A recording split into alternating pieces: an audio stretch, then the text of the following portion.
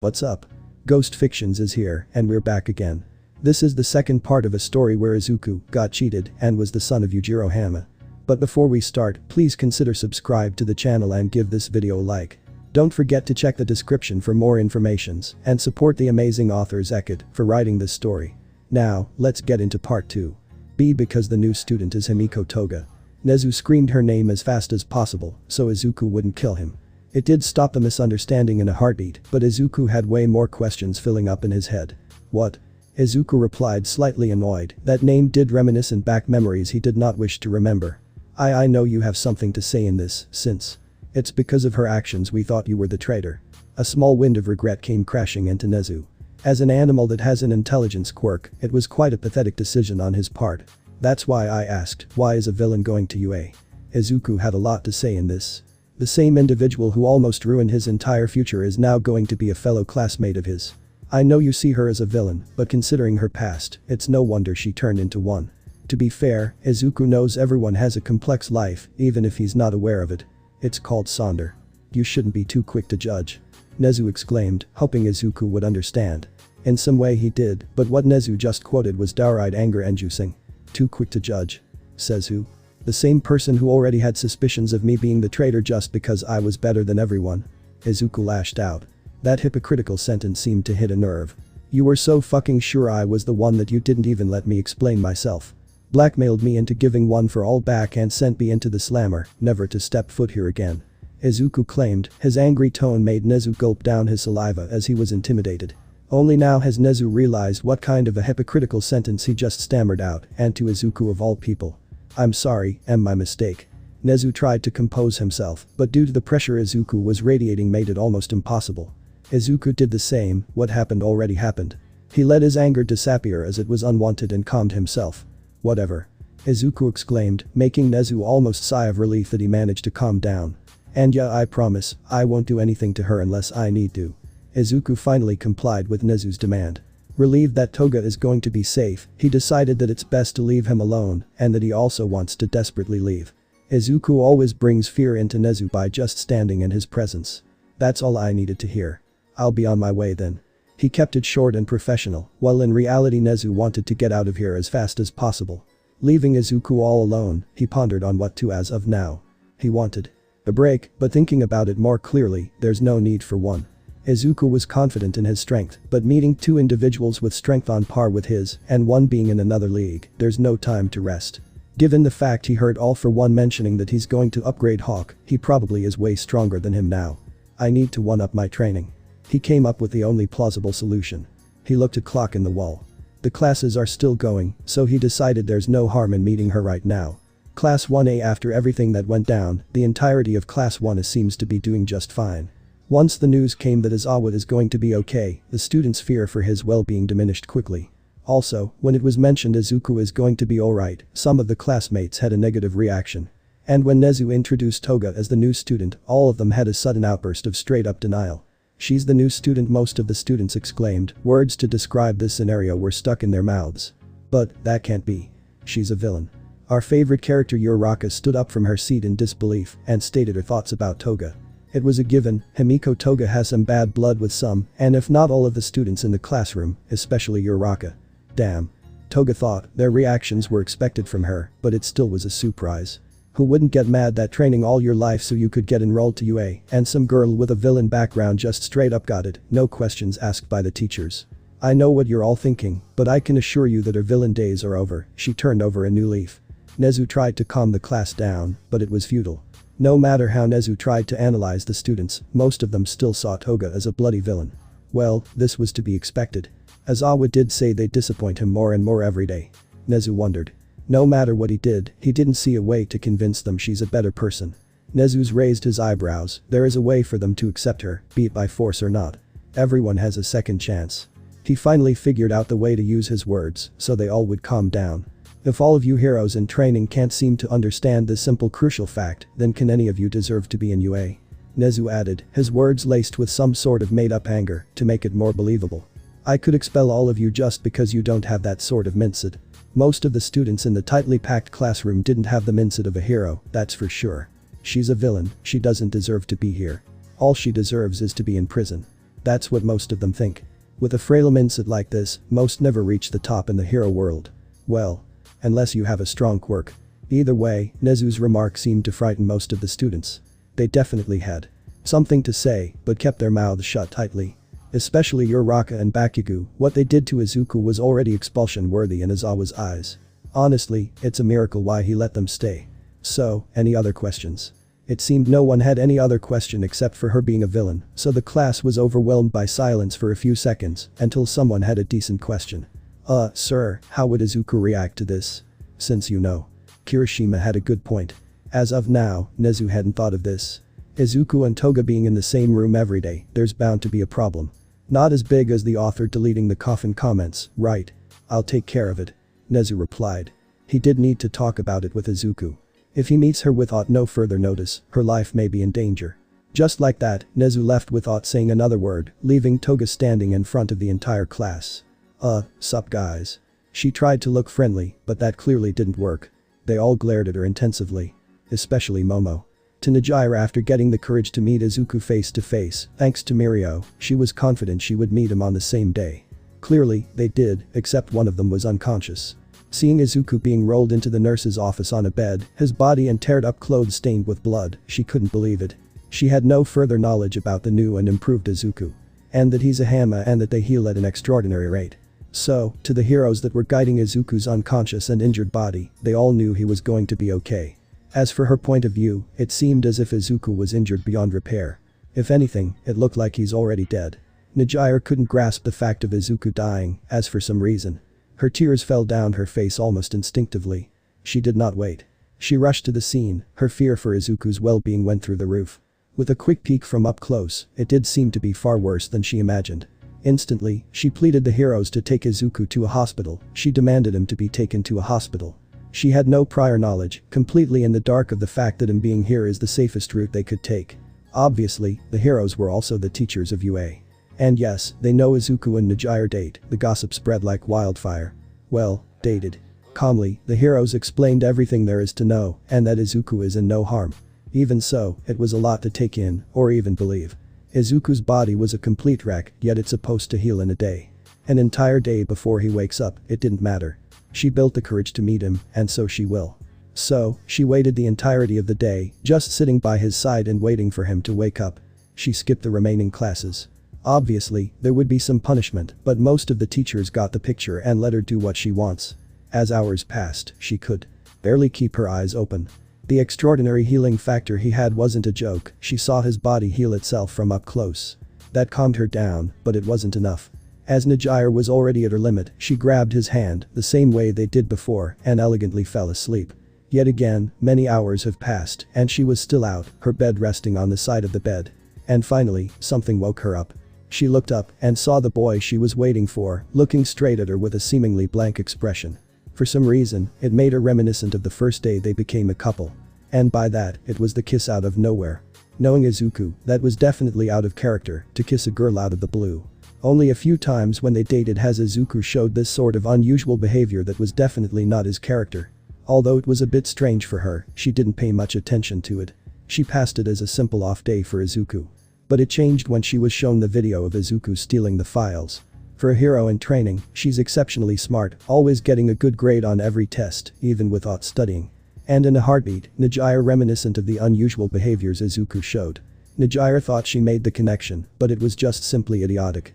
Those rare and weird behaviors, added with the Izuku in the video, albeit they weren't even the same, her eyes still widened and thought she found out the truth.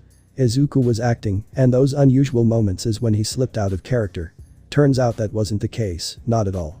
Having cried herself to sleep, she still had enough juice for another. Class 1A, a few classes had gone by. Safe to say, they were uncomfortable. With Toga being around, the class's atmosphere differed. Everyone had a different opinion about Toga. Sure, some didn't mind her because Nezu decided to let her in. And obviously, most thought it was a foolish decision by Nezu to let a villain into the school. It doesn't matter if they hate it, they can't do anything about it. Or can they? Even if the new hero in training originated from villainy, which is Toga, it begs a question for someone. If a feud between Toga and a student happened and the teachers didn't see it, which one would be at fault? Even if the feud wasn't caused by Toga, who would the teachers side on? A girl whose family has funded UA for years? Or one who was a villain prior to enrolling into the school? Surely, Momo knew the answer quite clearly. Even better, most of the students don't seem to like her either. Welp. Toga exclaimed in a sad tone.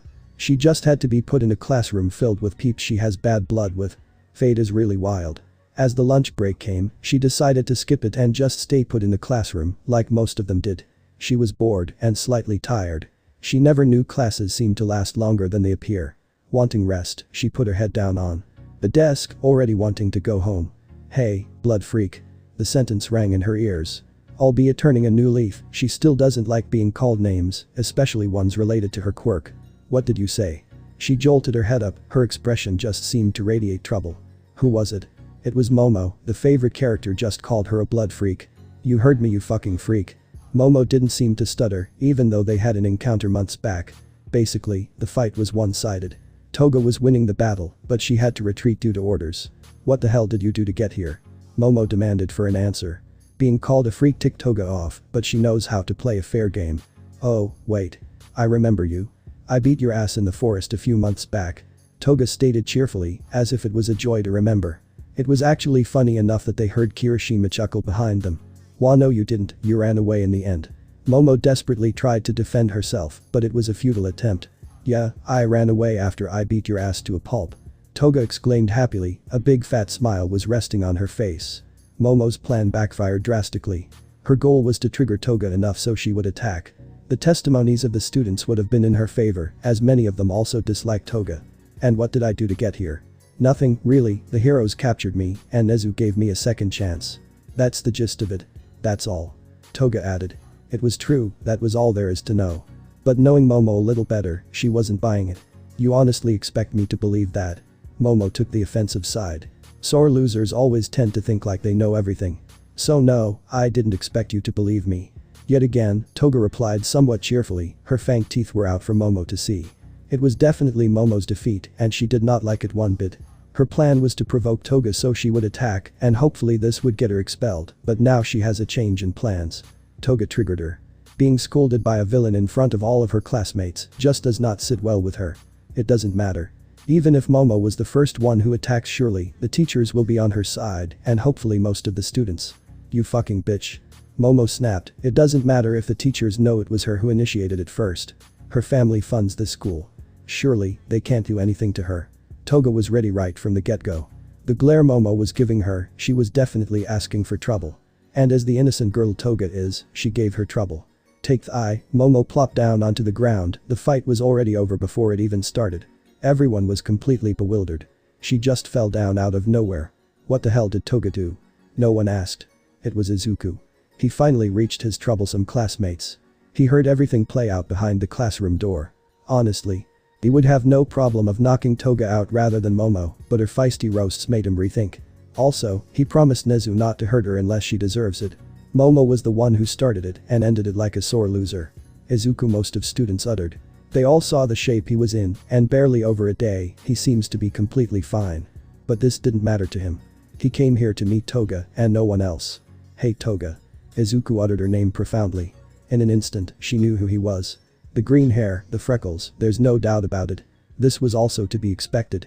Her actions almost ruined his entire life, so Toga didn't have that sarcastic smile on her face anymore.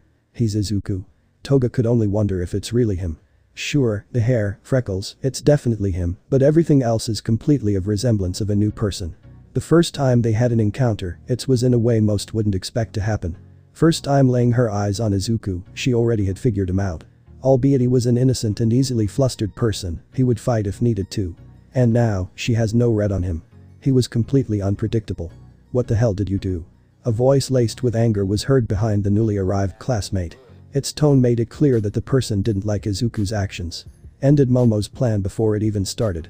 Izuku replied to Kaminari, showing no hint of guilt for knocking Momo out. Safe to say, he somewhat wanted to do this, it was quite pleasure-inducing. Plan? What plan? Kirishima was also interested, so were the others that haven't left the class for lunch break. Still, their worry for Momo's well-being was awfully high. It's kinda easy to figure it out. Izuku exclaimed, affixing his gaze onto the unconscious and if not already dead Momo. Her plan was to provoke Toga and cause a fight. To be fair, it did seem to be true, Momo did call her a blood freak seemingly out of the blue. "You're just spouting nonsense," Uraraka begged to differ. Toga was provoking her. She screamed, her anger was now boiling. Seeing her best friend get knocked out by her ex just doesn't sit right with her. Hell, she even wanted to attack. As of now, she only views Izuku the same way she did months ago, an overly innocent boy who doesn't have the guts to hit a girl, let alone her ex. Ironic, since Momo's on the ground, unconscious, caused by yours truly. Wasn't she doing the same thing? Izuku questioned Uraraka's short-term memory. She called her a blood freak out nowhere, that's enough to know what she wanted to do. What's going on here? Their unneeded arguing was suddenly interrupted by one of the teachers. They all turned their heads swiftly behind and noticed one of the teachers came into the class. It was Midnight. "Why is one of your students on the floor?" she exclaimed in worry as she noticed Momo lying on the ground. Izuku was the closest to her, so this did not look good. "It's Izuku's fault, he did this to her," Uraraka stated, pointing her finger at Izuku with anger. It was actually lucky that a teacher came into the class. Midnight was just minding her own bussiness when she heard the commotion and ran in to see what it was about. But this is definitely a weird scenario. The person in question is Izuku, the ex-accused traitor. "Izuku, care to explain?" Midnight asked politely. She wants to fix everything normally, to hear both sides of the story. "Not really," stated Izuku. "All I'll say is I did the right thing." He had enough of this. The entire class just seems to make him angrier after each strange occurrence. Better yet, he decides to go straight home.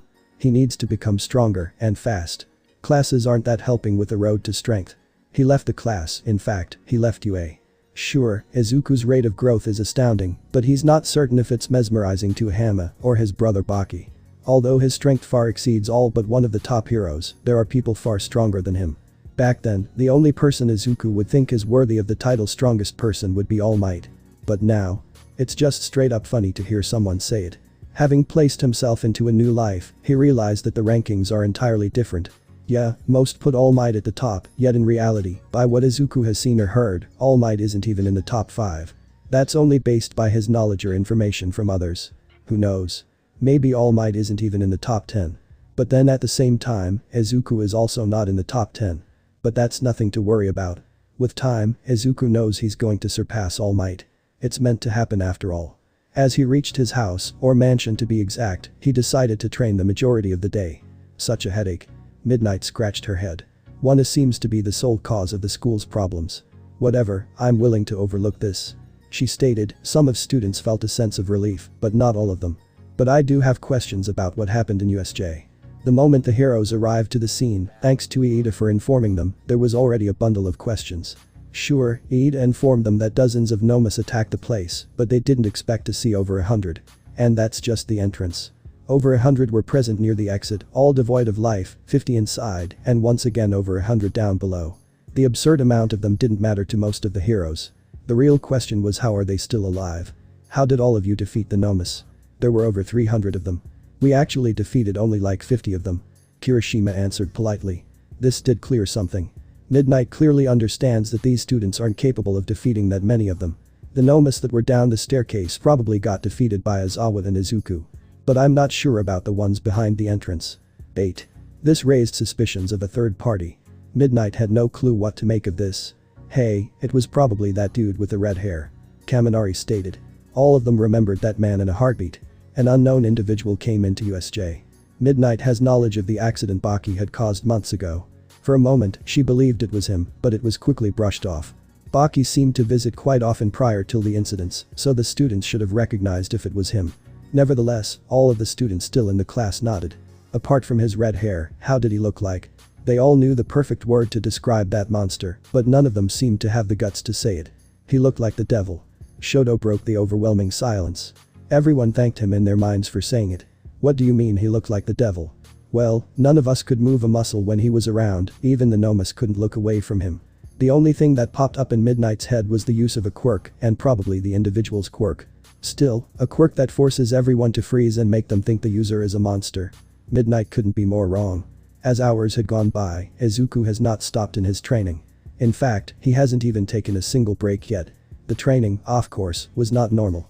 Atlas to what most would consider normal. Any normal man would be left with a mental scar for the rest of their life if they even tried something similar to what Izuku has been doing. Even when his body is aching to a point it feels like it's about to break, he's still not stopping. Suddenly, Baki intruded into the training room. I see you're still training. Baki exclaimed. Izuku didn't notice him walking in, he's like a fucking ninja. Although it did not surprise Izuku. Yeah. He casually replied while not even glancing at his brother, still training to the utmost limit his Hanma body could endure. Baki could tell Izuku had a lot on his mind, that frustrated face says it all. Clearly, the USJ incident left a big mark on the boy. Are you really that desperate on becoming stronger? I am. Izu replied without missing a beat. His entire concentration seemed to be solely on finishing his training. To say, Baki was proud as a brother. That tenacity of Izuku is what makes for a good fighter. Want me to teach you a move? It was a simple question, yet that question seemed to change the entirety of Izuku's mood. Baki did train Izuku for the past months, but didn't really teach him any moves. Or at least good ones to use. It instantly brought Izuku back from that deep concentration of his. No matter what, he can't say no to this. I take that as a yes. Given Izuku's reaction, the answer was dead clear. Be on guard. Baki warned. Is he going to show the move on him? That's concerning. Izuku has never defeated Baki or ever gotten close to grasping victory. With that in mind, he's going to use a move on him? Oh hell no. Izuku thought, a bit worried about what's to come next. But it's not like it'll help. Even better news to hear. Why guard if it's not going to change anything? Or maybe it's to show how effective and unstoppable it is even if the person is on guard. Izuku did just that, he put up his guard. For safety, he completely disregarded offense and solely concentrated on defense. At the same time, Izuku had no clue what to make of the sight. Baki looked relaxed, way too relaxed. Even so, it made Izuku way more cautious of what's to come. And now, he was downright confused. In a split second, Baki fell down. That's what happened, he was falling down. Little by little, Baki was getting closer to the ground. You see, Baki was inches away from touching the ground with his head. It's peculiar, that was the last sight Izuku saw before everything went black. If any one of you know what Baki just used, I'll shout out the first person who knows in the next chapter. What the hell was that move? Hours had gone past, and Izuku thought it would best to take a walk through the city to clear his mind. It was a devastating move, he didn't even see his own brother move from his spot, yet he got knocked out seemingly in an instant. And why the hell did he have to use it on me? Baki explained everything afterwards. Clearly, it wasn't a move Izuku could just learn in a day, and using it in a fight is another thing entirely. Nevertheless, learning a move of such caliber is a must for Izuku. If his goal is to become stronger, that move has to be learned, no matter how hard it is. Whatever, let's just go get some ice cream. He pondered on which flavor to buy. Obviously, he's got the looks, most of the girls he passed couldn't look away. He paid no mind to it, ice cream was on his mind. Bump. Something bumped into the side of his leg. It was definitely a person, a small person, given it only was as tall as Izuku's leg. Sorry. He heard a very weak and faint voice coming from the person in question. Izuku looked down and saw a small girl with white hair fallen on the ground, presumably because she bumped into his leg. Obviously, he wouldn't pay mind to any of it, but this was a bit different. Her arms and legs were bandaged up for some reason, and a single rag of clothing was covering her up. No matter what, this wasn't normal. By the position, it seemed she ran away from the alleyway right behind her. Are you alright? Izuku asked calmly. With just a glance, he could tell she was shivering for some reason. It may be due to the cold, but it's hot outside, so that's a no. You see, she wanted to reply, but someone beat her to it. ERI. I told you not to run around. In a heartbeat, Izuku saw the shivers run through the girl's spine. Just the voice of that man seemed to affect her this much. Through the alley, Izu saw the man come out from the unlit corners. A plague doctor mask and his gloves were the unusual things Izuku noticed. About him. That's it, he didn't really feel anything special coming from him. I'm deeply sorry if my daughter caused you trouble. The man seemed to be really polite, but ERI's actions told otherwise. ERI, let's go. The man said, or maybe even demanded. ERI couldn't move from her spot, probably due to fear. Is he your father? Izuku asked the girl. Clearly, the scene he was in is a peculiar one. Why yes. ERI managed to stammer it out. She sounded so uncertain, so Izuku made the bigger picture. ERI, I said let's go. The man uttered in a colder tone. In the same moment, he started taking off his gloves. The actions of the man in the mask seemed to persuade ERI to come back. But she didn't make it far, Izuku grabbed her hand, surprising both ERI and the man in the mask. ERI, tell me the truth, without that fear in your way. Is he your father? At the same time, Izuku didn't take his eyes off the man in the mask. To be fair, this wasn't the first person that tried to help her. In the end, they all died by his hands, brutally even. It was to show that escape is not possible. This fact was basically drilled into her small head. But this was different. Something was telling her that the green-haired boy could protect her. And no. Once again, ERI stammered. But her reply was filled with honesty. Izuku got the info he needed. Heck, this even surprised Overhaul. He thought she'd have learned her lesson by now. Does she really want to see another person get tortured to death? I see. The man replied, slowly taking his gloves off. Stay behind me. Izuku told her, for safety reasons. Obviously, she complied. ERI, you just dug his own grave. Overhaul finally decided enough is enough. When will she understand that escape is not possible? This will be the last time. He already decided on the best way to break the boy and ERI at the same time. Bam, Izuku was right, there was nothing special coming from him, no aura whatsoever.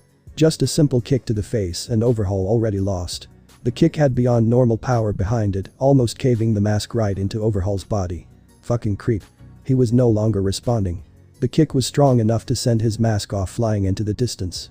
Heck, even his teeth were sent flying. To say ERI was horrified from seeing the blood get scattered all around the alley was not true. Sure, she couldn't believe it, but she wasn't frightened.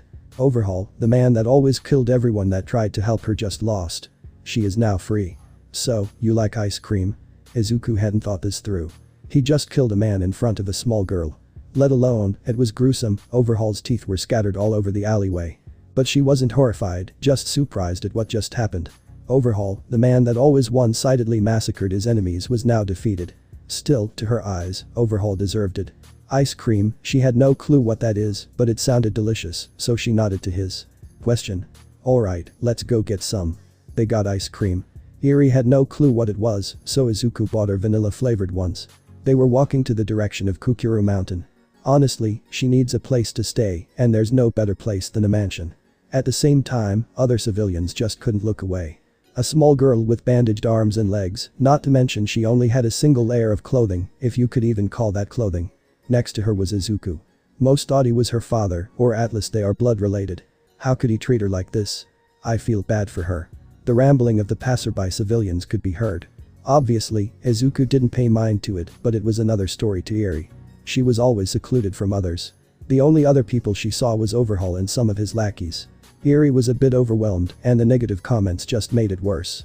Excuse me, is she your daughter? A fellow passerby interrupted Izuku. She wasn't capable of getting her eyes away from ERI due to her clothes. No, she isn't. Then is she your sister? We're not related. Izuku's replies just made the passerby feel pity for ERI. I think she was misinterpreting something. Then who are you to her? He always hates people like her, ones who don't mind their own damn bussiness. I'm her guardian.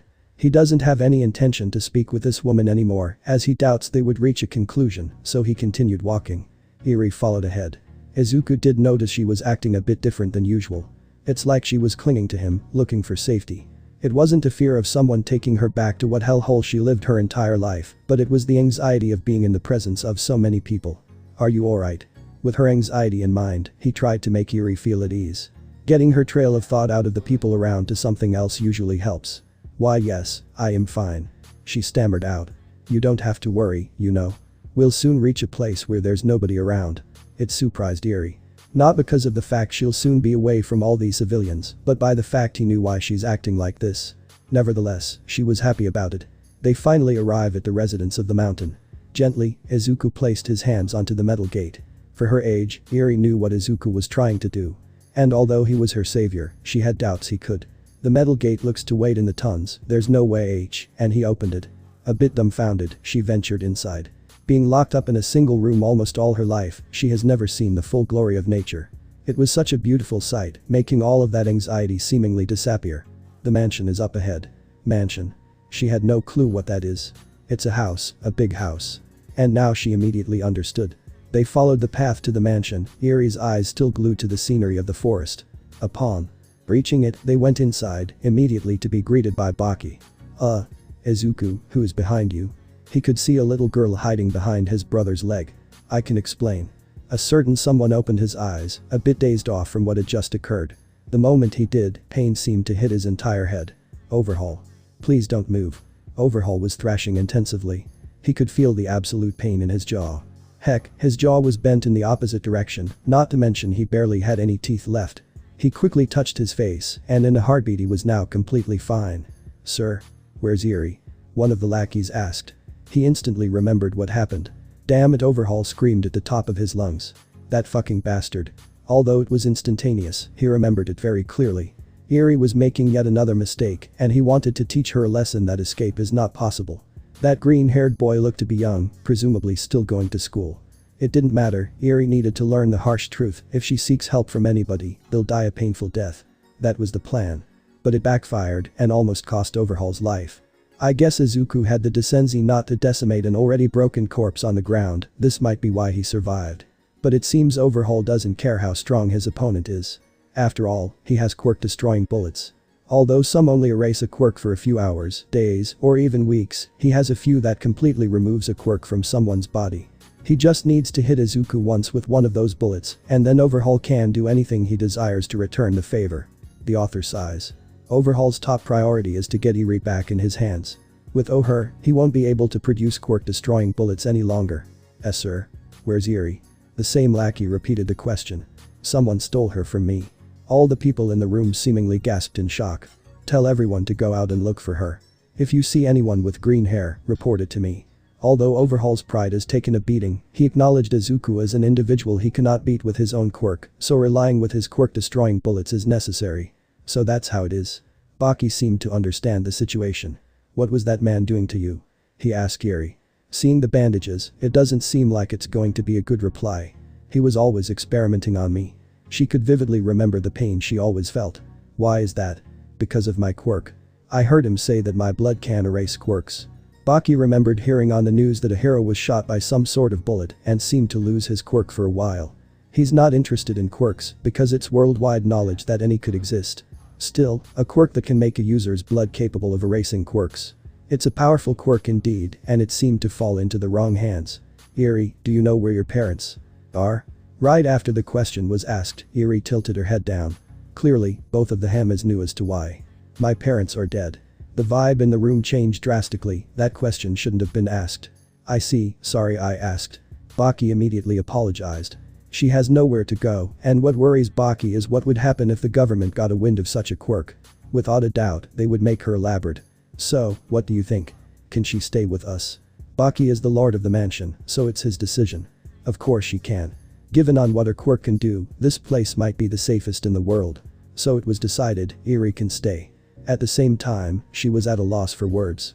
The two people met not too long ago actually decided to let her stay, away from Overhaul and the others. It seems she's not good at controlling her emotions. Tears came falling down from her face. Welcome to the family. After picking a room specifically for ERI, which took a while because the mansion has a decent amount of rooms, Izuku decided to go train once again. It was getting late, yet he trained for a good 4 hours. As another day came, he woke up early. Obviously, it was to train. His goal was to do some light training before going to school. But turns out that light training turned into harsh training, a habit of his. Doesn't matter, his body heals way too fast than normal anyways. As always, he ate after. ERI was perplexed at the amount of portions both the Hanmas were eating, so she tried to do the same. After that, he went straight to school. He had to thank Baki. ERI was brought to the mansion by Izuku and decided to take responsibility of her, but Baki seems to help a bunch. Also, Izuku had the same thoughts as his brother. If the capabilities of what her quirk can do came out to the public, who knows what could happen. He got those thoughts out of his head. Thoughts like that aren't needed. She's protected by one of the strongest people in the world after all.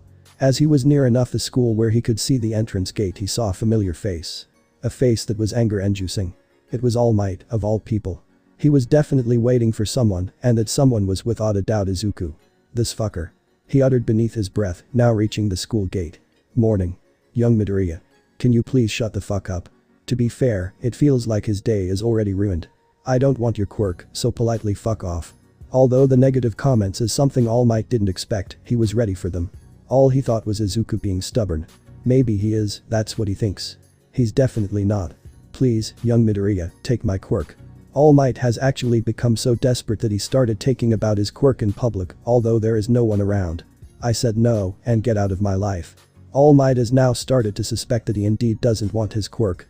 You're one of the best successors one for all could ever have. Don't you want to become stronger?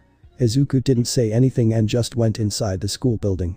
As of now, All Might had to shut his mouth. Students were all around after all. Reaching his class, everyone noticed his presence. After all, he's got that aura around him. Momo, in fact, she noticed him and couldn't look away. She gave him death glares, which made Izuku chuckle internally. The class was about to start, and to everyone's pleasant surprise, Aizawa was back in bussiness. Aizawa-sensei. We're all glad to see you're alright. Iida spoke for everyone. Yes, everyone was relieved to see him, even Izuku. Aizawa did risk his life after all, that earned the respect needed. Yeah. Aizawa responded, wanting to go back to his bag and sleep. Summer is near, and as you probably don't know, we always have a tournament between the first, second and third years at the end of the school year. They all cheered happily. A tournament is a great way to get recognition, even before becoming an actual hero. So, a week from now, the tournament is going to be held. Start training, cause all of you are going to need it. It's funny. All of the students thought Aizawa meant the third years, that's why he said to start training. Actually, not even close. Y'all know who he was actually referring to. The fire and determination Izuku saw in everyone's eyes, except Hagakure's, it was laughable. Definitely, all of the students will try their best to reach second place. Start training, because the third and second years are strong. Alpha, that's not what Aizawa had said, that's the way they all interpreted it. And funny enough, that's not what Aizawa wanted to say. Start training, because Izuku is also participating. That's what he meant. Seeing his strength from up close, annihilating the Nomus as if they were children, Izuku might as well be on par with All Might. No, maybe he has passed All Might already. The super strong Nomu, Hawk, was without a doubt stronger than the symbol of peace. And realizing that Aizawa has lived to see yet another day, it must mean Izuku defeated him, somehow. It was only a matter of time before villains appeared, villain on par with the best of the best heroes. And at the same time, oncoming heroes with strength on par and if not stronger than the rest would also come. Given what Izuku had to go through, to Aizawa, it's a miracle he hasn't turned to villainy. Hell yeah. The entire class cheered. To those who don't like expressing themselves in an extrovert way stayed silent, but even they were excited. As for Izuku, he did stay silent, but at the same time, he wasn't excited. Maybe the old Izuku would have felt something in this scenario, probably because he wasn't that strong. It doesn't matter what the event is going to be, the chances for Izuku losing is basically zero. And after today, there won't be any classes, only after the event. Just like in the sports festival, it's a chance to show your prowess to the heroes. And once it's over, you might have a chance to work under a hero for the summer. Basically, you work as a sidekick. But since it's going to be summer, it will be different than before. This time, if you get recommended by a hero after the event, you will have a choice to refuse. Last time, after the sports festival, if there was a hero that was interested in someone and wanted him to become his sidekick, you had to accept. If someone had multiple recommendations, then he had to choose. Since it's summer, a student will have a choice to either work for a hero or have some time to rest. UA is strict, but not that strict. Well, they're definitely not strict on Izuku, he's still not wearing his school uniform, although a new one was made already. Still, a week off from school just to train, it's not really needed for Izuku. It's not needed for the event, that is. Recently, Izuku has increased his training intensity, but he feels like it's not enough. Even now, Hawk is still probably stronger than him. Not to mention, he must have gotten upgrades, presumably healing quirks and even more strength enhancers. Still, for an entire week, he'll get 6 more hours of free time. So, 6 more hours to train. It's going to be painful. So, what do we do during the event? The usual. Class 1 wasn't the only class informed, every class was. As for the third years, it wasn't really needed. They knew this would occur the moment they became third years. The event is always the same. Yeah, we team up, get everyone out, and fight for first place. It's a simple free-for-all between all the classes. Teaming is also allowed, but at the same time, there can only be one winner. Everyone actually has the same plan, to team up with someone, or to form a group. Although it's a free-for-all, even your classmates are enemies, unless you team up. Being a lone wolf is considered a bad idea, since everyone around you is basically an enemy.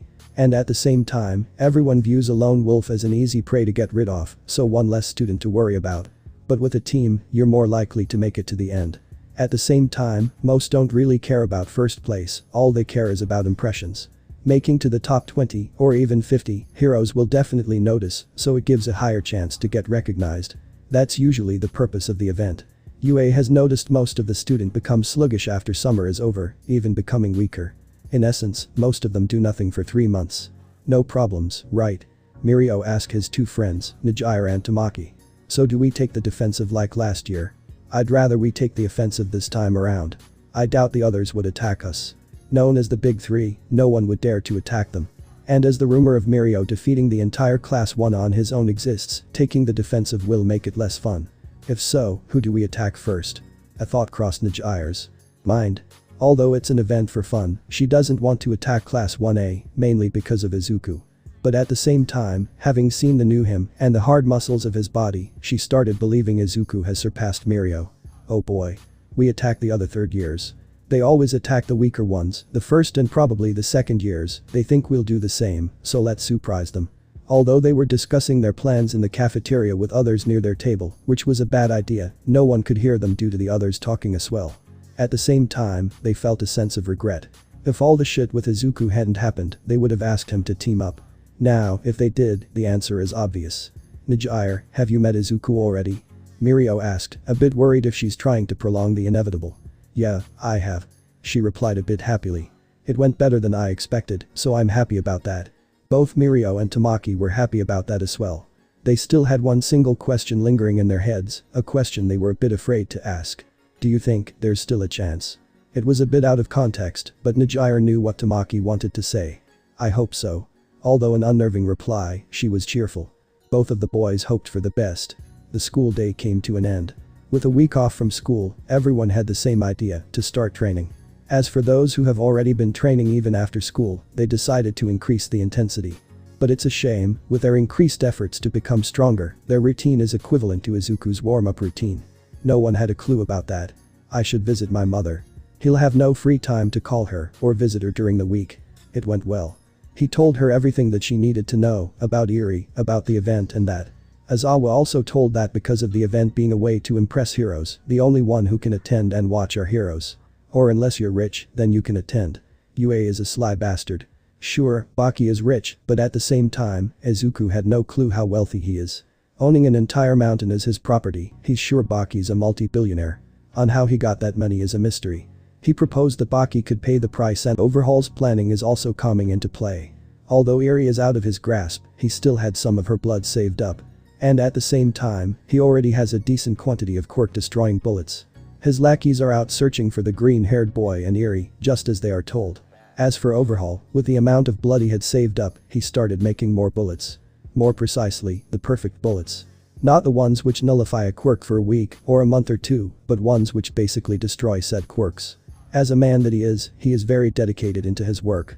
Although the anger and humiliation he experienced is still lingering inside, his work seems to somewhat calm him down. Even now, he perfectly remembers Izuku's face. The need for revenge is eye-catching. He is proud of his creation. A single hit from those bullets immediately makes any hero defenseless, helpless. The joy in breaking those cocky, overconfident heroes with a single shot from a gun is exciting. Well, Overhaul's the same. To be fair, as much as he wanted to, he didn't believe his lackeys would find anything. Excuse me, Sir Overhaul, I think we found him. But somehow they did. He found it hard to believe. Is this the man you were talking about? The lackey that came in showed a picture of a certain green-haired boy. Overhaul didn't have that much trust in his lackeys, but now he does. Only a little though. We've caught this today. He could see the boy standing near the entrance of Kukuru Mountain. What I couldn't believe is that he opened that metal gate with his own hands. The lackey sounded perplexed, still in doubt if he saw it correctly. As for Overhaul, he definitely believed it. This boy knocked him out, or almost knocked him dead. With a speed in a league where he couldn't see Izuku move, and now the strength to open a metal gate looking to weigh in the tons, he now has a clue on what his quirk might be. So his quirk might be a body enhancer. At first, Overhaul's first thought was a speed enhancer, but this might as well change everything. Even if it is a body enhancer, bullets should still be capable of penetrating his skin. That's all he needs. If a bullet just digs in less than a centimeter into the body, the bullet's properties should still take an effect. Even so, he was perplexed at the fact he entered Kukuru Mountain. Is he the anonymous owner? He asked the lackey, who was shivering a bit. I have no idea. But we also caught this. The lackey showed him even more photos. As Overhaul digged through all of the photos one by one, he couldn't help but muster up a psychotic smile. You overdid it. Nice work. Working for Overhaul for more than 2 years now, this was the first time he ever got congratulated. No, maybe he's the only one to ever get congratulated. A sense of pride has risen up to the lackey. Heck, he feels like he'd get a promotion soon. This is perfect. The photos at hand basically changed everything. In the mansion, I think that's enough for today. 6 days have already passed. Training non-stop, Izuku was now on the ground, trying his hardest to get a single breath of air. Alright. With the assistance of Baki, the training intensity had increased once again. Saying the training was brutal could be considered sugarcoating. Once Izuku would think he had reached his limit, Baki would intrude and force him to train till he physically couldn't. Every day, Baki would leave his brother basically on the verge of death. To a point where his muscles couldn't even function properly, Izuku would just lie on the ground before he could move again. It was definitely rough. He had thoughts of lowering the intensity, but his mind refused to do such a cowardly tactic. Tomorrow's the day of the event. Excitement wasn't really what Izuku was feeling. It was pain. Baki was definitely glad Izuku started going to such lengths to achieve strength that it started reminding of himself. All the effort he put into it, in end, it was a success. Still, there was one off-putting thing about his younger brother. It somewhat reminds him of a certain relative. Are you okay? ERI has been worrying too much for the past days. But it's understandable, Izuku is definitely in pain, but it was caused by his own demand. This still didn't really put much comfort in her heart. I should be asking you. He replied, smirking. Seeing the two males training like their lives depended every single day, she tried to do the same. Her muscles still ache to this day. I'm fine. ERI barely stammered it out. Don't worry, I'll be fine in a few minutes. A few minutes until his body regains its functions properly. It may not be a lot, but to the individual who has to endure it, it'll feel like hours. Nevertheless, it reduced the stress in ERI. A pat on the head from Baki made it even better. Izuku got better, finally capable of getting up. This basically happens on a day-to-day basis, so he somewhat got used to it. It was time for a feast. His hunger had no bounds after a harsh day of training like a beast. He could already smell the aroma of the food from the training room.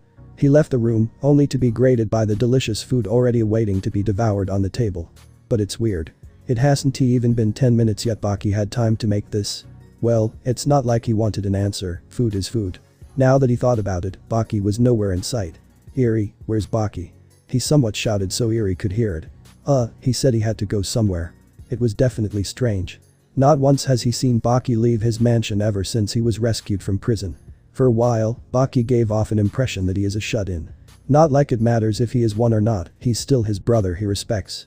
As of courtesy, he waited for his brother to come back and enjoy the delicious food he made together, like eating with family. ERI fit in with the Hanmas without any struggles. Although she can't do seemingly normal impossible thing their bloodline can, she can already be considered as family. He wasn't coming back, they've been waiting for over 15 minutes. This made Izuku understand that his brother had actually left the area. Usually, he just takes a walk around his establishment, but it didn't make sense to do it right after making dinner. ERI, let's dig in, I think Baki won't make it for dinner. Now that he thought about it, Baki is a billionaire, without a doubt. Never leaving his mansion, and never seeing him do any related work apart from training, he doesn't realize how the question never popped up in his head. For a single man to have this much money, yet never seeing him work, it's a mystery. I'm thinking too much. Baki is his brother, so he doesn't want to meddle with his bussiness. In a very tightly packed room, a certain man was sorting out some papers. And, I'm done for today. The man sighs, today was a hard day, even for him. Man, I'm tired. It was Biscuit Oliva, the warden of Tartarus. With his work here done for today, he oughted to leave. He wanted to finally relax and take a break, but it just had to be interrupted. Excuse me, Sir Oliva, it seems that someone is near the entrance of Tartarus. And is that supposed to be a problem? A single person standing near the entrance isn't something you'd need to report to me. Sir, you see, it's the same person who broke into the prison, the one with red hair. Well, no doubt in Oliva's mind, it was Baki. It's been months since he last saw him. Let him in and escort him to me. Remembering what happened last time, Oliva does not want his men to be half dead on the ground once again. Still, is there a reason why would Baki visit Tartarus seemingly out of nowhere? Baki and Oliva are friends, to say, but they rarely hang out, even if they have time. A few minutes later, he was escorted into Oliva's workroom. For Baki to visit, there had to be an actual reason, but Oliva couldn't put his finger on it. Due to the atmosphere in the room, the guards knew this was something they could not listen to or intrude, so they all left the room. Hey, long time no see, I guess. It's been over 5 months, although it's not that long, they rarely interact with each other anyway. Hey. Baki replied with a simple hey. You haven't changed a bit. Is there a reason you came here to my workplace this late and didn't wait for tomorrow? Yeah. Simple one-word replies, as much as Oliva respects Baki's strength, he dislikes this side of him. By the way, how's Izuku doing? Hope you haven't made him a calamity such as yourself. Oliva's a simple man, with no special bloodline. Although his strength far exceed the realm of possibility, a Hanma could defeat him any day. That's the reason why I'm here. Raising an eyebrow, Oliva realized something must have occurred with the boy. What happened? Nothing, really. I just noticed something about him in the past days. Noticed what? That he's changing or something. Every time I look at him, he now reminds me of Yujiro. Oliva almost spat out the coffee he was drinking. Yujiro's father, right. It's been a while since he heard that name, probably because that man is already dead. Yeah. You know a lot about the Hanma bloodline, right? More or less. Then, you should know what made him special. He was capable of doing something no other Hanma ever could, even Yujiro. So, now that your brother started reminding you of Yujiro, you think he has the same factor as him? I'm not sure, it's just a feeling. Still, why does it matter? Better yet, is there a reason why you told me? I don't really like meddling with the Hanmas, you know that. There is none, I just wanted to leave the house, I barely go out anyway. What, are you a shut-in or something? I guess, there's not much for me to do anymore. What do you mean by that? I don't have a reason to seek for more strength anymore. Oliva really didn't expect such a serious talk, it's already night for fuck's sakes. Even the fact that Izuku could be another special Hanma like Ichiro, this didn't matter now. For Baki to lose his reason to seek strength, it's perplexing. Wait, just hang on a second. What do you mean you have no reason? Baki is another breed, literally. His dedication for strength immediately puts respect into anyone who gets to witness his drive. In a way, what made him to be Baki is entirely his drive for strength. Oliva doesn't meddle with the Hanmas, but he feels like he has to. Of course you do. Your sole reason for seeking strength is that you could defeat your father, right? Just because it seems like an impossible goal, you never showed a hint of giving up, so what's going on? The light is thin, barely existent, that's how everyone would view Baki's chances of surpassing his father. But, if they had a chance to witness Baki's work ethic, they'd start to question on why the light is so thin. Don't tell me you got lazy. Although Oliva simply asked, the anger was clearly heard in his voice. Heck, hearing Baki spout such nonsense, Oliva was unconsciously applying more grip strength on his cup than usual, to a point where it cracked. I didn't get lazy, it's just. Baki wasn't angry, since without much context, it's no surprise why Oliva is reacting like this. It's just what Oliva lost it, he broke the cup. All the hot coffee splashed all over his clothes. He didn't show an ounce of care for his clothes, all that mattered to him is hearing Baki's response. But at the same time, he didn't really expect a decent answer. It's just that I already defeated him, about a year ago. All the broken shards in Oliva's hand were turned to dust when he heard it. To say you could defeat Yujiro is already taboo, to say you defeated him is basically a death sentence. At the same time, nobody would ever believe those words that come out from anyone's mouth. But if it's Baki, there would be doubt, but at the same time no one would dare say it's a lie to his face. What happened? Oliva wanted to know. Was Baki joking? Oliva highly doubts it. Baki just said that nonchalantly. Oliva, who just had a day full of surprises, managed to calm down. You're not joking. I'm not. Then, what about his title? I let him keep it, I don't really care about a measly title. Now, it was starting to make sense. Baki had set up a goal for himself, and that was to defeat his father. It sounds impossible, so that's why Baki didn't show care about anything else. Apart from family, he didn't really care about anything else. Having achieved the goal, there's nothing else he wants to do. He was obsessed with becoming stronger just so he could defeat Yujiro. Everything else is meaningless now. I see. Oliva managed to compose himself through all of it. I get it, you defeated him and now have no reason on becoming stronger. Oliva exclaimed, still not finished. That's still no excuse to stop training, is it? Start relaxing a bit too much and you'll lose the next fight. Baki got the point across. You know, I wanted to put my father in his place for what he did to my mother, but once I defeated him, he was happy. Knowing Yujiro as friend, Oliva understood why. All Yujiro wants is a challenge, or an individual stronger than himself, that's all he cares about. And when I thought about it, how could it have been a surprise? I basically gave him what he wanted, a challenge. Does Izuku know? He doesn't, and I'd like to keep it that way. Oliva needlessly agreed to keep it a secret.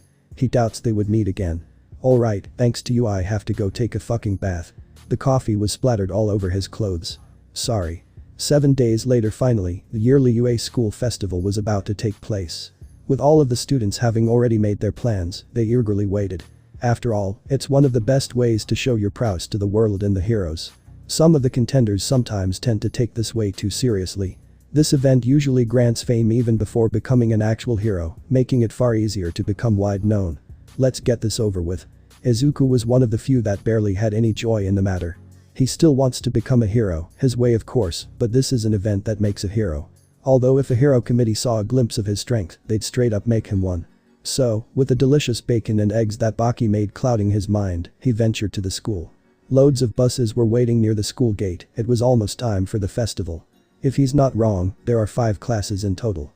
Class 1A, 1B, 2B, 3A, 3B. From what I know, all of Class 2A was expelled. He has heard the rumor of Izawa expelling an entire class. What the hell did they do to Izawa? Izuku was displaying his thoughts out loud. Nevertheless, he made it to his class. Upon entering, he realized he was the last one to come. Although it was a bit early for classes to start, Izawa was already explaining everything to everyone. You finally made it. Izawa spoke without changing his dull tone, like always. Yeah, class still hasn't started, so don't blame me. Izuku simply responded. It's best to always show up early for everything, but since it's him, Izawa didn't mind. As I was explaining, although it is a simple free-for-all, it's best to play as a team. Izawa gave them a few tips to have a higher chance to make it to the top. But most of them already asked the seniors, so this was already common knowledge. First place doesn't matter, all that matters is to perform well for heroes to take notice. That's what everyone is already going for. With the big three existing, first place is already out the window. Also, do not be a lone wolf, everyone usually targets them right from the start. Everyone knew that as well. Even Shoto and Bakugo, who find it best to work alone, understood that they definitely need a team to survive. As much as some still can't get used to Toga's company, she was still invited into a certain team, more people the better. The clock finally struck at 8. Alright, everybody to the buses. Izawa informed. Every single class had left at the exact same time. As for those who do not go into the hero course, sadly, this was an event they could not participate in. Only the 5 existing hero classes had a chance to display themselves at the end of the school year. As all of the classes, the first, second and third years passed each other, they all glanced at the first years intensively. In a way, they were looking for prey. The goal of the festival was simply to make it to the top, and taking out the first years is the second easiest thing to do. Better yet, it was a way to throw them out of their game. It affected a few, but most kept their composure. Most of them had their eyes onto Izuku. A boy with no school uniform on. Some do remember seeing him the first time a while back with no uniform, yet he's still not wearing it. Rules are harsh, and Izuku should have been expelled long ago for such behavior. As to why he has not raised many questions. What ticked them off the most was his demeanor. For a first year that's about to go fight his seniors, he looks way too relaxed, no way. Mirio and Tamaki were blown with disbelief, they finally noticed their ex-friend. Nijire did say he grew, but this is too much. Mirio pondered on the sudden change. Apart from his face and hair, there's barely any resemblance to the old Izuku, who was way too shy and timid for his own good. All of the students got on the buses specifically for their classes and went off. Due to the older kids giving them such a scare, it was a quiet ride for Class 1A. At the same time, no one knew what to talk about. I have to make sure, do all you have a team you can depend on? Izawa spoke up. Having teammates was basically considered as a necessity. Out of all of the students on the bus, only one raised a hand. Why am I not surprised? Everyone else glanced at the person who raised their hand up. Just be careful, they always go for people like you. Izawa informed. Mizuki replied, not even caring a single glance at his teacher. Informing him wasn't needed, but since he was the one who raised his hand, Izawa had to say something. And so, they finally made it to the arena. Upon entering the insanely huge arena, the students were escorted into the locker rooms to put on their hero costumes. Divided due to genders, Mineta screamed internally. It was a big locker room, too big for comfort. Although a bit over 100 students are present, the locker room has way more lockers than needed. Just by changing their clothes, you could spot out the lone wolves. Others stayed close to their teammates, almost like a safety mechanism. Only a few could be considered lone wolves in this soon-to-go event. Once again, eyes swarmed over those very few. They had their circumstances, either they're so cocky that they think it's going to be a breeze by doing it alone, or others didn't accept them into any teams. Out of the blue, Izuku yawned. He was bored, even though it still hasn't started. It's basically one of those moments where you don't like it, you still have to do it. But it's not like Izuku didn't want to do it. He's basically neutral about it, there's some merit to him, but it's not going to be fun. The room was quite quiet, so the over-exaggerated yawn was heard all around the locker room. He's only a first year, yet he's taking this so lightly. That's what they were thinking. As they had their eyes glued onto him like prey, they were furious. Hell, some even wanted to confront him, give him a scare he would never forget, but all those thoughts disappeared once Izuku took off his shirt and sweater. In their eyes, he looked well built under those bright colored clothes, but this is way beyond what they expected. How could a teen have this much muscle and be ripped at the same time? Not to mention the scars, some were now frightened by him. And some finally realized that they're not straight. Never mind that, a few minutes later, a feminine voice was heard all over the room. All students, please exit the locker rooms.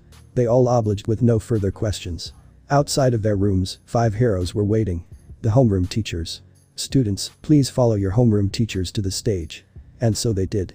Going through a corridor, to which in the distance they could see the ring in all its glory. It was a serious event, loads of heroes showed up to see how the UA students have improved. Upon coming out of the corridors, the first years were mesmerized at the sheer size of the arena. The moment they all came out, cheers were heard all over the UA arena. Excitement, thrill, all sorts of emotions were laced in their shouts. There they come. President Mick shouted, stirring up the crowd of heroes even more. Our entertainment of today, to be fair, most believe he could have phrased it better. Students fighting each other so the heroes would notice, maybe it is entertainment. As the overwhelming pressure of so many heroes watching them all at the same time affected even some of the seniors, they all fidgety walked up on the stage. Are you ready? The students, a bit stiff, replied with a weak yeah. Tough crowd. President Mick snickered. Over 100 students were present on the stage, yet there's a lot of room to spare. They were given 1 minute to prepare. An all-out fight will begin, so they all grouped up with their teammates. As they all looked, their worst fear had come true. Nijire, Mirio and Tamaki are on the same team. All of them tried to keep their distance away from them, so they wouldn't be the first to be attacked by the overpowered trio. In mere moments, the teams have been established. As they were grouped next to one another, everyone could once again clearly spot out the lone wolves. The loners were stiff, already on guard way before it was about to begin. Everyone is going for them first. Izuku. A feminine voice uttered his name right behind him. He didn't even turn around, he already knew who it was. If you want to, you could join us. Nijire asked politely. For a while, it was a tad bit quiet. The heroes weren't talking, and the students were discussing their plans silently, so her request to add Izuku on her team was heard by some. They couldn't believe it, what kind of luck was this? A third year asked a first year if he wanted to join their team, and the one who asked was Nijire, one of the big three. A simple yes would already grant him a chance to make it to the end. No. He simply replied, denying her request. Everyone who heard were left dumbfounded, he just rejected to join the big three.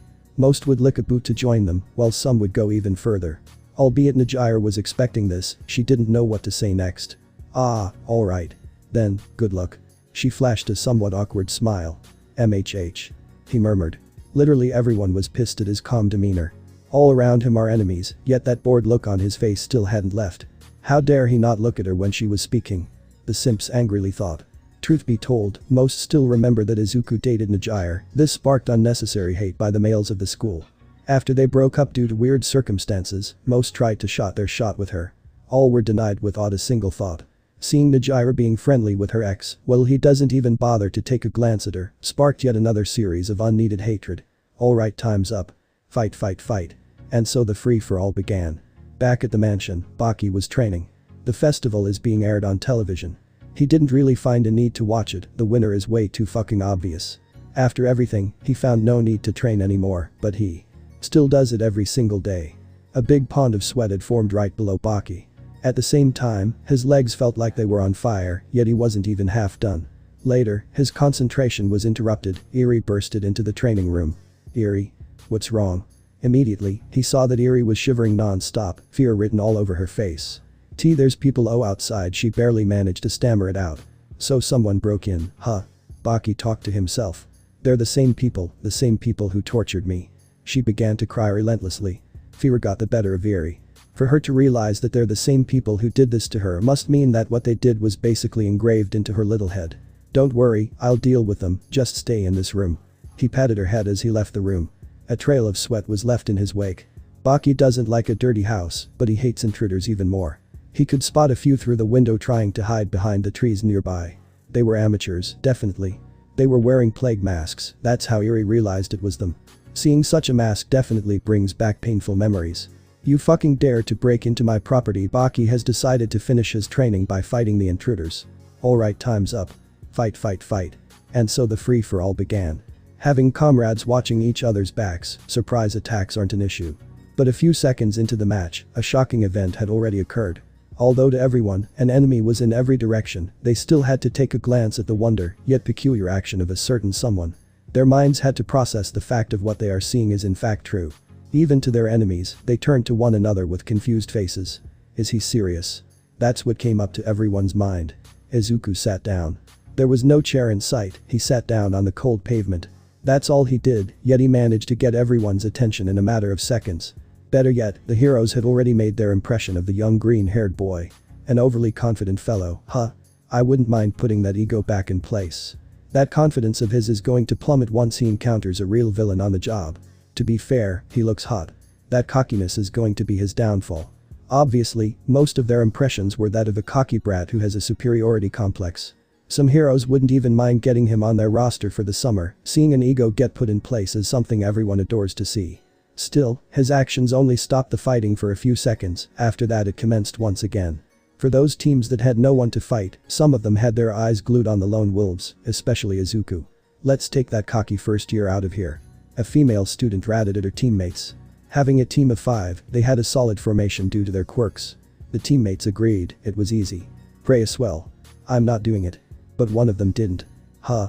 Why? He's just a simple first year. You afraid of him or something? Yes, I am. Having his shoulder dislocated by a single tap, this student had already learned his lesson. Although none of them have any knowledge of this, they all laughed for his fear of a single boy. If you're that afraid of a first year, then you're off the team.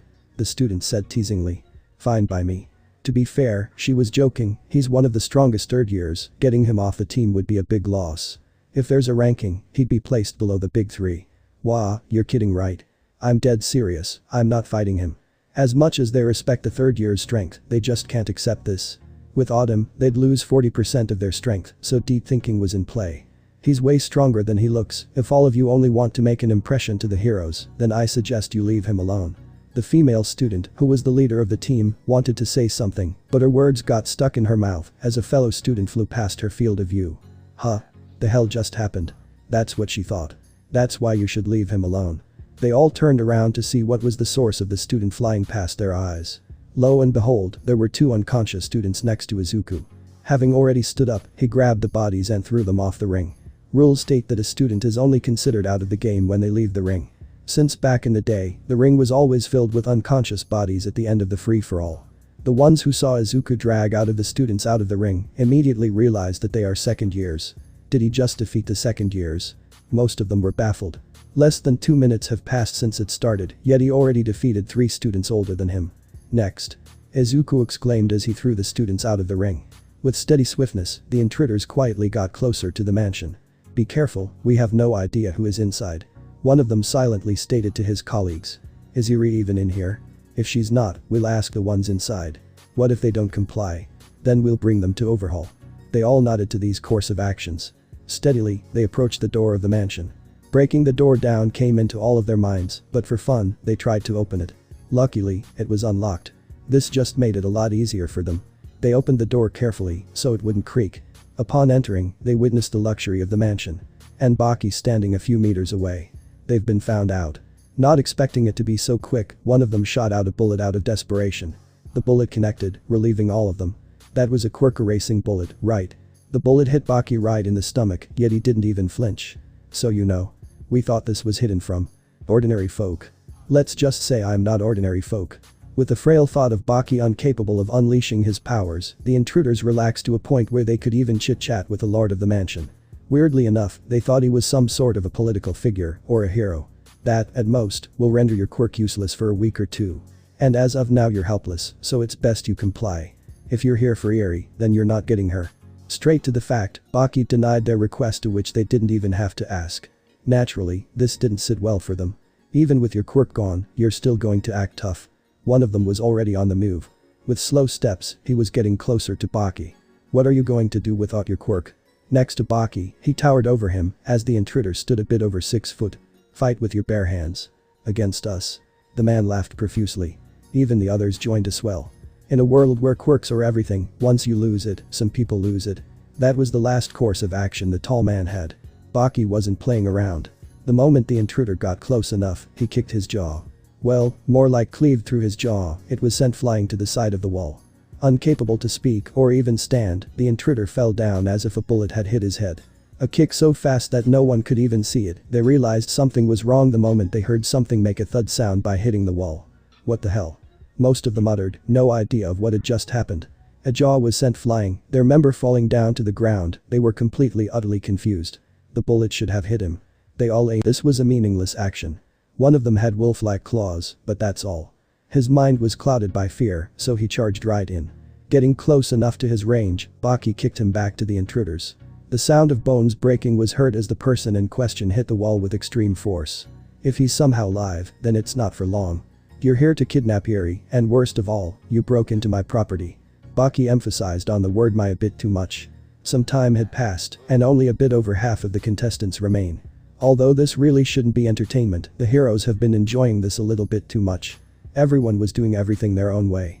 With the mastery of their quirk, exceptional planing, or just straight up running rampage around the arena. All of them are a sight to see, and with a bit over half of them remaining, the heroes are now contemplating on who they could potentially recruit for the summer. Electric Bolt. With the harsh training Kaminari has been going through for the past 5 months, he is now capable of producing long-range attacks with his quirk. Electric Bolt, although he wanted to name it Lightning Bolt, he realized it doesn't fit with his quirk theme.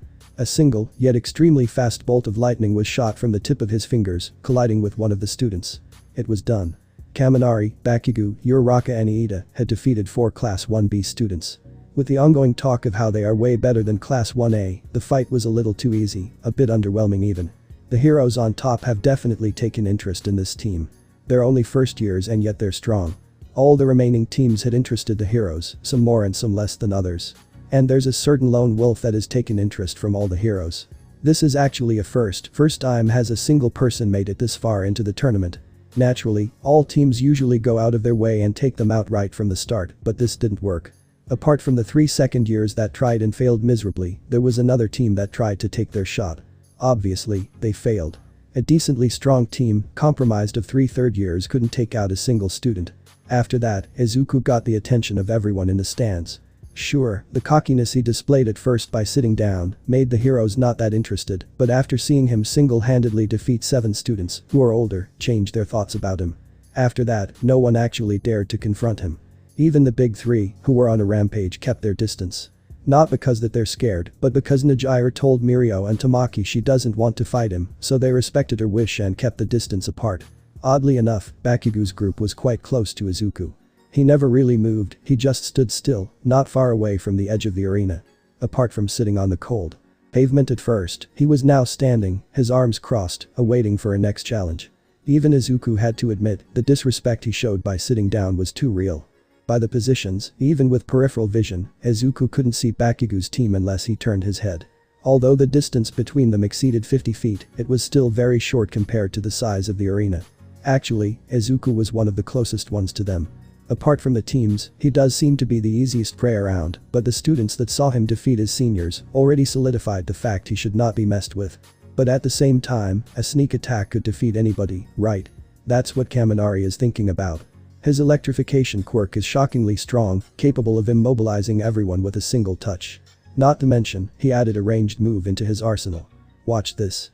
He told his teammates, pointing his finger right at Izuku in the distance. Uraraka was thrilled, in a way, this was payback for knocking her best friend out. Iida and Bakugo on the other hand, they were a bit skeptical if he should do this. The day he came back, Iida pulled a sucker kick right in the face, full force, yet there wasn't even a bruise. That said a lot. Bakugo, who launched himself right at his old friend, only to be bitch slapped to unconsciousness. Steadily, the electricity formed right at the tip of Kaminari's finger. Granted, he could fire his electric bolt with no charging needed, but that would make the accuracy plummet significantly. So, he usually needs a few seconds before it stabilizes. Electric bolt. He shouted his attack somewhat quietly, showing a key factor of why he's not a main character. With the distance being a bit over 50 feet, the bolt reached the target in less than a second. Normally, Kaminari also stabilizes his electricity as to not cause any more damage to the person than needed, but since it's Izuku, he showed no care for that. Usually, his bolts do cause damage and render the enemy incapable of getting up. This one, however, is going to cause excruciating pain to any normal man. Long before Izuku was called a traitor, he didn't like him one bit. He hated him because of his popularity, and the second is by dating his crush, Nijire. Once Izuku was sent to Tartarus, she had changed, and Kaminari noticed that change. He's one of the boys who tried to take their shot with her and got rejected in a heartbeat. And now seeing him back at school, the title of traitor no longer above his name, and once again seeing Nijire undergoing sudden changes, he fucking lost it. Screw all of it, Kaminari actually fired a lethal bolt right at Izuku. It connected. Well, something connected. It was a punch to the gut. To the heroes in training, it seemed as if Izuku had teleported right next to Kaminari. The only sounds that were heard were the other students fighting and the punch to the stomach. The internal damage that was caused. Isn't that lethal, but it was deadly. Kaminari, although still conscious, he couldn't remain standing, his insides just got messed up. Izuku didn't let him fall to the ground, he grabbed him by the hair and started dragging him to the edge of the arena. It was quite close, less than 15 steps needed, and he could just throw him out of the ring. Well, Kaminari's teammates didn't let him. Losing a single member of the team would be a big loss, so the 3 others remaining launched themselves right at their classmate.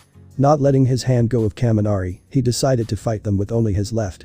Bakugo decided to use his AP shot, aiming right at Izuku's face. It's capable of destroying cement, so what about a head?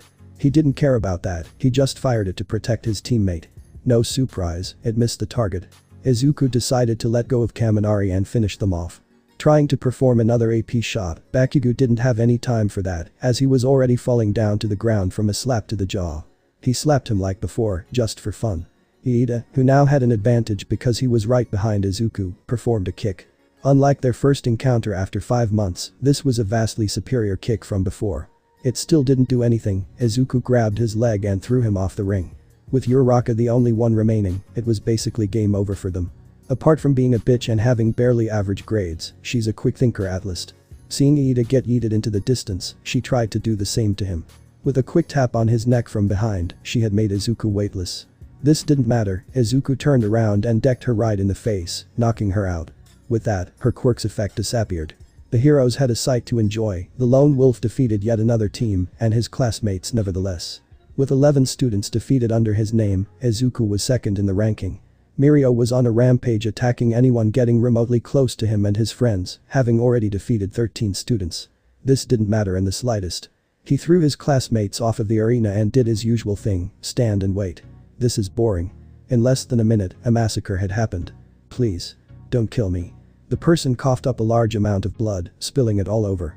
With the fear that death might be next door, he pleaded for his life. He had to admit, what had just happened isn't something you see every day. Blood was soaked all over the white walls of the mansion, most of the intruders had already met their fate.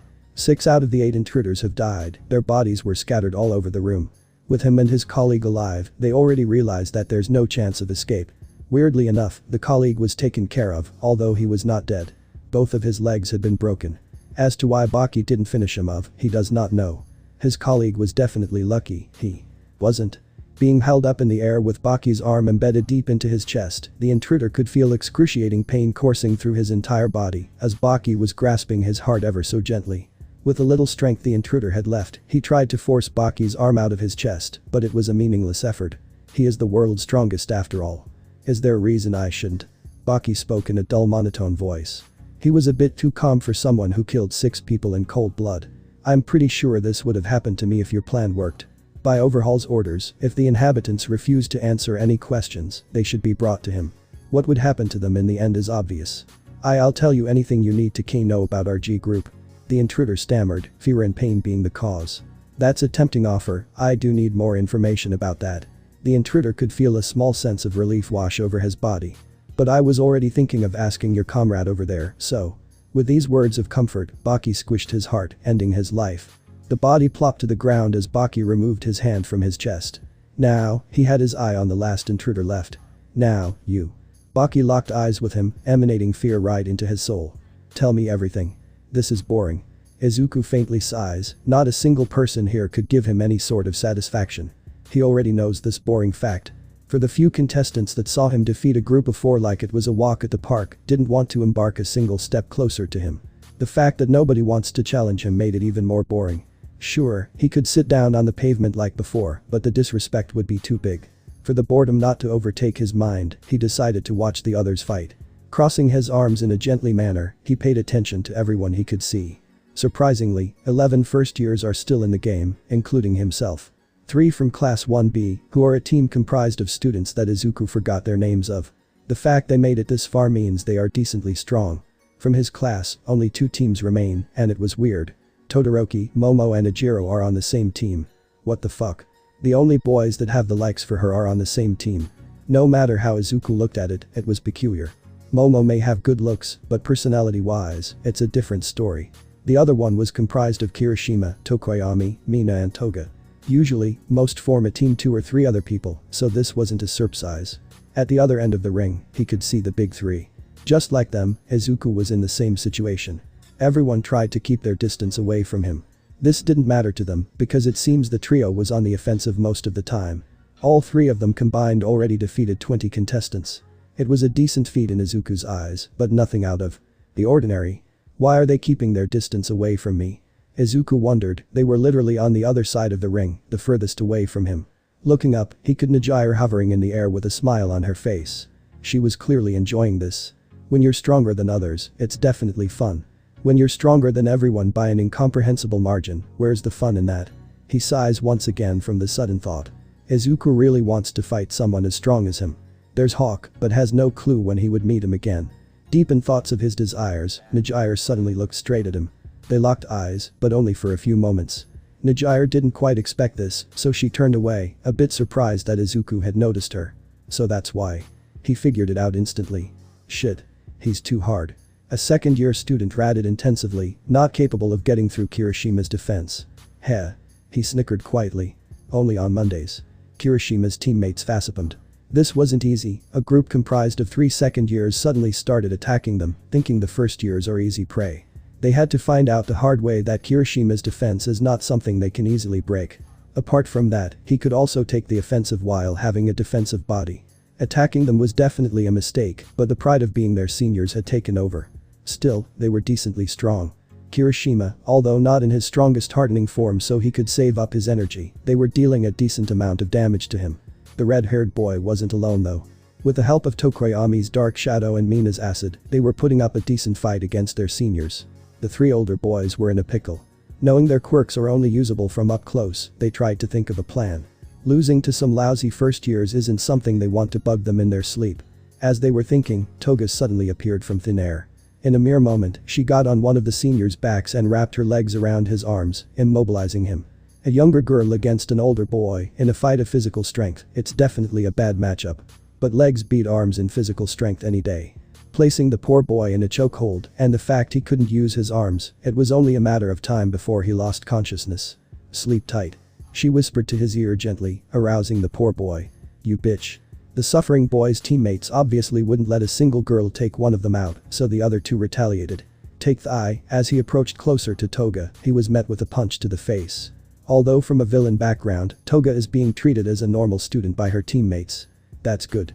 Most of Class 1 has accepted her with no problems.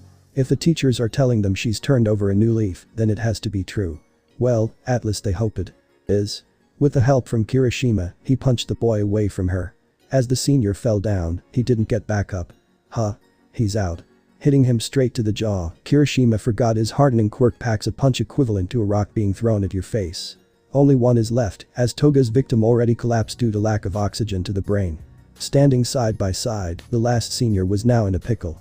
He couldn't believe it, they let a bunch of first-year beat their asses, and now they're going to beat his. Facing a 1 versus 4, the senior was now intimidated by their presence. This was embarrassing. Look, Yujiro, we can talk about this. An unknown female student begged for her survival. We can after the tournament. Using her wave motion quirk, she launched the student out of the arena. This is the 5th contestant she has defeated. Although a bit less than her previous year, she's taking it easy this time. Combined with the 2 other boys, they already defeated 25 people, almost a quarter of the contestants. Mirio has been going crazy, seemingly defeating anyone that comes close to his distance. Tamaki, who was pretty chill the entire time, also defeated 5 contestants. As the last enemy was defeated, Yujiro and Tamaki finally relaxed. That was fun. Yujiro exclaimed cheerfully, seemingly ready for more. Not really, they didn't even put up a fight. Tamaki didn't enjoy it. In fact, he doesn't like participating in this event. Too many people. Yeah, we should better go to the other side of the ring, there's more people there. Although Mirio's suggestion sounds fun, there's one person there she doesn't quite want to fight. Can we stay here? She asked them, a bit frightened on what might happen if they indeed go to the other side. They both knew the reason, she even told them. We know you don't want to get in a fight with Izuku, even I don't. But he's not attacking anybody. So if we don't provoke him, he won't attack us. Mirio was right, and less provoked, Izuku tends to stay neutral. You don't have to worry, you know. I'm sure he doesn't want to fight you either. Although a sentence that could spark arguments, she believed it. Taking a deep breath, she decided to go to the other side of the ring. Where her ex resides. Walking elegantly through the arena, the remaining contestants that were a tad bit too close moved out of the way. They already made it this far, they don't want to lose yet, that's what they thought. Finally at the other side of the arena, the others basically gasped in horror. Now, who wants to fight? Mirio seemingly talked to himself. That would be me. Mirio literally jinxed it, he just had to jinx it. They thought he was neutral, only attacking if he's provoked. Or was he provoked by the fact they entered his territory? They don't know. The fact he could hear Mirio was already astonishing, the cheering of the heroes made it quite hard to pick up faint sounds. Super hearing is one of the gifts of being a Hanma after all. The trio stumbled back, Izuku was already 10 feet away from them. Finally taking in a good look, Izuku definitely had a neutral expression. As to why he wants to fight them, they hope it's a joke. We don't want to fight you, Izuku. Yujiro exclaimed, a bit worried what might happen. She was right though, the trio definitely did not want to fight him. An old friend who they believed was the traitor of UA is now looking for a fight. If he was still a friend and the boyfriend of Yujiro, they'd happily give it to him. But now, fighting him now would just feel wrong. Why did they even believe he was the traitor in the first place? The lone wolf versus the strongest team, who do you think will win? The heroes were discussing on who is the superior one. Yeah, the boy is strong, but what he could do against the 3 strongest students of UA. Not to mention, this might as well put that ego of his back in place. As they were expressing their thoughts about this unexpected matchup, unwelcome guests showed up. Huh? Who are they? The hero pointed near the exit. Dozens of people wearing plague doctor masks suddenly intruded into the facility. This wasn't good, the heroes could feel it. The moment they noticed those people carrying firearms, the heroes tried to take action. But it was a bit too late. Gunshots were suddenly heard by everyone, even the contestants. What the hell?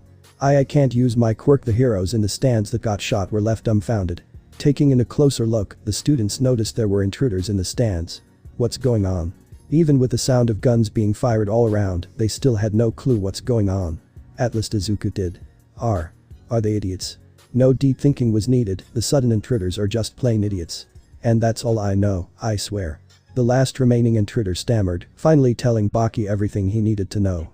Although he killed all of his comrades in cold blood, Baki acted somewhat nice to the frightened fellow.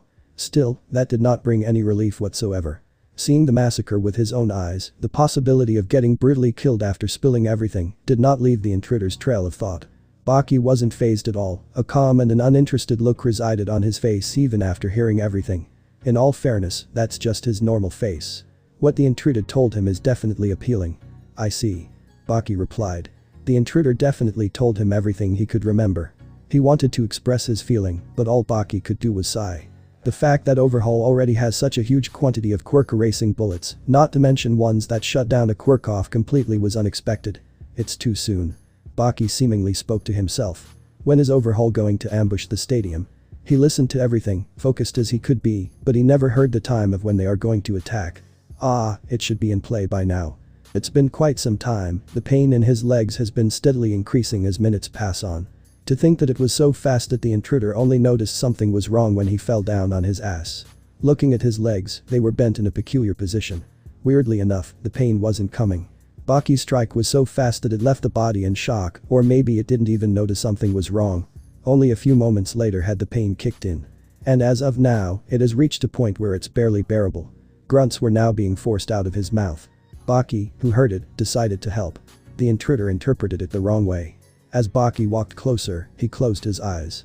He hoped to God that it will be painless, albeit being an atheist. His wish wasn't granted, pain worse than ever before came into his legs. But only for a few moments. The boy was confused, had he died already? Well, he hoped so, it wasn't so bad after all.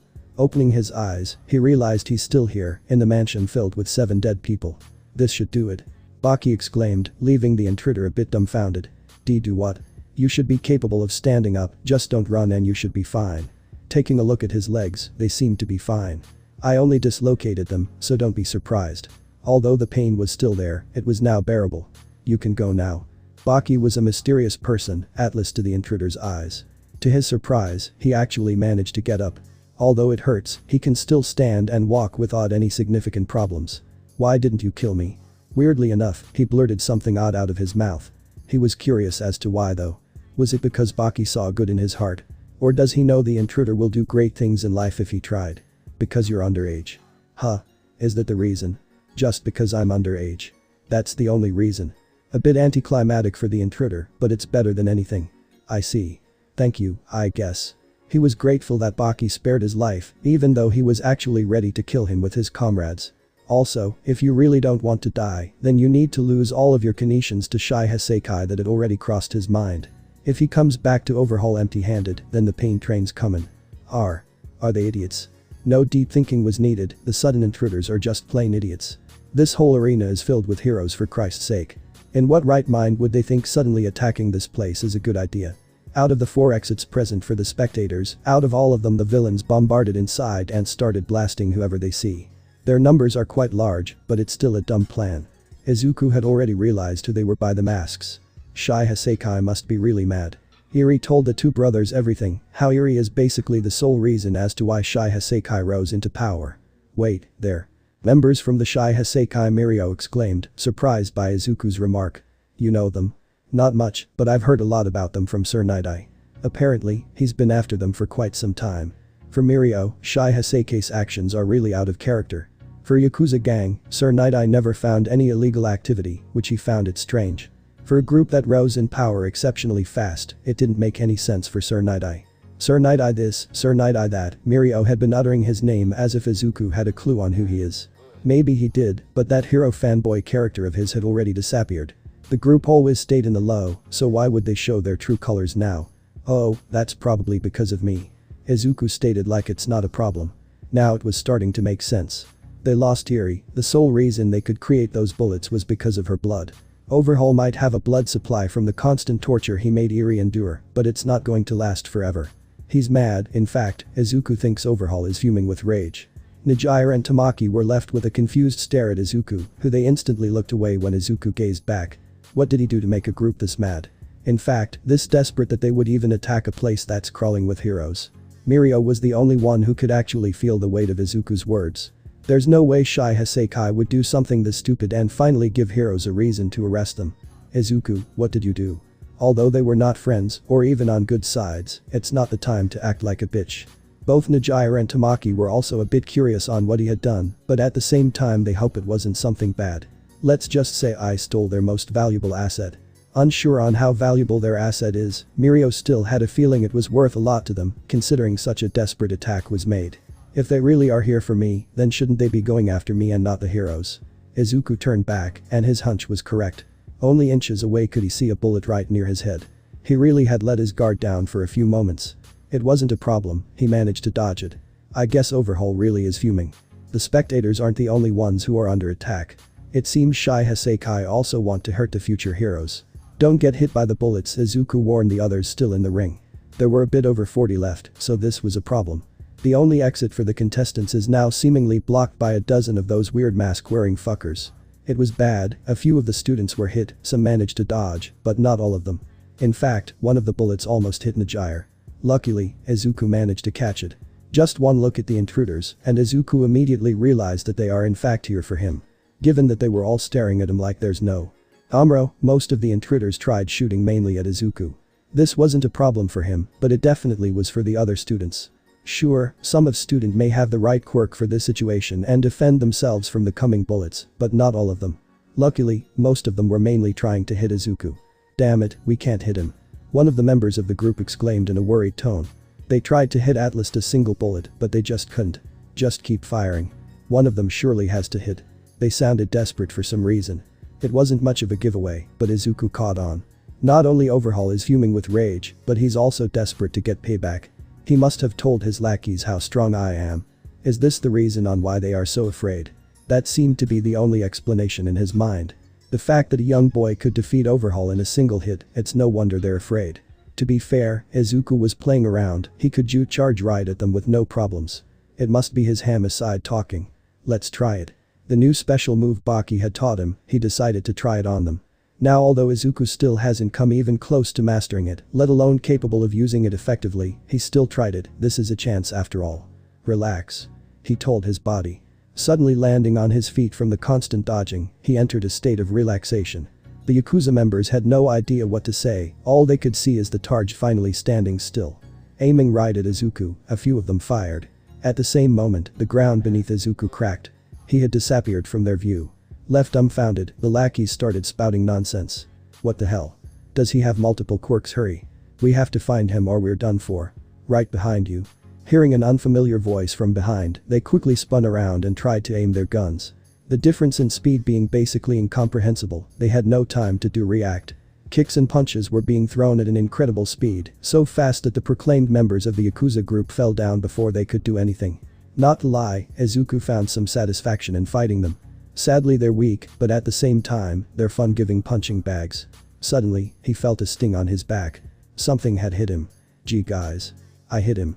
The intruder stammered joyfully, then getting thrown into the wall with force. "Hit me all you want, it won't do much," Izuku exclaimed to the remaining intruders. There are many of them, the entire corridor is filled to the brim with these idiots. It's still bugging Izuku, who the hell would attack a place filled with heroes? Sure, one could cause some damage, but would get captured very quickly. Not to mention, most of the intruders on top have already been captured in such a short— Not be true, it still brought a smile on his face. Thanks to him, Izuku can finally let himself out at least some bit. After all, who would care if these villains get severely hurt? Under heavy gunfire, Izuku dashed right into the center. A kick to the jaw, a punch to the stomach, a kick to the liver, Izuku used anything he had in his dictionary. The sound of bones breaking was faint, but it was there. Some heard it and were left terrified. They were legitimately stunned. How the hell did not a single soul hit him at least once? Having defeated the group, he continued further. Although he did not kill anyone, he definitely caused them pain. The ones who collapsed are in a way lucky. It felt nice to let himself out once in a while. Having knocked out the last intruder closest to him, Izuku could see another one 15 feet away from him. This one was definitely different. Apart from the others, who were dead-ass terrified of Izuku, this man had no hint of fear in his body.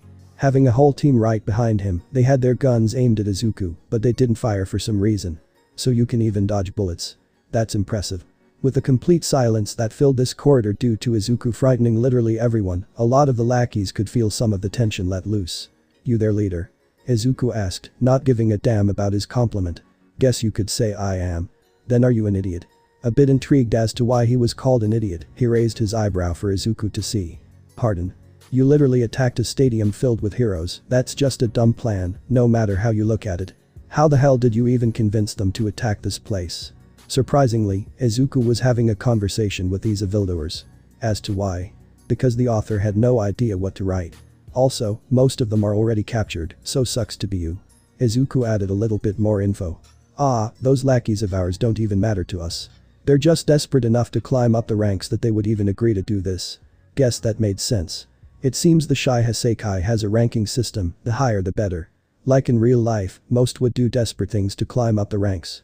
But this encounter of ours was definitely unexpected. We wanted to capture you, but you came right to us. The man, although with a plague mask that hides half of his face, Izuku could feel the innocent smile forming on him. Sorry to say, but we have an advantage. Just with a single glance, Izuku could tell the man was decently strong. Compared to him, definitely not. I don't think you could have an advantage by attacking a stadium filled with heroes. We don't have an advantage against the heroes, but against you we do. Curiosity was building up. This man didn't seem to be lying. Oh. How so? Inko Midoriya is in our hands. What you decided right now might be her fate. It took Izuku a while to understand the meaning of those words, mainly because he didn't want to believe it. His mom had been captured, this didn't sit right with his well-being. One of the few people he actually cares about has been captured.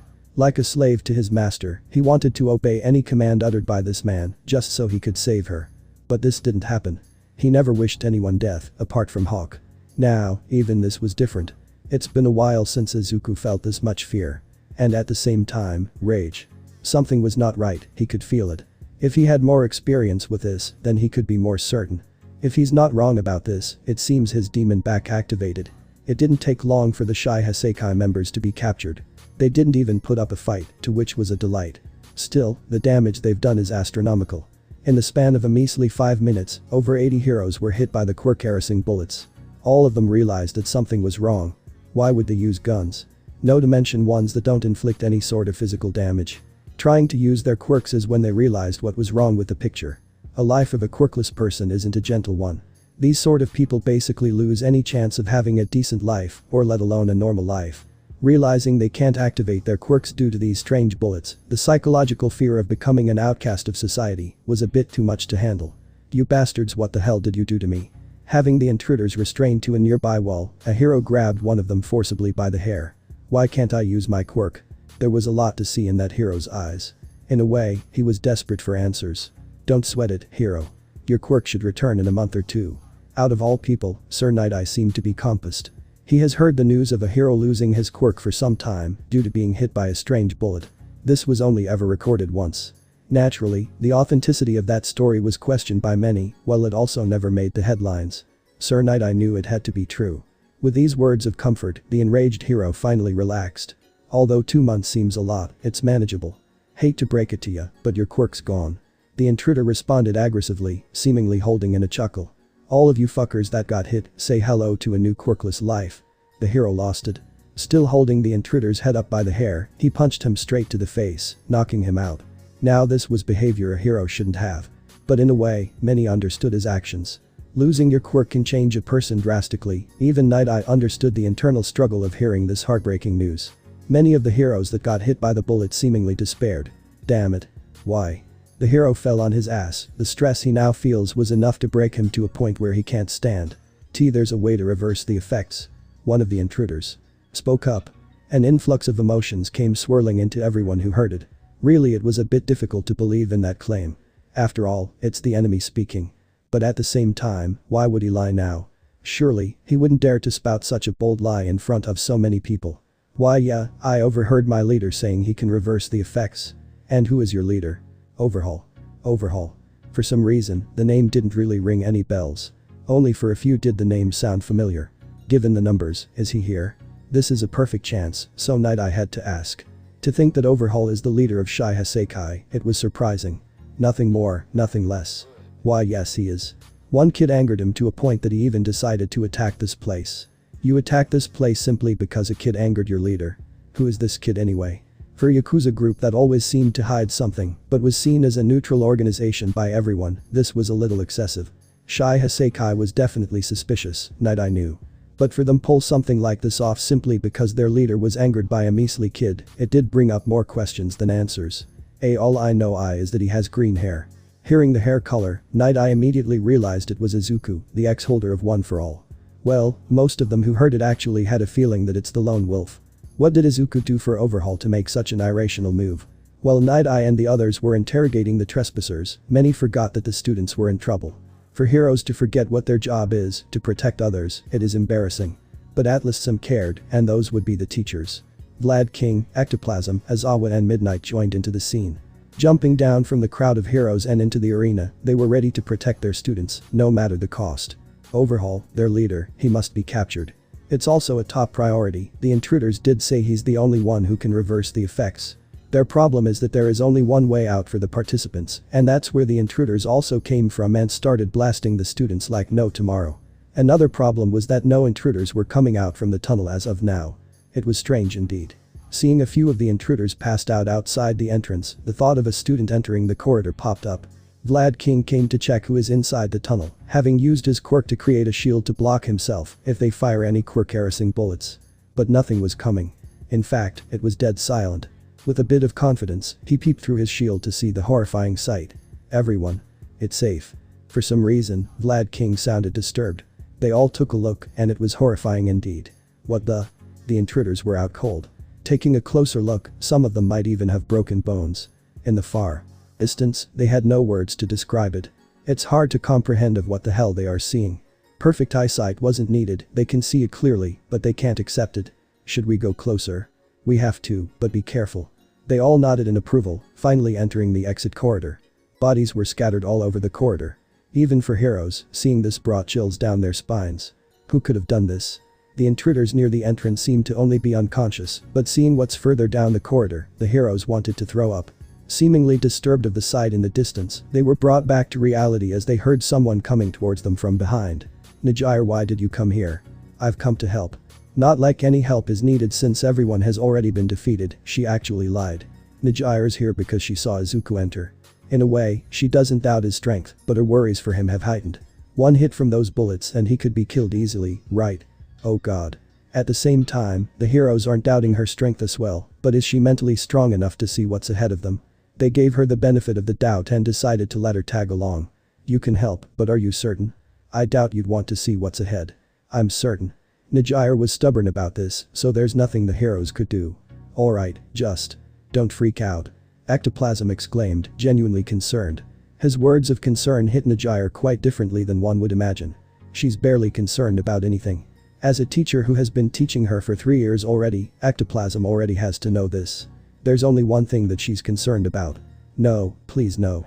She couldn't see the further ends of the corridor, mainly because the 4 heroes are blocking her view. Running up closer to the heroes to peek through their shoulders, her fear for the worst wasn't confirmed to be true. Still, it wasn't a pretty sight to see. Just like the heroes, she wanted to vomit. Behind, the intruders were simply rendered unconscious. Up front, it was a whole other story. A few feet away from the 5, there is a man lying down on the ground. A hole was gaping through his chest. Further down, it was an even more traumatic sight to lay her eyes on. A massacre had happened. All of the intruders present are without a doubt dead. There's no need to confirm. All of them were seemingly slaughtered to death. Some were missing an arm or a leg, but are still without a doubt dead. And some seemed to have it even worse. Just like the unfortunate man in front of them, a few had holes gaping in their chests, while the others seemed to have a part of their heads missing. It was a horrifying sight indeed. Even the heroes weren't quite ready to see this sort of sight, to a point where Ectoplasm and Midnight tried to look away. What's worse is that to go further, they have to soak their boots into the puddle that was formed by the blood of the fallen. What the hell happened? Many questions were popping in their heads. Who could have done this? Only one person here knows. They were killed by using my techniques. As much as they were paralyzed by everything, they failed to realize that Baki had already made his way and started analyzing the bodies. Who are you?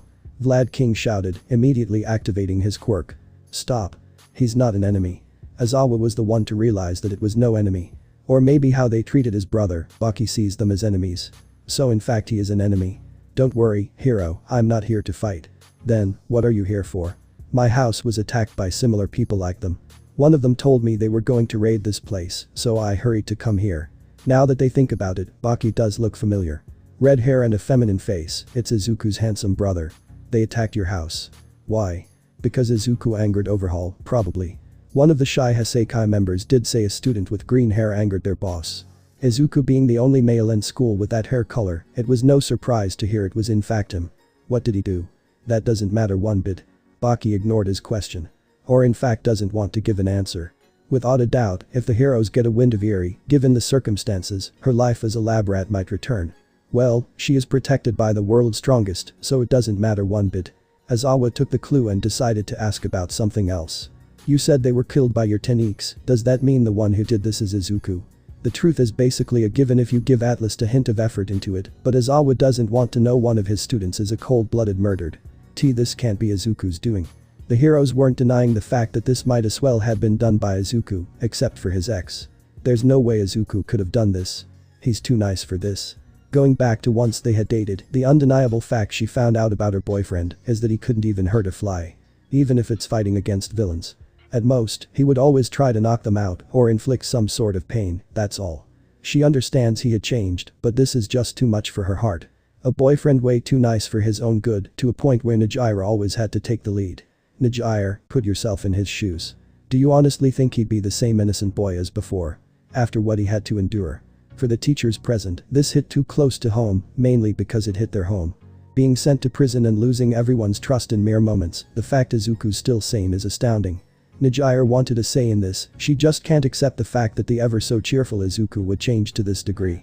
But she was interrupted. A scream of pain was heard further down the corridor. Whatever they were talking about didn't matter as of now, they have to check what the scream was about. Running through the puddle of blood that soaked their boots, they took a turn to the left. And that's where they saw Izuku. Something wasn't right, his body was entirely stained with blood. And the man, or the intruder he has a hold on by his hands, he was completely terrified. Izuku, don't kill him. Aizawa had shouted. The nickname Overhaul isn't that quite known by the heroes. Luckily, Aizawa was one of the few that did know about him. Overhaul really is here and is about to be killed by Izuku. Why? It was a simple question, a genuine question as to why this man deserves to live, yet his tone sounded so wrong given the scenario. It was a calm and a frightening tone. Why does he deserve to live? Lifting his head up for the heroes to see, they realized something was wrong with his eyes. Given by the experience of living long enough, they understand that no one should have such eyes, let alone at such a young age. Yet, this isn't the first time Izuku had gotten such a look in those eyes. It was only for a short while once he was in Tartarus, Baki and Oliva had noticed it, but it quickly disappeared. If Baki had to describe it, it would be the eyes of a man who has nothing left to lose. I knew it, he's just like Yujiro. Baki thought deeply. Just looking at brother, he could tell his strength has gone up tremendously. He can activate the demon back at will. With his gut feeling actually being correct all this time, Baki couldn't hide his smile anymore. At the same time, it seems Izuku finally noticed Baki was here as well. Baki, she's dead. Inko's dead. All because of him. Baki would have been surprised, but the intruder already told him everything. I've heard. Baki replied. This finally gave everyone a clue as to why Izuku decides to unleash this sort of unprecedented actions. Looking at Overhaul, he wasn't in the best shape ever. His legs were pretty much wrecked and it seems Izuku is trying to rip off his arms. He wasn't stopping, ever so slowly, Izuku was trying to rip off his hands, gaining a few grunts of pain from Overhaul. Izuku, trust me. Revenge isn't the path you want to take. Aizawa shouted. Since all of the intruders were pretty much killed, capturing Overhaul is top priority. I understand how you feel. But way too many heroes were hit by the quirk erasing bullets, and Overhaul is the only one who knows how to reverse the effects. Now that they took a look, Izuku's hero costume seems to have a lot of bullet holes in his chest. If he was hit, how could he have defeated Overhaul? Sadly, only Baki and Aizawa knew the truth. Izuku, please. You don't have to kill him. Nijire pleaded. Seeing him in such a state almost broke her heart. She understands where his rage is coming from. And honestly, she wants to go for a hug to calm him down, to comfort him, but she can't. Izuku, calm down. You don't have to do this. All of the heroes were scared for Overhaul. The look in Izuku's eyes made it clear that he might as well kill him right here right now. There's always another way. Literally everyone was pleading for Izuku to stop. Luckily, he did. They could see his grip on Overhaul's arms loosen. Even Overhaul was hit with a big wind of relief. This is embarrassing. Baki semi-shouted. He gained all of their attention in a single moment. What did he mean by embarrassing? Words of advice, heroes. If you want to save Overhaul, stop thinking rationally. As if right on time, a disturbing sound reached their ears. They turned back and saw the worst possible thing imaginable. Izuku had crushed Overhaul's head flat. Did all you really think Izuku had acknowledged anything any of you said? This was the worst, Overhaul really was killed. Now, how would the heroes and student that got hit by the bullets reacts to this heartbreaking news? Damn it. Does your brother not know restraint? No, he does not. He does know regret though. How Baki was acting is not normal, not even close. Inko was confirmed to be dead by his brother, yet Baki seems to be unfazed. He's feeling it right now. The regret of giving Overhaul a quick death because none of you would stop pestering him about your worthless excuses as to why he should live. They were definitely not worthless excuses. We needed him alive. Damn I. Weirdly enough, Vlad King tried to justify the worthless excuses they were pestering to Izuku. Then you should have stopped thinking rationally. If you had promised Izuku that he could have Overhaul all to himself after interrogating him, then maybe he would have held himself back. It was over, the hero suffered a big loss of numbers. All thanks to a certain someone who couldn't show restraint. Not like that person gave a damn. Due to the unforeseen events that had to transpire, the free-for-all tournament was ended with no actual winner. It was a dark day. Although no hero died during the raid, 34 intruders were confirmed to be dead. Even Overhaul, the one heroes desperately wanted to capture. Once his death was confirmed, a lot of them fell into despair. Having no quirk in their system, they lost their title as a hero. All of them had to ask, who killed him? Who killed their only hope of retrieving their quirks? Only 6 people saw who had killed Overhaul, and his death wasn't pretty. Even if all 6 of them decided to keep their mouths shut, it didn't matter one bit. The surveillance cameras caught wind of everything, so there was no point in hiding the culprit. And just like that, the incident made the headlines. How many heroes lost their quirks? How many students lost theirs? How many people died? Who killed Overhaul? Everything was now on the media. There was sympathy for the heroes and students, but only for them. For such an incident, most eyes were lurking on the only thing that seemed to matter. The boy who killed Overhaul. The heroes must be fuming right now. The student killed their only hope. Lamau. They better kick him out of UA. In fact, put him in prison, he's a cold-blooded murdered. So this brat really thought he had permission to kill this many people just because they had his mother. Watch all of the camera feeds bro, Overhaul confirmed that she was already dead. So? He already killed 30 of them before Overhaul told him that she was dead. Just because they killed his mother doesn't justify the massacre he caused. I know, but he mustn't have been in his right mind. If he does shit like this, he shouldn't be in UA, but in prison or a psychiatric ward. Because of that brat my favorite hero can't use his quirk anymore. The heroes told him that Overhaul must be kept alive, but he gave 0 fucks anyway. He's truly a menace to society. Man, I want to punch that fucker.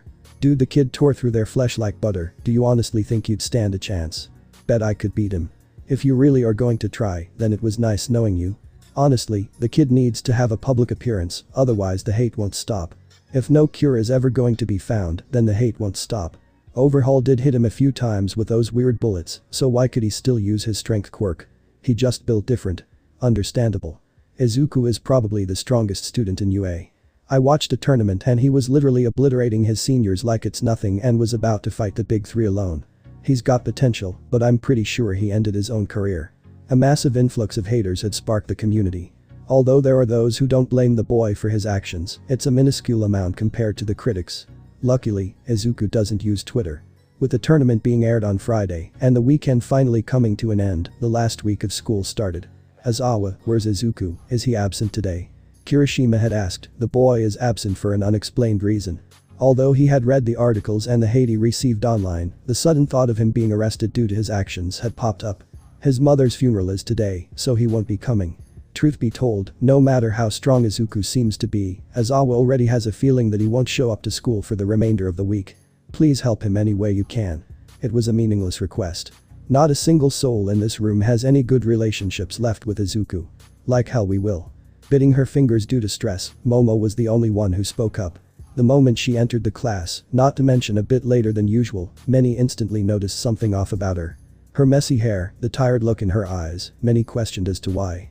Momo, I know you're angry because you lost your quirk, and Izuku is partially to blame. Even if anger was the reason for her to utter such a response, the students agreed that it was a bit too far. But try to put yourself in his shoes. Imagining themselves standing in his place, the only thing the students could see were broken shells of themselves, incapable of coping with the betrayal and heartbreak Izuku had to go through. Although I do not condone his actions, I understand his reasons. With his mother out from this world, all he has left is his brother Baki. If he were to somehow die, the thought of Izuku snapping and going on a rampage is now an actual possibility. Also, Bakugo, why are you in school? Instantly going from a calm and understanding demeanor to having an angry and disappointed look in his eyes, Bakugo flinched once he heard his name.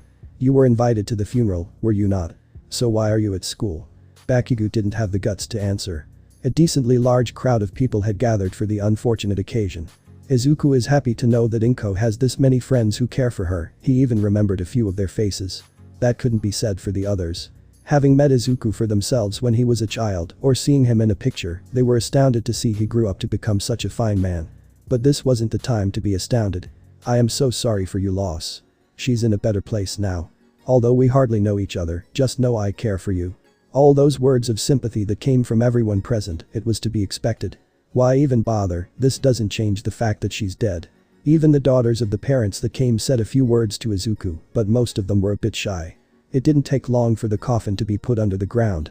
There was no body inside, mainly because Overhaul completely erased it from Earth. All the more reason why Overhaul was killed. Regret is swaying his mind. Sure, Izuku doesn't see his actions as wrong, but most of the world is. Even when Overhaul is a villain who killed his mother, they buried Izuku for his actions, just because the villain knew how to cure the effects of the quirk erasing bullets. With him gone, and no way to cure the problem, everyone forced the blame on him, no care for his feelings. Even with the funeral finally coming to an end, it wasn't that of an easy time. Walking home with his brother Baki, the civilians had noticed him. Hey, it's him. The boy who killed Overhaul. Suddenly, upon seeing the civilian point at Izuku, they immediately started berating him. Because of you my favorite hero can't work anymore. You're no student of UA, you're a bloody murderer. Drop out already. You don't deserve to be a hero. Comments after comments came hurtling towards him. Although he didn't care, it did irritate Izuku just because they were bothering him. Don't they have something better to do? He wanted to walk away with his brother, go back to his home and take a rest, but one person took it a little too far. Your mother deserved to die for raising a brat like you. Immediately stopping in his tracks, Izuku started thinking about everything he could imagine. This didn't sit well with him. Sure, they can berate him all they want, but Izuku will not let his mother get dragged into the same spotlight. He thought of what the consequences might be. In the end, he didn't care. The man who spouted such a claim about his mother fell to the ground. Wow, what just happened? The others nearby were left dumbfounded. No one saw anything, apart from the man falling down to the ground unexpectedly. As a new commotion was caused, the brothers left the scene. Why did you do it? Izuku asked his brother. From everyone there, only he managed to catch it. Because you would have killed him. Fair point. Baki's not wrong. Even with so many witnesses all around, Izuku actually had the resolve to murder that man. Not like he's going to live, anyway. What do you mean? I think I hit him too hard. Talking casually about murder, the Hanma family is definitely abnormal. After a little walk, they reach their mansion. It's only morning, yet they already had a bad day. Is ERI still sleeping? I think so. Sadly, ERI couldn't come to the funeral. Not because she was tired or too young, but because of her extreme fear of crowds. Overhaul really messed her up badly, another reason why he had to die. Well, then, I'm going to go train. Baki exclaimed, going into his training room. Wait. Izuku asked for his brother to stop. I think I figured it out. Surprisingly, after the funeral, both the brothers were ready to have a brawl. Izuku just asked for a fight out of the blue, to which Baki gladly accepted. Are you certain you can activate your demon back? Yesterday we tried and nothing seemed to work. Having already warmed up and ready to go, Izuku remembered the feeling he got less than an hour ago. I'm certain it will work. He clenched his fist. The moment the man made fun of his mother, his rage spiked tremendously. At the same time, so did his strength. Weirdly enough, the demon back didn't activate, yet Izuku is certain he got a power boost during that 1 second. So, the only conclusion Izuku could think of would be negative emotions. If he really figured it out, then this is wonderful.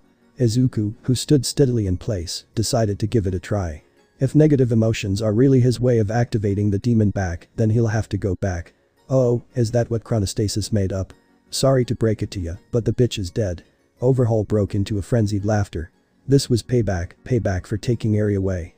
He had nothing to fear, Izuku was already shot a few times by the bullets. And for comfort, Overhaul decided to shoot a few as well. To his luck, Izuku couldn't dodge them. Or, he didn't care to dodge. With this, Overhaul's mind was clouded with a false sense of safety. Now, he thought he could do as he pleases. Ah, the screams of pain she made were delightful, wish I could hear them again. It was already confirmed. That she's dead, this was more than enough of a reason to kill Overhaul. And, he confirmed the fact that she was tortured to death. The only thing that clouded Izuku's mind in that moment was ways of killing Overhaul as slowly as possible. Sadly, the body was reduced to atoms, a shame. After that, the rest was history. There was no need for Baki to strain his eyes to see it, he could just feel it. Like back then, Izuku had activated his demon back at will. Suddenly, Izuku dashed right forward to Baki and aimed his punch right to his head. Sadly, it missed. But, Izuku made a great achievement. He surprised his brother. The otherworldly speed he just displayed, it was unexpected on so many levels. This increase in strength, it's different. Baki, with the knowledge he possesses about his family lineage, this is not something that is normal, even for the Hanmas. With this, Baki may finally feel the true thrill of a battle. The otherworldly speed he just displayed, it was unexpected on so many levels. This increase in strength, it's different. Baki, with the knowledge he possesses about his family lineage, this is not something that is normal, even for the Hanmas.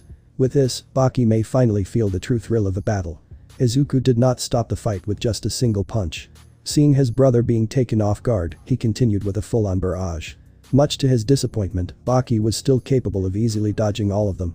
Even with this, I still can't hit him to his eyes, it seemed as if Baki was still putting barely any effort into it. This didn't induce any anger whatsoever, the fact that his brother is on a completely different level was already painfully clear.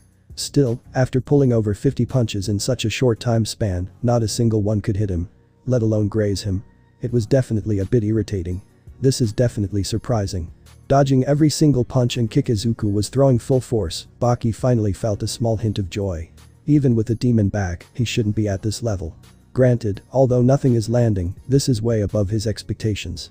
No, the demon back shouldn't increase his strength to that extent. It seems as if something else was in play. And although a bit in the dark, Baki already had a clue on what it might be. Is it a superior version of mine? Izuku faked a straight punch and performed a kick, aiming straight to Baki's jaw. Naturally, it missed the target. Or is it because of emotions? Taking a closer look into his eyes for the insanely short moment Baki could see what clouded their entire vision. I see, so it is emotions. Baki backed off a few meters away. First time seeing his big brother doing something as backing off, it raised a peculiar look on Izuku's face.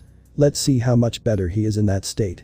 Right on time, Izuku didn't even waste a beat, immediately rushing towards his brother at an incredible speed. Coming closer. Izuku could see a leg with his peripheral vision. Baki wasn't going to stay on the defensive all the time, that's no fun. Even with this sudden power-up, it was too fast for his body and mind to react. But in the end, Izuku managed to dodge it by a hair. Having used every muscle fiber in his body, he managed to swing his head back to a point where Izuku lost his footing and fell down. His nose was grazed by the kick, leaving a small mark. You're kidding me, he can even dodge my kick. Or was it a fluke? Izuku, even with the increased arrogance he has by being a Hanma, he has to admit that it was a fluke. Fluke or not, this is a great achievement. A moment he will probably never forget. Getting his ass off the ground, Izuku put some distance between his brother. The positive feeling he just started experiencing by dodging Baki's kick, it was gradually overtaking the bad ones. Even if it's a fluke, with this I might be capable of dodging his attacks. Although that kick might not have been his full power, it was still exhilarating enough to force Izuku to try something else. You idiot, trying that on me? Izuku was ready to use the Gakaburi dash. Sure, it might be the best move he has in his arsenal, but does he realize on who he's about to use it on? Relaxing to a point where his body starts to feel like liquid, Izuku dashed to Baki at maximum speed. The first step was explosive enough that it completely cracked the ground below. For some reason, it didn't feel as fast as it should. Not knowing as to why, he brushed it off to the fact that he hadn't mastered the technique yet. Colliding with his big brother, Izuku's momentum was stopped completely. Baki didn't even budge, much to Izuku's surprise. His strongest attack was completely useless. Why the surprised face? Baki had caught Izuku's hand like it was nothing. Even with that boost, he's still that weak against him. Gakaburi dash is a move I created myself, I didn't learn it from someone else. Now that he thought about it, Izuku started to feel like an idiot. There's no way it would have worked against him. Just what did you think would happen if you used it on me? Well, your demon back already disappeared. Izuku was too fixated onto the fight that he didn't notice the fact that it already disappeared. How the hell could he have not noticed it? Plot. Hell, Baki didn't even let him utter another word. To make such a mistake in battle, it angered Baki to great lengths. To the point where he knocked Izuku out. Waking up a while later, still lying down on the cold hard pavement, he could see Baki patiently waiting for him to wake up. How long was I out? About an entire day. Usually, when Baki knocks him out, he wakes up an hour later. Would you hit me that hard? My head still hurts. The last time he was knocked out for such a period of time was when Baki taught him the Gakaburi dash. Cause you made two mistakes that angered me. Oh. First is.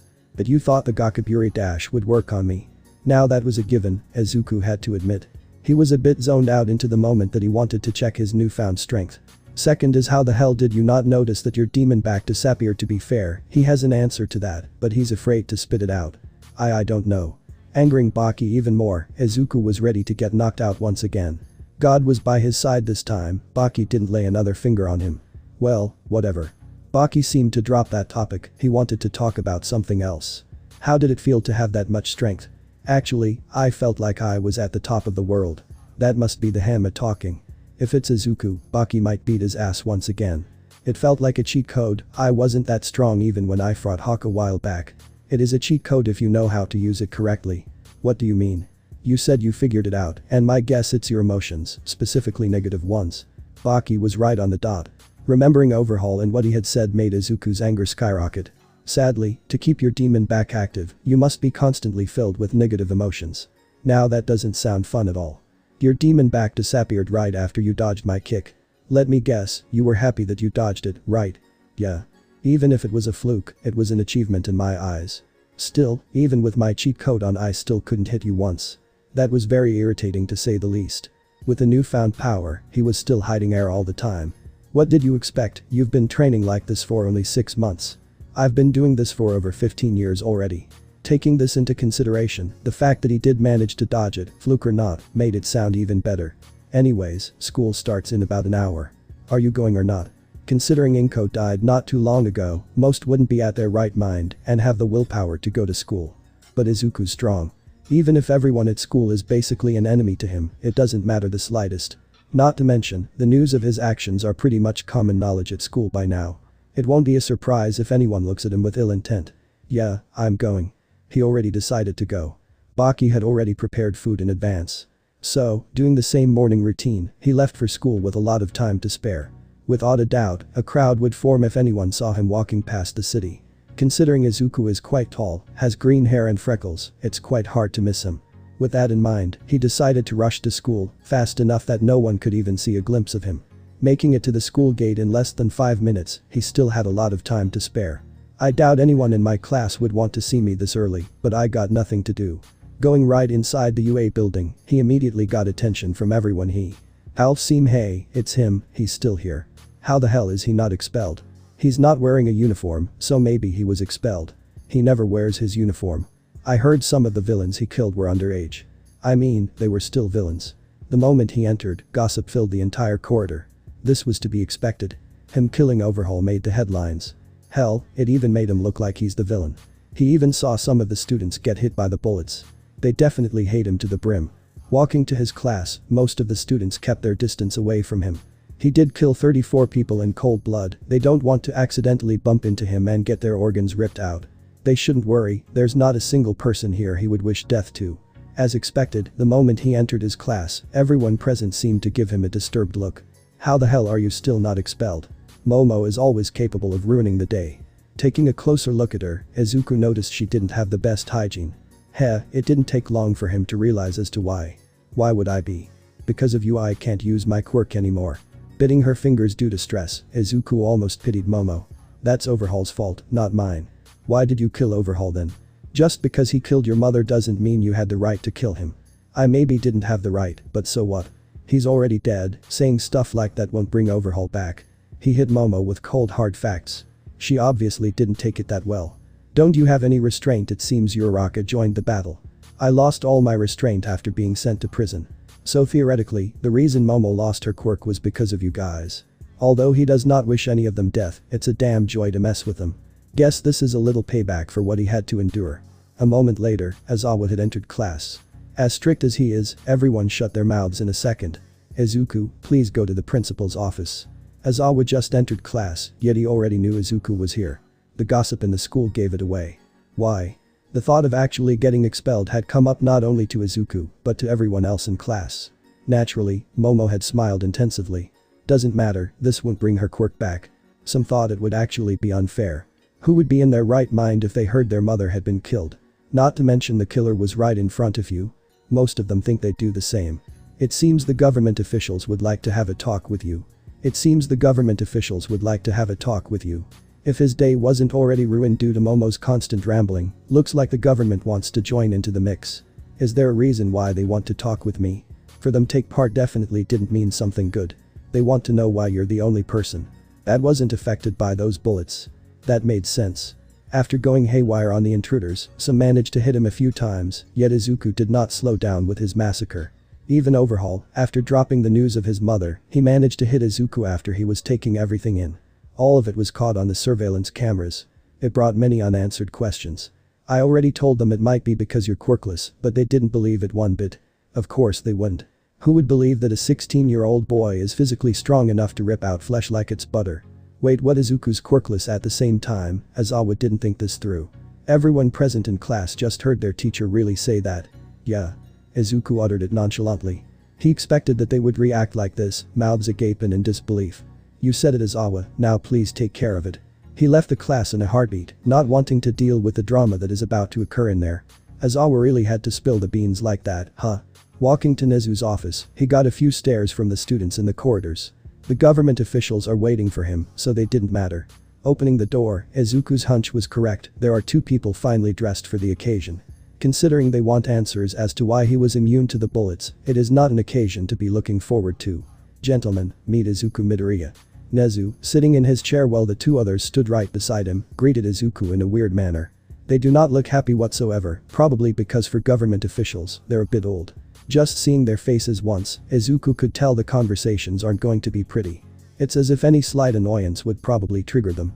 Izuku internally laughed when he thought it that way. After all, he's the same to some extent. The demon back should have been a trump card for the Hanmas. Now it can be activated if Izuku sways his thoughts too deep into the abyss. Nezu did introduce him, so all that's left is for the two geezers to do the same. So, what does the government want to do with me? Not caring even a single bit, Izuku immediately sat down on the guest chairs and wanted to get started as soon as possible. Straight to the point, I see. One of the officials uttered in an unlikable tone. He sounds like one of those people who take their job way too seriously. Well, they're the government, so being this serious isn't bad at all. I have classes, so I'm hoping whatever you want from me can be answered before the first starts. They took a look at their clocks and realized they have more or less 15 minutes left. There's plenty of time. It won't take long. Luckily, the younger-looking official seems to have individual. I'm here because you want to know why I wasn't affected by those quirk-harassing bullets, right? Aizawa told me before I came here. That's one of the main reasons. They told us it might be because you're quirkless. Sorry, but we find it a bit too hard to believe that a quirkless person could do such gruesome things just with his bare hands. Gruesome things, they were implying the massacre he caused in the stadium. Their reasoning is acceptable. There's no way a quirkless person could achieve such strength by normal means. Sadly, the officials do not know his true family lineage. Believe it or not, that's actually true. I could do some sort of quirk test to show my credibility. For him to agree to do a quirk test, both the government officials started to somewhat believe in his claim. They thought he was just a simple boy looking for fame by lying about not having a quirk, only physical strength that transcends the human biological limit. He's a boy that heard the news of his mother dying not that long ago. There's no way a person in their right mind would lie about something like this. I can vouch for one of my students, he definitely is not lying. Izuku surprised to see that even Nezu knew he was quirkless. Unless Izawa had already told him, there's no way he should have known. The thought of Izuku getting his own actual quirk after leaving prison should have popped up in his head. Maybe it did, but was quickly disproven by something. True or not, Nezu's one of the smartest people on the planet. He knew Izuku didn't get a quirk after leaving prison, but didn't know he wasn't the traitor. Geez. All of this bravado happened because Nezu said his opinion after seeing the recordings. Alright, fine, we believe you. In the end, the government officials had dropped the "you're not quirkless" mentality and started with the other questions. Can we start with the other questions? The older official asked in an unlikable tone. Izuku didn't show it, he tried to show some respect, since whatever. Please feel free. Then, it would be best if you left the room, Principal Nezu. This is something we want to talk only to him. Although it did raise many questions as to why Nezu couldn't stay to see if one of his students isn't being pushed into something bad, or even worse, getting blackmailed. But it's Izuku, there's no way they could get to his head. Alright, then. After confirming everything, Nezu left the room, leaving Izuku and the government officials in one room to have a talk alone. Is it that classified that even the principal can't get wind of it? In a way, yes. Well, that answered Izuku's questions. Something must have happened in the past 2 days. Still, it's classified to a point where even the principal of UA can't get a heat of it. Something was definitely going on. We actually came here only to talk about this topic. Confirming the fact that the classified information they're about to discuss is the actual reason. They came here, things weren't looking so good, Izuku could tell just by looking at them. You can feign innocence by pretending to be quirkless, but after interrogating the intruders the heroes captured, we already know everything, so it's pointless to lie. Wait, are you talking about ERI? So the key factor as to why they didn't believe in Izuku's claim of not getting affected by the bullets was because they found out ERI is in his hands. Not just simple ignorance. We're going to be blunt as possible, hand her over. That was indeed blunt, not a sugar-coated or a prolonged sentence, just like most politicians do. At the same time, it didn't sound as an earnest request, but more like a serious demand, one which you can't disobey. They probably think Izuku is in a sticky situation already, denying their demand would cause even more potential problems in the future. But the two officials were astonished to hear that, even with the government gunning for his head, all Izuku did was let out a small laugh. You dare to laugh even in such a situation. You think I was immune to those bullets because I have ERI in my hands, how could I not laugh? The misinformation they gathered about him is off the charts. If you're still in denial that I'm not quirkless, give me some anti-quirk cuffs, or better yet, let's go do a quirk test, I'd really like to see your expressions. After they demanded ERI to be theirs, Izuku lost any respect he had for these government geezers. Also, you're not getting ERI. I'm not bringing her back to the hellhole she lived most of her life. After they showed their true colors, what kind of life awaits for ERI is already painfully clear. If they indeed interrogated the intruders, then they should know the secret is in her blood. And knowing that blood is also capable of creating an anti-quirk weapon, the government will take it a step further. Without a doubt, they will try to take every last drop of blood her body can produce. Not to mention, her quirk's passive ability is to heal her body. If that secret is out, then they definitely will not show any remorse to her body, all in the name of self-gain. Considering the conversation has taken such a turn, I can't stand to listen to you geezers, it's over. Being called geezers right in their faces, they definitely didn't stand by that. Walking right to the door, the government officials tried one last take. If you walk out through that door, you'll be making a grave mistake. In a way, this was blackmail. Considering they're taking such lengths to get what they want, they're desperate for ERI. After all, if they get a hold of ERI, they will rise to power exponentially. Then I'll run out through the door. Izuku definitely finessed them. So your hunch was correct, eh? While Izuku had to deal with greedy government officials, Baki was having a normal talk with Biscuit Oliva. Yeah, he's capable of activating his demon back far easier than anyone could, just like Yujiro.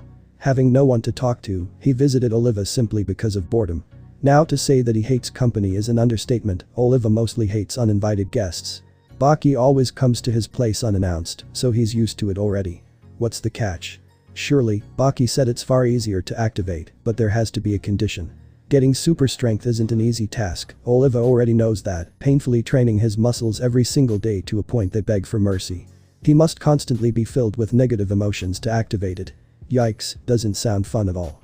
Did Yujiro have the same condition as well? I kinda find it hard to believe, since I heard he always had a neutral look on his face.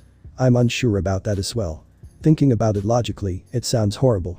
That meant that his grandfather, Yujiro, Alfred always having a poker face on, he was constantly harboring negative emotions underneath it. It does sound very horrible, but he's already dead, so there's no reason to think too much about it. Also, I have a feeling that it depends on how strong those feelings are. The more emotional he is, the stronger he becomes. So he follows the rule depression makes you stronger. Basically, that's one way to put it. Like most main characters, they have the power of friendship. Where if they have comrades, companions, friends by their side, they will become stronger exponentially and defeat the enemy that's in their way. And then there's Izuku, who has the power of depression. Anger him enough, and you're gonna pay the price. That's heartbreaking to know. It surely is. If Oliva had a choice to gain insane power but with a condition, he definitely would not choose this. What are you talking about? Suddenly, it seemed as if Baki was disagreeing with Oliva. He seemed different. The unneeded grip strength he was using on his cup of tea was over the top. In the end, the cup broke into pieces, all of the tea fell onto the table. Looking straight at him, Oliva could see the excessive smile that formed on his face. He is developing faster than I ever hoped for. Oliva had forgotten that people from this lineage always act irrationally and have barely any common sense. He completely forgot that Hanmas only care about fighting. Last night definitely sucked. Izuku has no words to describe it, since his vocabulary was limited to barely above average. The government of Japan really is flawed in so many ways. Saying that Izuku will make a grave mistake if he doesn't hand ERI over to them, and even trying blackmail, this didn't sit well with him. Although he does hold himself accountable as to the reason of this crisis and wants to help, but it all depends on a certain factor. Waking up after a good night's rest, Izuku had realized he overslept for his usual morning routine. This usually never happens, it might be some sort of defense mechanism. Now that sounds laughable, a Hanma body trying to sleep for a longer period of time just so it could skip training. It does sound absurd, but Izuku was pushing his training to even greater lengths. Right after school, Izuku usually never has any free time. Once he comes home, it's training till bedtime. The term overtraining does not apply to him, since Hanmas have exceptionally fast regenerative abilities.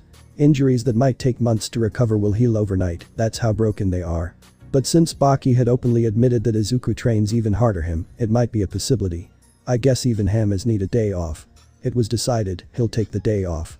Leaving his bedroom and entering the kitchen, he realized the food was already served. Good morning. ERI screamed loudly, having her mouth full with the food on the table. How the government acted, her safety might be in jeopardy. Considering the intruders knew where they lived, they probably ratted out their location as well. It's definitely a problem, and if the government really takes it to a point where they visit their home, or even worse, raid it, there's no holding back. Although he's uncertain, Izuku doesn't really like killing, most people just do their jobs as they are told, that's what he understands. The problem is Baki. With the strength he possesses, having ERI taken away would be like a fantasy, a dream that would never come true. Baki hates intruders, as if it's a passion for some reason. Izuku's afraid that there might be another bloodbath once it happens. Hey ERI, enjoying the food? She nodded, her mouth was full with the goodies on the table. Izuku couldn't lie, the food does look delicious. The government really got you, Izuku. He guessed that Baki was watching the news, since he could faintly hear the TV in the distance. What do you mean? He followed Pursuit to where Baki was sitting. Take a look. Izuku immediately laid his eyes on the TV. Each passing minute, his anger seemed to boil intensively. Hell, he could even feel his demon back activating as if it was instinct. The UA student, Izuku Midoriya, the one who killed 34 intruders, including Overhaul, is now suspected to have a cure to those who were hit by the quirk bullets. The government politely asked for his help, but he refused. The news lady babbled on the cold hard lie. Was it a lie though? He certainly does have ERI, the only way to cure those who got hit by the bullets is with her.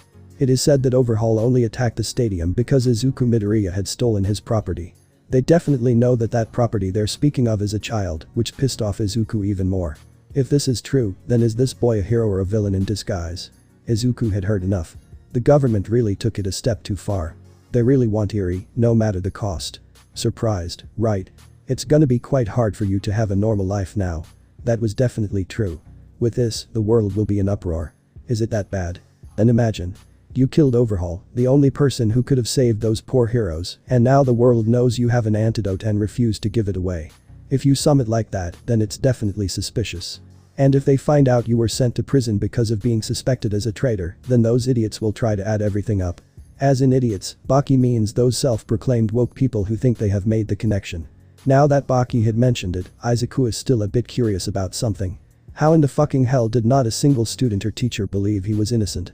Maybe some did, but they lacked evidence. He's got too much on his mind already. After hearing the news on the TV, he decided to feast. The food in the table is just dying to be eaten. Right after that, he went to school. Why is the screen all blurry? ERI pointed to the TV. She could barely see anything. Because they don't want to show Izuku killing all those people. It's been a few minutes, yet they are still reluctantly talking about Izuku and his misdeeds. He killed people. They were bad people, so they deserved it.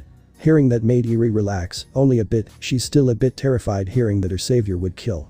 If it makes you feel better, just remember that everyone dies sooner or later. That did not make her feel better, not one bit. Either it's an accident, old age, or being murdered, it's all natural. Will I die? ERI got philosophical, a side Baki never expected to see from a 6-year-old girl. Nevertheless, he gave her an answer. You will once my patience runs dry. Huh. Baki's weird. The news had already reached the school that Izuku has an antidote to fix this crisis, yet he's stubborn of giving it to the public. Stubborn's not the word to use in this context, but since everyone heard it out of context, they believe he's just a stubborn bastard. Questions had filled their heads the moment Izuku entered the campus. Why is he still here? What the hell is his problem? If he does have an antidote, then why doesn't he just give it away? I don't think he was a falsely accused traitor anymore. Isn't this enough to prove that he's not a good guy? He heard everything as he passed down the corridors. Baki was right, it's now going to be hard to have a normal life. His classmates were no different. Although most remained silent, Momo and a few others wanted answers. If I do have an antidote, what are you going to do about it? With a simple threat, the unnecessary questioning had stopped right in their tracks. Classes were no different, as it was to be expected. A few death glares by some of the students every now and then. Izuku, please go to the principal's office after your classes end. Right at the end of class and start of lunch break, his teacher told him some concerning news. Alright. What does Nezu want this time? Surely, it can't be something about expulsion, right? Last time he was called wasn't the case, but now, his classmates are once again thinking it might be expulsion. Nezu has been giving him special treatment, even the permission to wear anything he wants in school. Either this is a way to say sorry, or that Izuku hopefully doesn't rat out the fact he was sent to Tartarus due to their negligence. It's a secret that hasn't gotten out of UA grounds after all. Even now, with the media gunning for his head, it might be affecting UA as well. It's no surprise if Nezu is being forced to expel Izuku. Expelled right at the end of the school year, not a bad title to have. In a way, it does sound sick. He would definitely become a role model with this achievement. Hey, Izuku, can I ask something? While deep in thought about the possibilities of why he needs to visit the principal's office, Kirishima wanted to get his attention. What? Just hearing someone speaking pissed him off. Hell, it even frightened Kirishima. The government had tried to blackmail him, and now he is viewed by the world as the bad guy. It's definitely not his best day, of course he would pissed. Is it true that you have an antidote to this problem? Yeah, what about it? Did you lose your quirk and want to get it back? No, I still got mine, I'm just curious. Is there a reason on why you're not giving the antidote away? Kirishima tried to be as polite as possible. That what? Had really struck his body with fear. Because it's not that simple. Could you elaborate? No. Oh. So classes had come to an end. Only 2 days remain until summer break. Fantastic news for everyone, not for those who had not piqued any hero's interest. Is there a reason why I had to come here? Back at Nezu's office once again, Izuku immediately went down to bussiness. Yeah, please take a seat. Nezu was not happy, nor was he mad, or has the right to be mad. He was just serious as ever. This time, he wasn't that afraid of the power boy. Something was definitely up. Just by his expression alone, Izuku could tell this was not about anything related to expulsion. You see, we're in a tight situation. And don't take it the wrong way, but it's mostly because of you. Luckily, Izuku understood. Whatever the media has forced upon UA is mostly his fault. I have to ask, is it true that you have an antidote? I wouldn't exactly say an antidote, but the main ingredient of making the antidote. May I ask what that ingredient is? Is there a reason as to why you want to know? Even if I tell you, you won't find it anywhere else. Look Izuku, I'm sorry, but by how everything is going, you'll have to tell what that ingredient is. This wasn't a threat, by the tone alone it sounded as simple concern. Why is that? Because we were basically forced by the government to tell the media what it is. Also, you have to make a public appearance as well. I'm sorry, but you have to. As in forced by the government to reveal the truths about the antidote, they meant that Izuku has to reveal the secret by himself for the whole world to see. He has no idea why the government is acting this way. Is it to make sure the boy gets unnecessary hate when he reveals the antidote lies in a simple child? A reason as to why he refuses to give her away, all sorts of theories are going to pop up. Alright, sure. When? You don't mind. Not really, I sorta expected this would happen one day. Well, tomorrow, right after class, come to my office. Got it, if that's all then I'm gonna go. Nezu nodded, he really does not want to waste his time any longer. Surely, Izuku has to be mad about it at least to some extent. Before leaving, he remembered something he wanted to ask. It's quite meaningless, but he decided to give it a shot. Hey, Nezu, how did you react when you saw the video of me stealing those files? Isn't that answer already a given? Honestly, Nezu became a bit uncomfortable. Admitting your mistake is something, but saying it is something else. I'm asking what was your first reaction? Like, did you just believe it once you saw it? Well, yes, I just believed it and never questioned it. How about the other students and teachers, were they the same? I'm not sure actually. It was 6 months ago, it's quite hard to remember everything vividly after that long. Did anyone try to express their opinion as to why it couldn't have been me? Now that I think about, no. Everyone just believed it and never questioned it. Even All Might and Yujiro. If I remember correctly, All Might cursed at himself for giving one for all to you and begged for forgiveness from the previous users. That son of a bitch. All Might believed Izuku was the traitor to that extent. And for Yujiro, she started crying and couldn't face anybody, I think. But also, she never said her opinion on the matter. In fact, everyone just believed it now that I think about it. Honestly, Izuku somewhat hoped for different news. But Jesus, it was that bad. Either they're pieces of shit or it's just an extreme case of herd mentality. Yeah, I'm gonna go now. No matter the case, this was way above of what he had expected. He left the office with a lot on his mind. I kinda feel angry and disappointed at the same time, even All Might and Yujiro believed it right from the ST. Speaking of Yujiro, she was wandering around the school halls and Izuku managed to run into her. With the new knowledge at hand, this made it a bit different. Oh hey, what are you still doing in school? She didn't even have the courage to look him in the eye or could even stand near his excellence. Nezu wanted me in his office. Also I should be asking you. Class is already ended, so why are you still in school? I always wander around the school after classes end. Hearing that, Izuku batted an eye. Ah, I see, you already forgot. This was basically a daily occurrence once they had dated, there's no way Izuku would have forgotten that. What he's curious about is why she's still doing it after they had already broken up. Heck, this made it even more uncomfortable than it needed to be. The pure sadness on her face really reflected how she felt about the decision she made 6 months ago. Is it true that you have an antidote to the problem? I do, but I can't give it to the government. Is there a reason? If I do, then that means I'm basically forcing a little girl back to the hellhole of a place she lived all her life. What? Is the antidote a little G? If you're curious, then wait till tomorrow. Honestly, Izuku wanted to go. The new knowledge in mind made it all the more difficult. If he thought about it, there's a few explanations. Either they're all just pieces of garbage, or it's just an example of herd mentality. Or better yet, something else was responsible for this. He's not sure, it's just a gut feeling. Considering it was never wrong, this can't be overlooked. Heck, his gut is telling him that something's going to happen on the last day of school. No surprise there, it's always cliche to do something right at the end. Something's definitely going to happen. This might be the first time his gut was wrong. He could see Hawk standing near the school gate. Just like in USJ, he looks to be as cocky as ever. Hawk was standing right outside the school gate. Just like before, his expression was as cocky as ever. No, this time was a bit different. Hawk does not have that smug look on his face, unlike before. Guess the last fight had humbled him in some way. Still, to say he's not full on himself wouldn't suffice. He's got the overconfidence all around him. Not to mention, Izuku definitely understands that Hawk has gotten stronger. Izuku immediately got tense. This is not just some simple enemy he encounters most of the time. In the new world of strength Izuku forced himself to take part in, this Nomu is of a higher rank than him. So we meet again. Surprisingly, Hawk was the first to interact. The excitement in his tone was heard all around. Hawk's definitely out for revenge. At least this time, he's taking it seriously right from the start. I sorta expected I'd meet you again on Friday, but not today. So even you want a rematch? That's good to hear. As common enemies, they sure like to interact in a friendly way. You came here for a rematch? Then let's take it somewhere else. I don't want to destroy UA in the process. It's a possibility that the shockwaves from the battle might actually damage the surroundings. Can't do that. I came here to fight you and destroy UA, all for one's orders. Well, the safety of UA is now in jeopardy. Also, I didn't come here alone. Upon hearing Hawk say that, countless portals opened up all over the school. Izuku couldn't get a good look, but it seems over 100 Nomus are now present on the school grounds. Just how many Nomus does All for One have? Looking back, he could see 10 other Nomus standing right besides Hawk. He could tell they were different from the rest. They have a mind of their own. Go kill all the teachers, leave the students to the other Nomus. Hawk ordered those 10 specific Nomus. And who is this kid? If you don't want to die, leave this kid alone.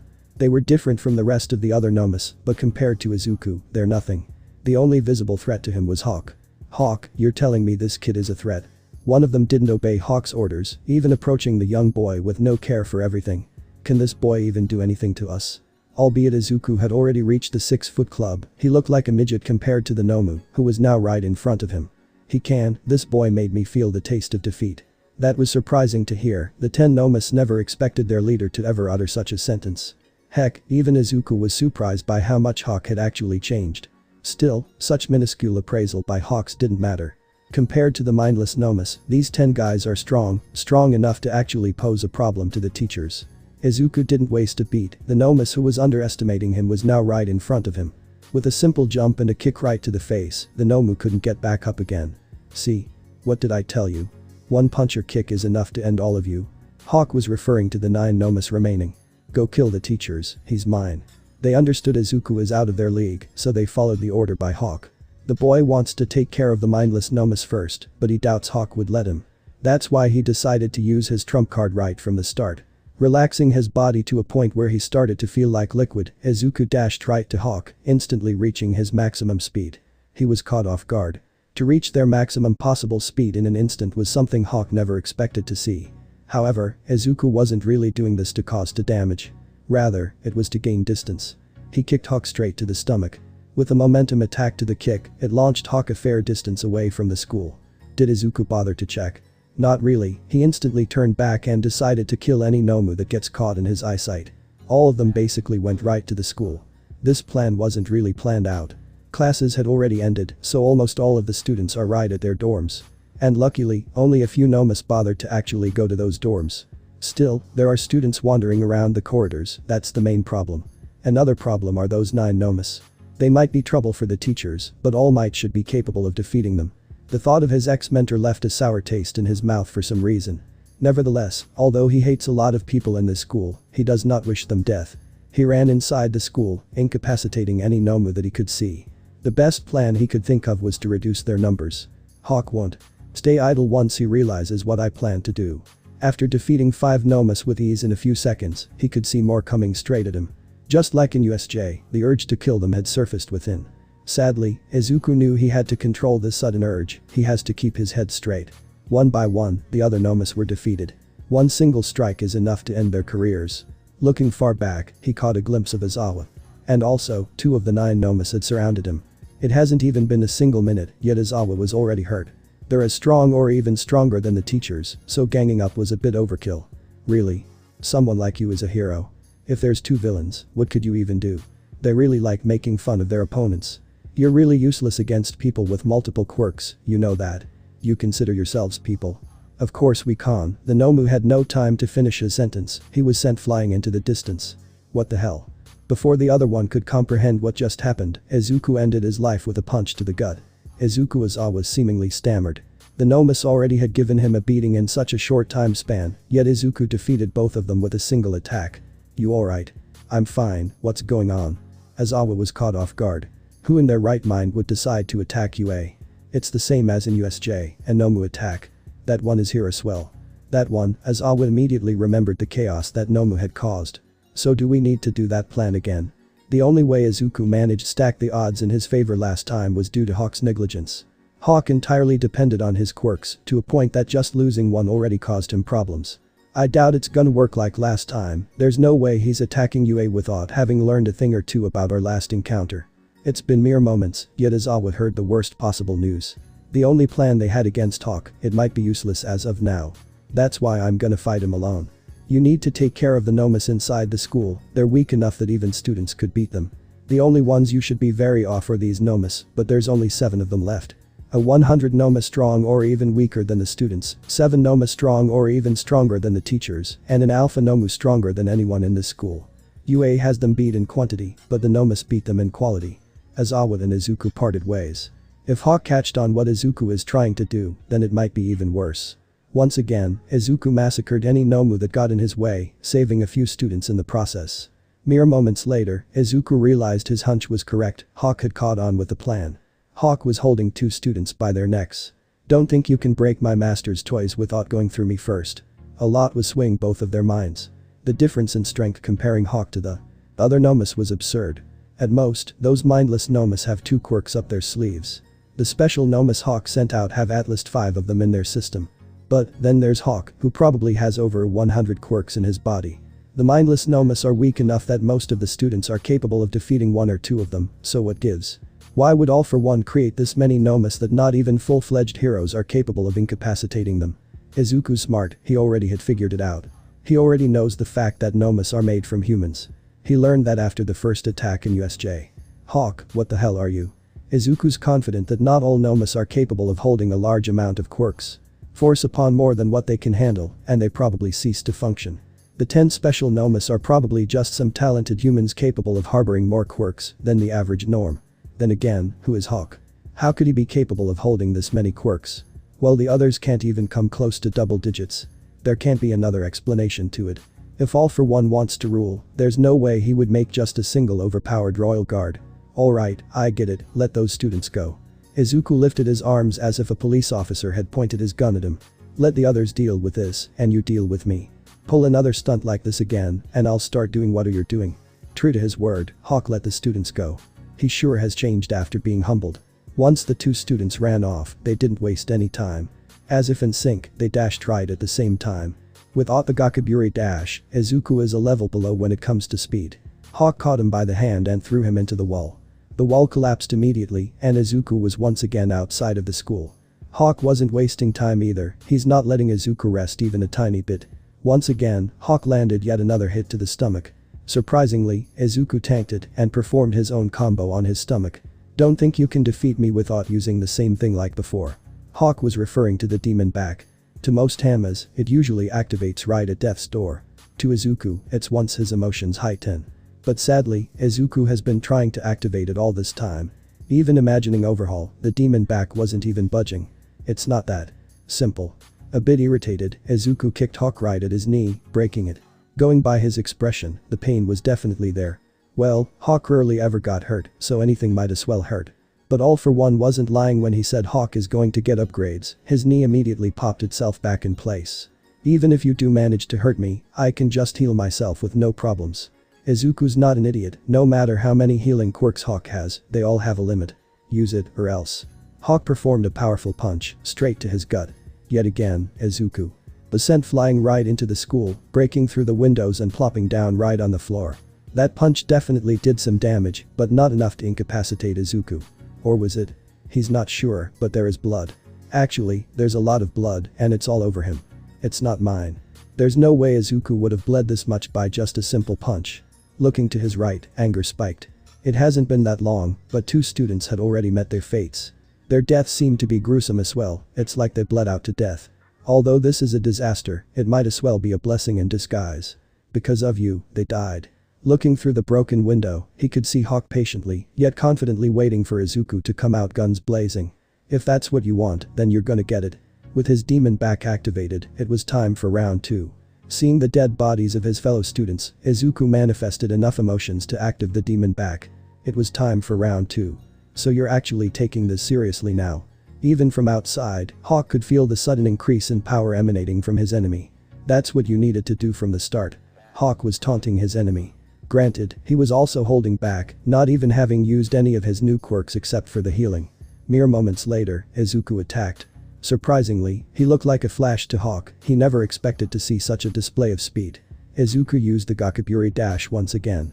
With the demon back, it was much faster. He connected, hitting Hawk straight to the stomach. It launched him back quite a distance, even cracking a few ribs. He's this fast. Once again, Hawk was caught off guard during that move. He could feel the damage he accumulated from that single punch, yet it wasn't really a problem to him. With his new healing quirk, all those ribs have been repaired in an instant. Quirks that heal others or themselves aren't abundant. In fact, they are scarce. Even All For One barely had a few, yet he decided to give Hawk at least one of them for his safety. Just like ERI is to Overhaul, Hawk is the most valuable asset to All For One. Not ever had he seen a human capable of housing this many quirks. Even the best of the best couldn't even reach double digits. The healing quirk, in a way, is a passive ability. To use it, it drains the stamina of the user. Getting hurt too many times in a fight will force anyone at a disadvantage, but All For One thought everything out. If it uses stamina, why not give Hawk a quirk that enhances his stamina? It's basically a bug in the system, but everything is fair game in a fight. Izuku was once again on the offensive. His fastest move, Gakaburi Dash, isn't something he can just use whenever he pleases. It actually has weaknesses as well, and the fact he hasn't mastered it yet is a problem. Going at full speed, you can't make any sharp turns. So, if he can react to it, all Hawk has to do is move out of the way. Izuku dashed forwards, going straight to the enemy in sight. He kicked Hawk straight to the face. Sadly, his attack was stopped. Hawk had caught his leg before it connected. What was going to happen next, Izuku knew. He remembered. Hawk punched him in the stomach, full force, while holding his leg so he couldn't run away. Just in time, Izuku managed to put a guard, yet the punch was powerful enough that his bones rattled intensively. This was far from over, it was painfully clear. Even with a guard, his punches are way too strong. Izuku fought the pain, immediately going for another kick to the face. Luckily, this one connected. The sound wave it created definitely implied it was a good hit. Startled from the kick, Hawk let go of his leg. A mistake on his part. Immediately, Izuku did not falter. A simple kick isn't going to be enough, not with a healing quirk in the Nomus's disposal. Izuku had to be careful from now on. Hawk's punches are his strongest suit. Without a doubt, All For One was generous enough to gift his favorite Nomu even more strength enhancer quirks. But disaster struck. Hawk had caught his hand. Immediately after, his other hand was caught. Now, it was a battle of pure physical strength. For some reason, both of them didn't really like this kind of battle. Suddenly, something started forming inside the Nomus mouth. Before Izuku knew it, he was engulfed by fire. The heat was definitely strong enough for Izuku to forcefully let go and jump back to gain distance. The same quirk that my made-up dad has. Weirdly enough, that thought popped up in his head for some reason.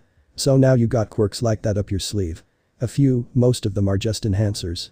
Although this would cause concern, Izuku doubts Hawk is a professional when it comes to quirks like that. It takes years to master a quirk, yet the Nomu only had them less than a month. There's no way he could use them to their full potential. But I'll show you those few.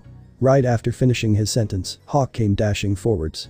Izuku was ready for anything, either a punch or a kick, which he doubts that Hawk can perform a kick. He'll counter anything.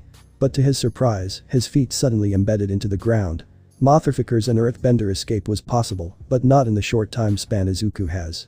Before he knew it, Hawk was right at his trail. Like always, his punch was aimed to the upper body. Firmly affixing his guard, Izuku had no choice but to tank it. It was a mistake. With the momentum Hawk had gathered by running towards him, the punch penetrated his guard. It was a direct hit. He was flung back from the ground due to the powerful force of the punch. Even worse, Izuku could feel his ribs crack. He had no choice but to cough. The punch did exceptional damage. What the hell is with that punching power? When it comes to speed and technique, Izuku has that covered. But when it comes to pure physical prowess, Hawk stands on top. Taking a look at his physique, it's no wonder where that punching power comes from. I definitely felt something crack. You alright? I'm better than ever. It was only a minor injury. Well, that's what Baki would say. A bit agitated, he used the Gakaburi dash once again. Feeling like liquid, he ran forwards Hawk at supernatural speeds. The problem is, he dodged it. Hawk figured out the weakness. It's not a technique you should block. Rather, you need to dodge it. After all, once in motion, it's hard to stop. I'll admit, it's one hell of a good move, but it's easy to dodge once you see it a few times. Either it's pure natural talent, or the weakness is painfully clear once you see the technique a few times. Try something else. Without a doubt, his best technique was now deemed useless. At the same time, it was a mistake on Hawk's part. Saying stuff like that either irritates or angers a person. How does Izuku become stronger? Nevertheless, Izuku came out guns blazing. He managed to hit Hawk straight to the liver. He's technically human, so he does have a liver, right? Well, his expression showed that he was in pain, so that might be the case. The healing quirk had to be used once again. Izuku jumped back in order to gain distance. Instantly, Izuku had noticed the sudden change. Hawk was slightly out of breath. The quirk consumed quite a lot of stamina to heal a person, even with an ancient stamina quirk, it has its limits. We haven't been fighting for that long, don't tell me you got asthma or something. In fact, Izuku was joking. He figured out how his healing quirk works. The shot to the liver must have caused a lot of damage. I just smoke a lot. Hawk wasn't even a bit irritated. It seems he was enjoying the fight so much that nothing could go to his head. Good for him, bad for the boy. The Nomu was ready to return the favor. He ran towards the boy, letting out a barrage of punches. They weren't really coordinated perfectly. With the difference in speed, Izuku was capable of dodging them all. In fact, he countered one of them. As Hawk tilted his head down and tried to punch the boy in hopes it would hit, Izuku countered it with a kick to his face. It was a perfect hit, straight to the jaw once again. The healing quirk had activated once again. Izuku wanted Hawk to overuse that quirk as much as he could. Right after the punch, he kicked Hawk straight to the knee with all his might. He let out an excruciating scream. This one seemed to hurt more than the last one. The knee suffered damage, but it didn't break a single bone.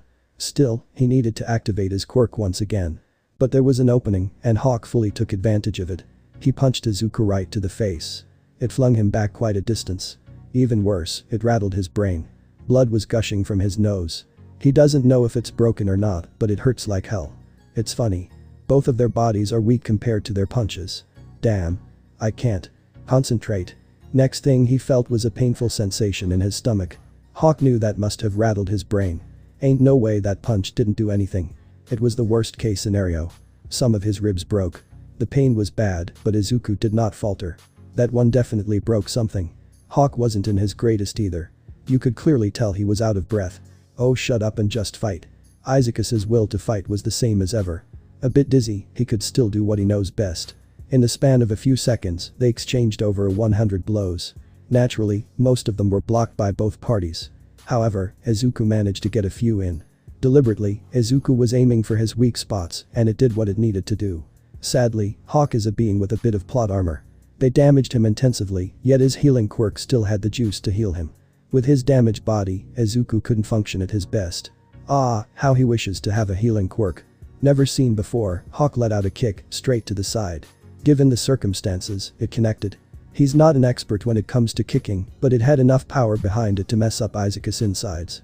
He was flung back. In fact, Izuku was having trouble getting up. Hawk was also in a pickle. Izuku was badly hurt, while he was basically begging for air. This might be the last time he could use his healing quirk in a while. In a way, both had accumulated equivalent damage. Not really. The fight could not be prolonged any longer. Hawk had never reached a point where he had to beg the gods for a single breath of air.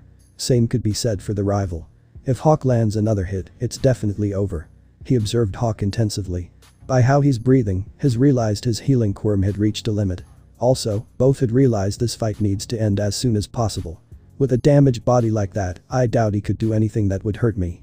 The fact that Izuku Hanma is the only reason he was still capable of standing on his own 2 feet. Hawk decided to finish it. He could embed Izuku's feet into the ground like he did prior, but it's doubtable if it would work a second time. But there was no need to. In the midst of the final moments, Izuku fell down. All the damage his body accumulated had went past the limit. It was no surprise, Hawk had unbelievable punching power, mainly because of the strength enhancers. But what Hawk had seen with his eyes turned out to be false. Izuku was not falling down, he was getting ready to use his trump card. He used the Gakaburi dash yet again. In the face of death, you learn everything far faster.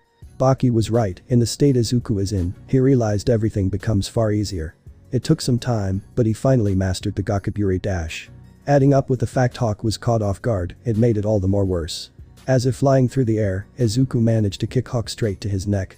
It broke his atoms. Apple. Izuku won. He used everything he had into the kick. Probably, even in the state he was it was his strongest kick ever. Or so he thought. What? The healing quirk activated once again. He still had enough stamina to use it. Izuku was so cocksure the healing quirk had to have reached his limit by now. Hawk was exhaling and inhaling aggressively like there was no tomorrow. Caught you. Hawk caught Izuku. With the last droplets of stamina he had left, he threw Izuku to the ground. Just like that, the ground below the two cracked. The sound wave was basically heard by everyone in the school grounds. They'd want to check out what it was, but they're busy with the other Nomus. With that came the end of the fight. Izuku lost consciousness. Hawk had no words to describe how he was feeling at the moment. He had just defeated his rival, the rival that made him feel the taste of defeat. All he could feel was the pure happiness of winning the fight and also the respect for this strong human. Hawk only won because he had a healing quirk up his sleeve, but in a fight to the death, anything goes. Hawk won fair and square. It's been fun, probably the most fun I had in my life. But sadly, I have to kill you, All for One's orders. If Izuku stays alive, he will definitely be a thorn in All for One's plans. Where's All Might when you need him? Cocking his arm back to finish the job, he was interrupted by blast wave coming in his way. It was strong enough to almost push him down to the ground. Although the attack was in fact weak, Hawk was dangerously low on stamina, so standing up was already a problem. Yujiro came by to save the day. Standing between the unconscious Izuku and the tired Nomu, Yujiro put on his guard. I won't let you kill him. Hawk was taken back by her determination. Even when there's fear residing in her body, she did not back down. Are you perhaps close to him? She did not answer his question. You two don't look like family, then. He made the connection. I see, your love for him must be quite big. She didn't deny it, which made Hawk believe that was the case. You can't do anything to me, don't even try. Even when his entire stamina is depleted, Yujiro still couldn't stand a chance against him. If you want to, I could kill the both of you painlessly, at least you'll still be together in the afterlife. That was a fucking suggestion Hawk actually came up with. All the Nomus are here to kill everyone anyways, being killed painlessly is actually a gift. You're not killing anyone. Using her quirk, she tried anything she could to push him away. Yujiro wanted to grab Izuku and fly him to a safe place, but Hawk is too close to make that happen. Hawk easily dodged the blast wave, immediately closing the distance between them. Suit yourself.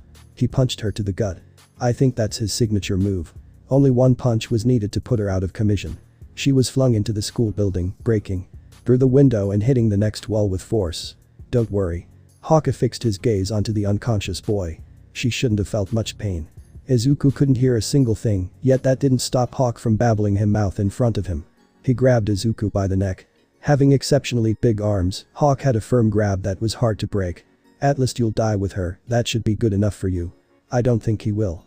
Plot armor really is persistent, it won't let Izuku rest in peace. Hawk looked down, only to see a small red-haired boy standing elegantly right next to him. Let him go. He doesn't know what happened, but Hawk let Izuku out of his grasp. For some reason, fear overcame the Nomu. He jumped back, hoping to gain distance. The hell are you? Hawk was shivering intensively for some unexplained reason. I'm surprised. Baki ignored his question like it barely mattered at all. I knew the existence of Nomus way before most people. Even so, I was honestly shocked when Izuku told me about you. Hawk had no idea what this brat was rambling about. He knew the existence of Nomus way before most people. No human is capable of holding that many quirks. Seeing you in person, I finally figured out why.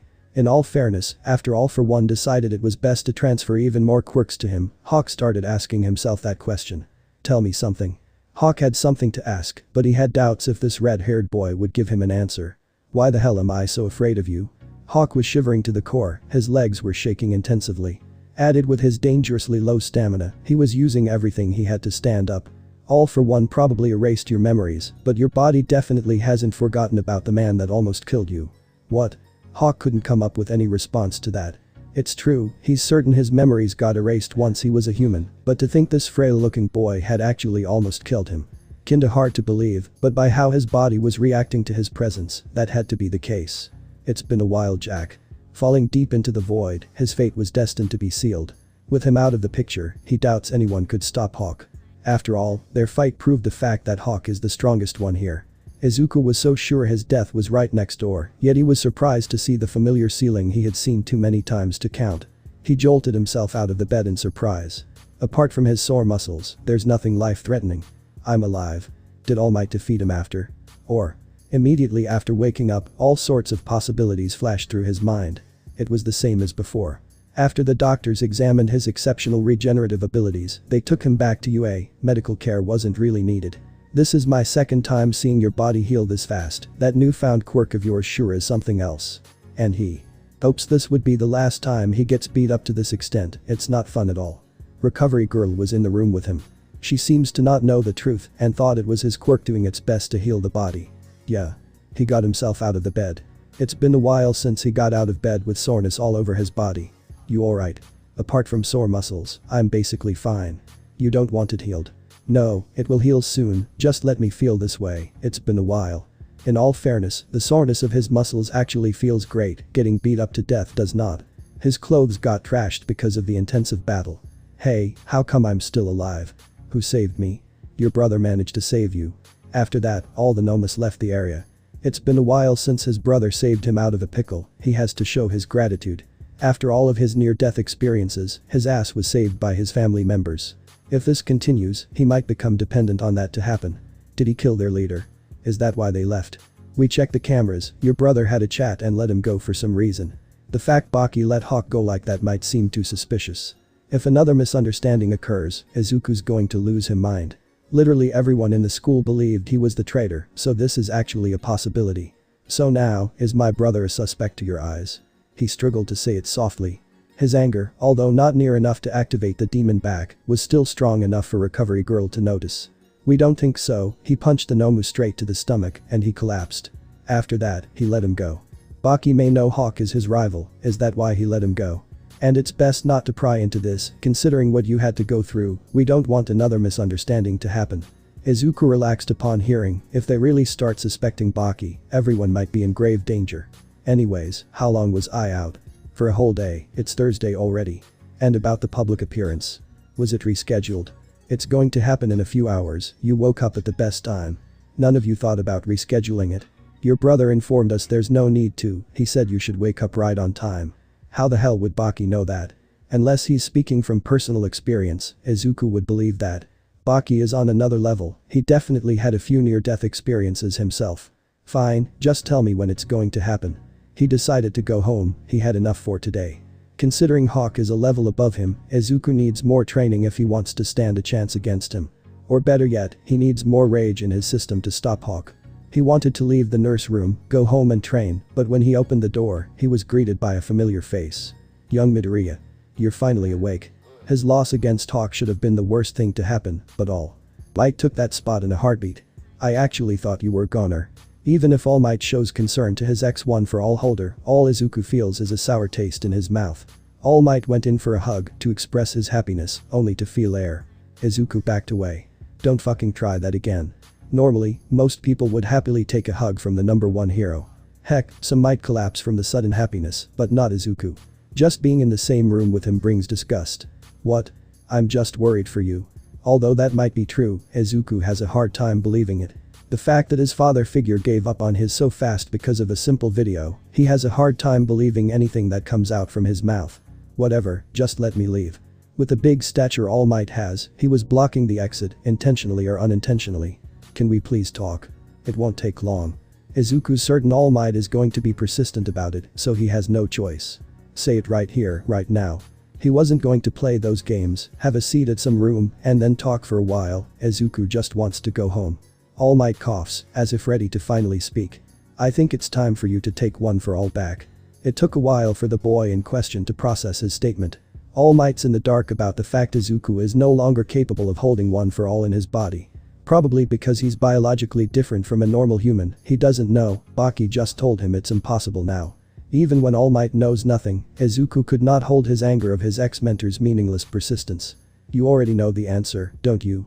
I told you before. All respect he had for All Might was already out the window, his pointless struggles just made it worse. Young Midoriya, please. If you get one for all back, you'll be way stronger than before. With just a few lines exchanged with All Might, Izuku is already gradually losing his mind. Plus, with a body like that, I'm certain you are capable of controlling at least 80%. If not 100%. With pointless motivation came pointless irritation. I don't want to pry, but he's right you know. If you take it, you'll be way stronger than the Nomu who beat you. Although Recovery Girl has a point, none of them understand the full picture. Even if Izuku could, he wouldn't. Back then, he was a reject, one who would do anything to get a quirk. Now he's different. I get it, I'll become way stronger if I take it back, but it's not that simple. He stated, anger laced in his voice. Everything's getting on his nerves lately. And I don't care about explaining, so you better move or I'm going to make another door. To All Might, Izuku seems ignorant. His foul hatred for everyone clouds his judgment, but it's far from the truth. He did the right thing, All Might moved out of the way. Call me or something when it happens. He was referring to the public appearance he has to attend. Attending it a few hours after waking up due to a beatdown just doesn't seem right, but that's the life of a Hanma.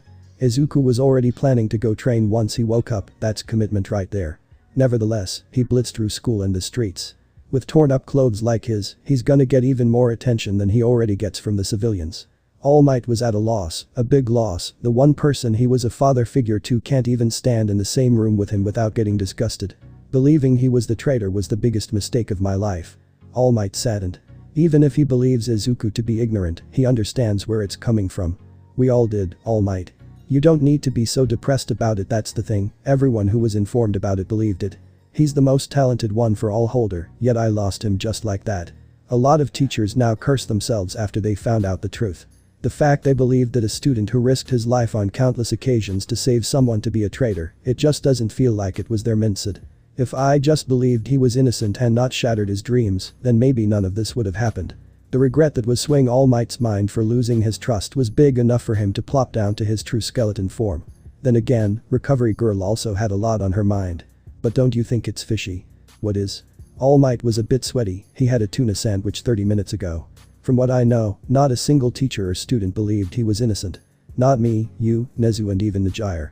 Well, of course, there was video evidence. There was fake video evidence, to be exact. There was a well-known villain with a shape-shifting ability that had also gotten into contact with Izuku, yet we didn't even think of that possibility. Obviously, Recovery Girl was referring to Himiko Toga. Apart from making friends, her school life is going great. Which is good to hear for the teachers, considering her past of being a villain. And as for me, I didn't even have a chance to look at the video evidence. Nezu came barging in and told me Izuku was the traitor. And you know what? I believed it. For a boy who has visited the nurse's office way too many times, this indeed does sound fishy. For some reason, everyone in the school acted irrationally during that day, and I have no clue why. She has no idea what happened on that day, but she definitely needs answers. Those few hours felt like a breeze to Izuku. With a lot on his mind already, he decided to postpone his training routine to after the questioning from the authorities and the thirsty fame-seeking hunters. Sitting comfortably with loads of microphones pointed to his face that were on the desk, he was ready for anything. He won't be surprised if some questions are a bit off topic, probably will be from the government. Officials who also showed up, Izuku was actually ready for everything. Izuku didn't even bother on putting on a suit to look professional, jeans, and a light green hoodie was more than enough for his style. Still, that irritated a few people. This is a serious matter, yet he seems to barely care. This public appearance he had to make was actually a joke to him. But, Izuku understands he has to take it seriously. This is the first time I'm doing something like this, so please don't expect professional responses. The moment he opened his mouth, countless questions had already filled the room with non-stop rambling. This is the first time I'm doing something like this, so please don't expect professional responses. The moment he opened his mouth, countless questions had already filled the room with non-stop rambling. Damn it. The room was filled to the bone with reporters looking for answers. It would have been a miracle if chaos hadn't ensued right from the start. Cameras were pointing at him from all directions. Just one wrong word and everything might go downhill. One at a time. A little bit loudly, he tried to calm everyone down. And they did. Izuku just emits intimidation. Or better yet, just one of you ask the questions. I'm pretty sure you're all here for the same thing. As much as they hate to admit it, everyone was here to ask the same exact thing. Then, can I? A middle-aged man, fairly built, asked if he could be the questioner. Yeah, go right ahead. Well, first question, are you a good person? Izuku expected questions about the antidote scandal to come right away, but he guesses they are saving them for last. Saying I am probably wouldn't be true, since I have killed people. All I'll say is that I will kill or hurt others if I have to. Then, did you have to kill those intruders in the arena? Couldn't you just have subdued them? Many wanted to hear his answer. After all, the way he tore through their flesh with his bare hands was like that of a psychopath. They killed my mother, that's more than enough reasons as to why I killed them. That may be true, but one of the intruders informed you that your mother was in their hands, implying she was alive. Care to explain that? It was true, he was informed Inko was in their hands, presumably still breathing. The way Izuku acted knowing they had his mother as hostage raised many questions. I knew they were Overhaul's underlings the moment I saw them in the arena, I have encountered them before. That still doesn't answer the question. What I'm saying is that I know how Overhaul acts. The moment I heard my mom was in their hands, I already knew she was most likely dead. Izuku already had an understanding of Overhaul's character the first time he met him, but most of his knowledge comes from ERI. The reporters were not satisfied with the answers, but it's not like they can do anything about it. For a teenager who is suspected to be a villain by the majority of Japan, he's way too calm. Even so, you brutally massacred over 20 people, some of them were even suspected to be under the age of 18. Heroes subdue villains, not kill them. But I'm not a hero, you should know that. But you are a hero in training, you enrolled into the most prestigious hero school in Japan. Just because I'm a student of UA, still doesn't mean I'm a hero. More than half of the top heroes of Japan had been students of UA. Because of that, the world has high expectations of every single student that enrolled into the school. Also, it is common knowledge that it is the hardest hero school to get into. So to everyone, if you manage to enroll to UA, you're already a hero. A flawed sense of thinking, but what can you do? Alright, we understand. The reporter was implying that everyone present finally understood what he meant, but that was not the case. Due to the antidote scandal, and the fact you have murdered people, how have you not been expelled? This question bothered many. Izuku was not the only one who has been getting hate from the media. In fact, the government issued a demand to expel Izuku, but Nezu did not falter. But, if this goes down the wrong road, he might have to. The antidote scandal is just a scandal, and UA won't expel me just because I lost my temper once. Izuku had lost his temper twice, actually, the first one being in USJ. Almost all of the nomas that were killed in USJ was kept under the rug. Luckily, no one hypothesized on who the crazy killer was, or even cared. Mainly because they were nomas, simple monsters to their eyes. Although they derived from humans, they didn't give an ounce of care. Then, you don't have the antidote. Finally, the question everyone was waiting for finally was asked. For reporters who disliked every answer the boy had given them, they patiently waited for his reply. He could easily lie, admit the fact people just wanted to throw their hate onto something, because so many heroes and students lost their quirks, but it wouldn't work that well. Sure, it might reduce the hate, maybe even by a lot, but the government would do anything in their power to disprove his claim. It wouldn't even be hard. The information of an antidote came from the surviving lackeys of Overhaul. Just a simple video recording of them admitting Izuku has the antidote would force even more hatred. Still, Izuku was heavily doubting what he should say. With a deep breath, he finally spoke what he had in mind. I don't have an antidote, but I do have what you need to make an antidote. Everyone present were puzzled by the reply. If he does have something needed to make an antidote, then does that mean he knows how to make it? Izuku could tell he needs to elaborate on what he just said. There's a small girl named ERI, she's the person you need to make an antidote, her blood can erase quirks and can reverse the effects. Izuku decided to tell the whole truth, there's no point in lying as of now. Then why haven't you handed her to the authorities? If it's just her blood, it shouldn't be hard to make the antidote. I'm not an idiot, I know they would exploit ERI to her limit. A few actually managed to understand where this was coming from. I offered them a solution, I'd donate them some of her blood so they could experiment on it and make the antidote, but they flat out refused my offer and demanded that I hand her over. The government officials standing quietly in the back were left dumbfounded. This isn't how it went down, all Izuku did was refuse their offer, so they tried blackmail, yet it still didn't work. They understood why Izuku made such a remark. He's planning to turn the hate on the government, forcing them to be viewed as greedy individuals. The only evidence they have to prove his statement is false is the surveillance cameras in Nisa's office. By how everything went down, it's not a solution. That's not how the news said it went down, didn't they politely ask you to hand her over? They didn't, don't trust everything. Then why should we trust you? The question everyone had in their minds was who to trust. A simple high school student. Who killed countless people and also has ERI in his possession. Or the government. The authorities. The people who do everything in their power to help Japan prosper. That's right. Just hand her over already, you brat. Like hell we believe your side of the story. You cold-blooded murderer. If you have any common decency, then hand the girl over. It's because of you so many heroes and students lost their quirks, take responsibility for it. Just like that, all plans Izuku had to turn the tables around had disappeared. With everyone going for his head, the hatred for his well-being might even increase after everything goes viral. He could see the few government officials sigh out of relief. They really thought it was a close call. This was a meeting to ask questions, but all could be heard was either insults or the reporters spouting nonsense on how immature the boy is. Immature or not, nothing can be changed as of now. Izuku wants to call them down, but nothing is coming up at the moment. Sure, he could at least say imagine if it was your daughter. But he doubts it would help. As much as he hates to admit it, it's over. He won't hand ERI over, but now he will be viewed as a villain by the citizens of Japan. With his defeat, he slouched back onto his seat.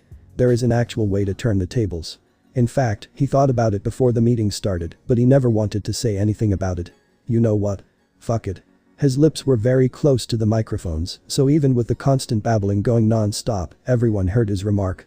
All of you can say what you want, you can view me as you want, I don't care about those measly things.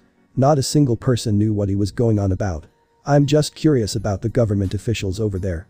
He didn't point his finger to anyone. Izuku locked eyes with the oldest government official in the crowd. I just want to know how will you react. Still, not a single person had a clue what he was going on about. When you find out my father is Yujiro Hanma. That was the last thing he said before he left the stage. Was his father a celebrity, an individual with political power? Why would the government even care who his father was? So we know who his father is, so what? Hearing the name of his father didn't really faze the newcomer. Guys. What's wrong? His two colleagues, both over 50, were left completely stunned by the sudden remark. Being the youngest, he had no idea what weight the name Yujiro Hanma holds. You. Arrange a call to him, now. Alright. Unbeknownst to the newcomer, his seniors were in distress. He has been working with them for quite a while. No matter the situation, they always remained calm and composed, yet a single name seemed to bring a new side to the seniors. Excuse me, but what's going on? We messed up. What? If what he said is true, we're basically fucked. A man over 50 talking like that, the newcomer felt like he was living a lie. That's your son. Why didn't you tell me it was him? I don't need you meddling in my personal life, Stridham. If there is a person who'd ask a question Yujiro does not want to answer, the person is already considered dead. The government knows this fact very well. A few cocky officials who doubted the prowess of Yujiro paid the price. Asking controversial questions, thinking their political power is enough to keep them safe, only to realize Yujiro was already holding their heart in his hand. In theory, no one is safe from Yujiro. Now that I look at him, he definitely has the same ugly nose as you. Except for Stridham. No one knows how it even happened. They just became friends out of the blue. When Stridham made a remark about Yujiro in front of the others, they already began praying. To their surprise, he just brushed it off. Is that why you've been feeding all for one with so many quirks? So your son could have a strong opponent before he tried to fight you? Stridham knew Yujiro was making all for one stronger for a reason. As of back then, there was no opponent who could pose a threat to Izuku, so Yujiro had to make one. Don't get it twisted. I'd like to fight him in the future, but he's not my prey. There is only one other person who could have equivalent strength to the man sitting right beside him, and he was also a member of the family. I never knew Baki would become such a slimy bastard. Everything was fine during the questioning, to say. All the reports that were present lost their temper, thinking what the boy just spat out from his mouth were just cold lies, so that he would become the victim. With everything going into that direction, Izuku had to use his final trump card. He revealed who his father was right in front of the cameras. Granted, barely anyone could feel the weight of his words. Is his father a political figure, a strong one at that? That wouldn't make sense, the man named Yujiro would have protected him right from the start. Was he an insanely rich person? Most thought that would be the case. No one suspected his father to be the strongest creature on the planet. The ones who already knew who he was were left dumbfounded. Nothing is sure about Yujiro Hanma. He's a killer, but they're not sure if he's a good father. The government was in the dark with that, so they didn't bother risking anything. Just one wrong move and Yujiro would probably kill them the worst way possible. They had to call him to confirm the statement Izuku made. They were scared, but the call was made. Getting the confirmation that Izuku is really related to Yujiro, all plans they had for ERI had ceased. Although getting ERI was high risk high reward, it now turned into death and high reward. Not long after the supposed interview, Izuku missed over 20 calls from Nezu. Let me guess, it's about my father, right? He saw the calls, having a habit on turning his phone on silent mode so it wouldn't interrupt his training. Izuku saw the calls a bit later than expected. Also, he was dead certain this was about his father. The abundance of missed calls, the serious expression Nezu is housing, it was the only theory that made sense. Unless it's about the fact he cursed on live television. Is it true? Or did you just say that to get the higher ground? It's true, he is my biological father. It came as a definite shock to the school principal. The sense of familiarity that Nezu would get if he focused on the boy's face for an extended amount of time, he finally found the reason why. Well, this is something. Barely capable of getting those words out, Nezu put a stamp on a certain paper. It was basically a permission slip. It lets Izuku do whatever he wants.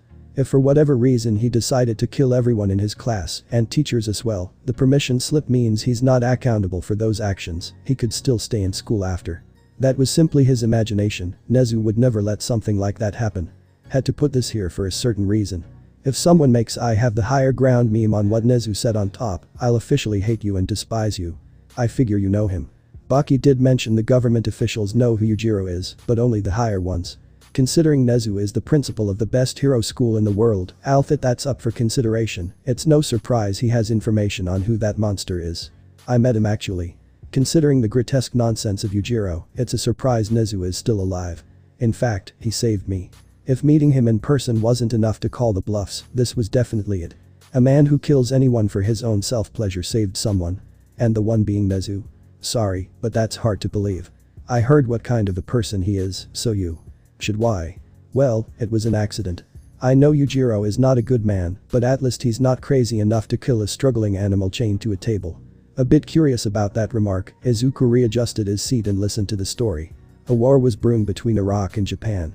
Both were almost equal in strength at the time, but Japan had the upper hand. So, to counter the disadvantage, Iraq started experimenting on animals. Experimenting, considering what Nezu is, Izuku immediately understood what the objective was. It's as you think, they wanted to see if animals were capable of harboring quirks and use them for battle. And by the looks of it, it worked. It was success, but most of the subjects died a few hours after getting the quirk. But once I got mine, everything changed. There's nothing on the news or on the media saying an animal has a quirk. Probably because it's hard to make sure if it's true. Quirks can turn people into animals. They never expected me to get such a quirk. By my theory, the scientists only knew how to create a quirk in a body, but not what quirk. Once I got mine, I learned Arabic after a week of hearing the scientists chatter. By how it's going, something must have happened in the end. Once the generals got a wind of this, they decided not to send me to the front lines, they wanted me to be their tactician. Japan won the battle quite easily, that's what he learned in history class. Nezu must have declined the offer. I said no, but to them, I was too valuable to lose. The experimentation on other animals stopped, and they used all of their efforts into breaking me, trying to turn me into a doll who follows their commands. But you didn't give in. I despised them for what they've done to me, so of course I didn't give in, but I was on my breaking point. In fact, I was ready to give up, but then I heard gunshots. It was a day Nezu would never forget. The eternal hell he had to suffer was all because of this moment, for someone to come and save his life. Minutes later, he broke into the room. The scientists tried everything to defend themselves, but it was meaningless. Scientists who knew nothing about fighting fought the strongest being on the planet, it was a damn meaningless struggle. I realized he didn't come here to save me, just to kill. In fact, he didn't even notice me. Then how did you escape? Luck. One of the scientists fell on the control panel and released me from the restraints. No comment. After that the Japanese army saved me. And some time later, I became their tactician. Hearing the later part of the story, Nezu became their tactician a few days after getting saved. It took him a week to learn Arabic, but he learned Japanese in a day from proper guidance. The reason Japan had an easy victory against Iraq was because of Nezu. His planning was unmatched. He also learned that Yujiro, although of Japanese origin, was not on their side. He wasn't with Iraq as well. He was alone. Wolf, killing any soldier he saw in sight. Having learned that, Nezu marked Yujiro's movement and planned every attack a fair distance away from him. With such an intelligent mind, Nezu could still not find any clues about Izuku not being the traitor. No, he didn't even try. With such war feats on his name, Izuku could tell there was a deeper story about the betrayal from everyone. Because, it doesn't make any sense.